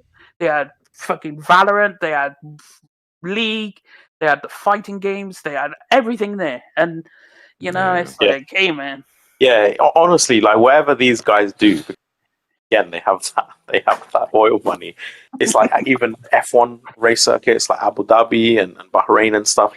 This shit's crazy, bro. The amount of money they put in, the night races, the event. Because you go to you go to Spa, right, to watch an F1 race or whatever. And the race is cool, but everything else is pretty shit. Whereas you go to a Middle Eastern F1 race, outside of the race, there's celebrities singing, there's DJs, there's bars, there's crazy, and it's weird because people associate the Middle East with ultra conservatism, right? You can't do this, you can't kiss, you can't. I'm telling you now, when you go to Dubai, right, even when you go to massage parlors, I've had masseuses in high end places ask me which level do you want, and I'm like, what do you mean? What level? What's the different options? And they'll be like, no, do you want the full service? And I'm like, well, what's the full service? And I'm like, oh, bro, I'm in a Muslim country, and I'm looking at I'll go to my mate and I'll be like, yo, she asked me this, and they're like, bro, they're all like that. These guys, they have to get, and then I start to realize, I'm like, okay, the things you've heard, that it's not really true. Even when you go to shisha lounges or you go to there's literally women on bars and poles and stuff. So it's not. I think a lot of the Westerners have exception. For them, the main thing is money. Like, not. Yeah. That's what I say. Again, I would like to preface it that we're going from EA acquired for $55 billion to Nib's experiences at a massage parlor in Dubai. Nib, I don't know how you do this, Nib. Dubai too. I was about to start talking, man. Yeah, Kofi just bought a first class ticket to Dubai after that conversation. Yeah. He wants the full service. Well, I'll do this. We got Ghost of Yotei to play. People are still playing Silent Hill F. I will say this. I want to say thank you to this amazing panel. I want to thank the amazing chat that's out there. Babor made this is a football, European football. He said, thank God, who's Nib and Death Singer, you have to help me with this one. Thank God PSR stomped Saudi Newcastle FC. I don't know. Do you guys know what that is? I'm sure that's a football reference. Yeah. He's talking about them playing out, yeah. Okay, well, shout out to Babor. I appreciate that, Babor. Thank you very much. Guys, outstanding show tonight. Please do hit that like button while you guys are here. I mean, we almost went 4 hours. I'm not going to lie. The first 2.5 hours flew. I looked down at the clock. I was like, there's no way it's already 9:30. Yeah, I couldn't believe it, dude. That was crazy. So I know I kept these guys from their families, from gaming, and everything else. So I want to say thanks to this amazing panel. Because I got a dip. Yeah, all right, Dessinger, I want to say thank you for first and foremost. You and King provided majority of the entertainment tonight, and I want to say thanks to both of you guys. Yeah. But Dessinger, let people know they can find you. Thanks for being here tonight, buddy. You can find me everywhere, even on PlayStation, believe it or not. Although you'll never get a message or a friend acceptance from me because I don't play on this. So but I have a PSN though, so there's that. You can find me, jamming out on Twitter, just playing games, playing every RPG that I could get my hands on. So yeah, it was a great show. It's like. It just goes back to the last generation, I know some people are new, so you don't understand like how crazy last generation actually was. You had Thrash out here dumpstering on Xbox all the time. Then you had the era of like next gen and everyone. Shout out to Mooch and crap and whatnot. it was the whole clusterfuck. Why is man going into the history of life again, man? Hey, I'm going into the history of console. Is this the outro? Is this the history lesson? Outro I thought, this is Dessinger. This is your life. Yeah. Also, okay, I'll end it on. Also, shout out to the goat Luca, who would take no bullshit from you. She'd fact check you immediately. Shout out to Luca. Yeah, shout out to Scumcast. That was epic. Missed. Yes. Well, I appreciate you, Death Singer, for being here. Thank you very much. I can't wait for next week as well. Shout out to the great Noof Nukem who stopped by. Noof Nukem, you got to be on the show, buddy. We got to get you on the show one week. He says Xbox should just bundle Game Pass with Pornhub subscriptions at this point. At least you can smile about that. Shout out to Noof Nukem. Oh, shit. Boom, boom, kaboom. Smile. Appreciate that, Noof. The great creative Kofi. Kofi, honestly, great to have you on as well, buddy. I got to get your schedule so we can get you on here more often, especially when we're talking games, buddy. Kofi, let people know they can find you. Thanks for joining us tonight. Thanks, man. You can find me on X, Twitter, whatever they call it, creative_Kofi. I am playing a import JRPG that hopefully I get some time to post about. It's called Adiana and the Elder Codex. I don't think it's out in America just yet, so hopefully I can post some impressions of it, but it plays kind of like a Metroidvania, but it's got kind of like pretty responsive attacks and things like this. It's Nippon Ichi Software, the people who are very famous for Disgaea. But other than that, man, I will see you guys online. Appreciate that, Kofi. Thank you. And the great Wolf, who joined us tonight and really, really chimed in a hell of a lot, which I loved. Wolf, honestly, if I could just ask one favor, move your streams to Friday so we can get you on here more often, Wolf. I'd love to have you on a hell of a lot more than you're available because you're outstanding. You're you know your games. You know your games, and that's the kind of shit that I love. Wolf, great to have you here, buddy. I hope you'll join us again real soon. Let people know they can find you. This was great. I think I can move some stuff around. We'll see. That would be amazing, Wolf. I'm on X. I'm on YouTube. Wolfgang Mishima. I post stuff weekly, if possible, shorts. People think I'm a madman when it comes to my Hitman stuff, but hey, it is what it is. I'm a big horror game guy. So, and I'm in recent years, I've become the PlayStation Platinum guy. So I'm on Platinum number 45. For this year alone. And I'm aiming for 50. So, it's funny. So you guys can find me. That was one of the things you say at Platinum, and Nib made a good point earlier in the show.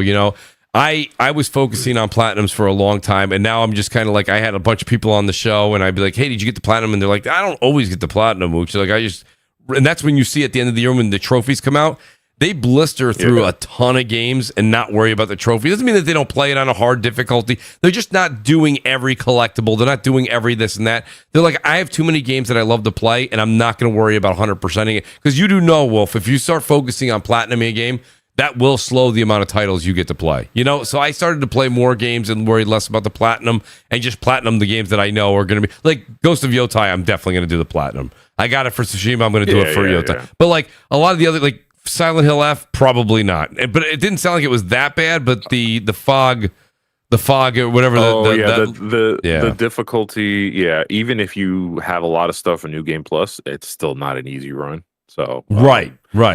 Shout out to those who can actually pull that off too. I might try it because it was not easy. You tempted. It was not easy for me, so I'm not even going to sit here and say, "Oh yeah, it was easy." No, it was not. Yeah, you said that last boss gave you like some real pissed off moments. Oh yeah. Oh yes. I don't want to spoil. No, the last boss you fight, because Silent Hill has multiple endings. The last boss you technically would fight if you were doing the platinum. Yeah, that is ridiculous. But yeah, like I don't platinum every single game, but no. I mainly platinum the games that I am enjoying. This year I went on a hell of a kick with beat 'em ups and beat 'em up platinum. So like River City Girls, Double Dragon games, stuff like that. Mm-hmm. Like I had a lot of fun doing that this year. So nice, Wolf. Honestly, like I said, guys, go over and check out Wolf's channel. He does unbelievable work. Your graphics are unbelievable. The stuff you put out as far as thumbnails, everything from the artwork to his gameplay is fantastic. So, Wolf, thanks for joining us tonight, buddy. I really appreciate it. And the great Nib, everybody. Nib, you guys know he's probably just finished Ghost of Yotei during the show. But you know, Nib, great to have you with us, buddy. Time with this one. I got to be honest with you, joining CrossFire has been fantastic. The way that you've been able to expand the show to so many different regions of the world and topics. I give you 13 topics and you make them 17. That's fantastic. That is a skill within itself, Nib. But buddy, thanks for being here, man. As always, love it when you're on the show. Love the content. Let people know where they can find you. This buddy. one was a little bit of a scrappy one, you know. That's the way it's supposed to be. It's like I say, my bad, my fault, man. Listen, Death Singer, it was entertaining. You know this. Death Singer throws. He beats us up some weeks. Death Singer knows how to throw some jabs, so he can handle his own. He knows his thing. Nib, let them know where they can find you, buddy. It was scrappy. It was a real old school Crossfire for once. It was great. It's just X NIB95_. Just two little tips for people who are playing Ghost of Yotei. First tip: if you don't like the letter landscape, whatever of when you're on the horse, the black bars, just hit R3 and it will make it full screen. Oh.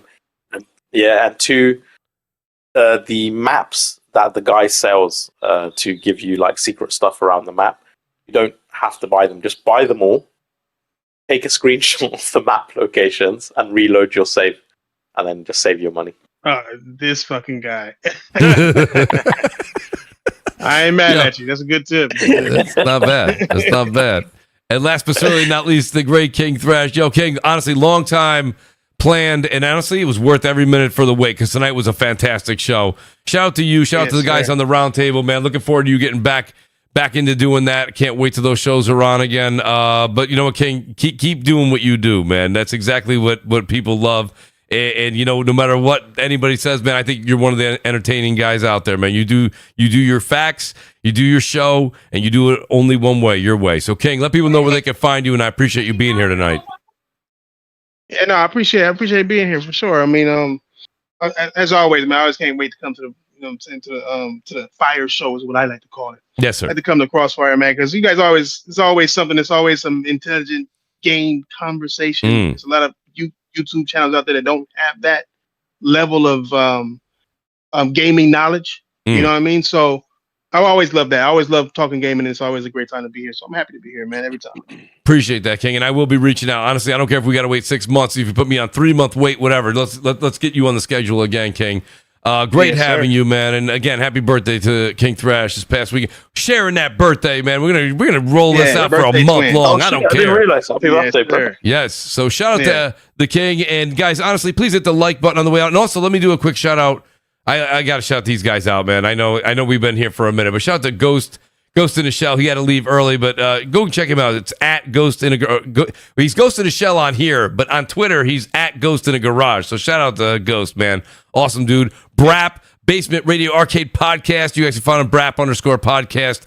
He does Wednesday nights at 9 p.m. Eastern over on his channel. And shout out to Crap Gamer. Crap, I wrote him earlier. He will be back next week. You guys know him as Crap Gamer Reviews over on YouTube, and it's _Crap Gamer over on X. Guys, thanks to everybody here. Thanks to everybody that was here, shows up later, or listening later. Hit the like button on the way out, and we'll see you guys next Thursday. Peace out. Good night. There's everyone. Back to Yotei it is.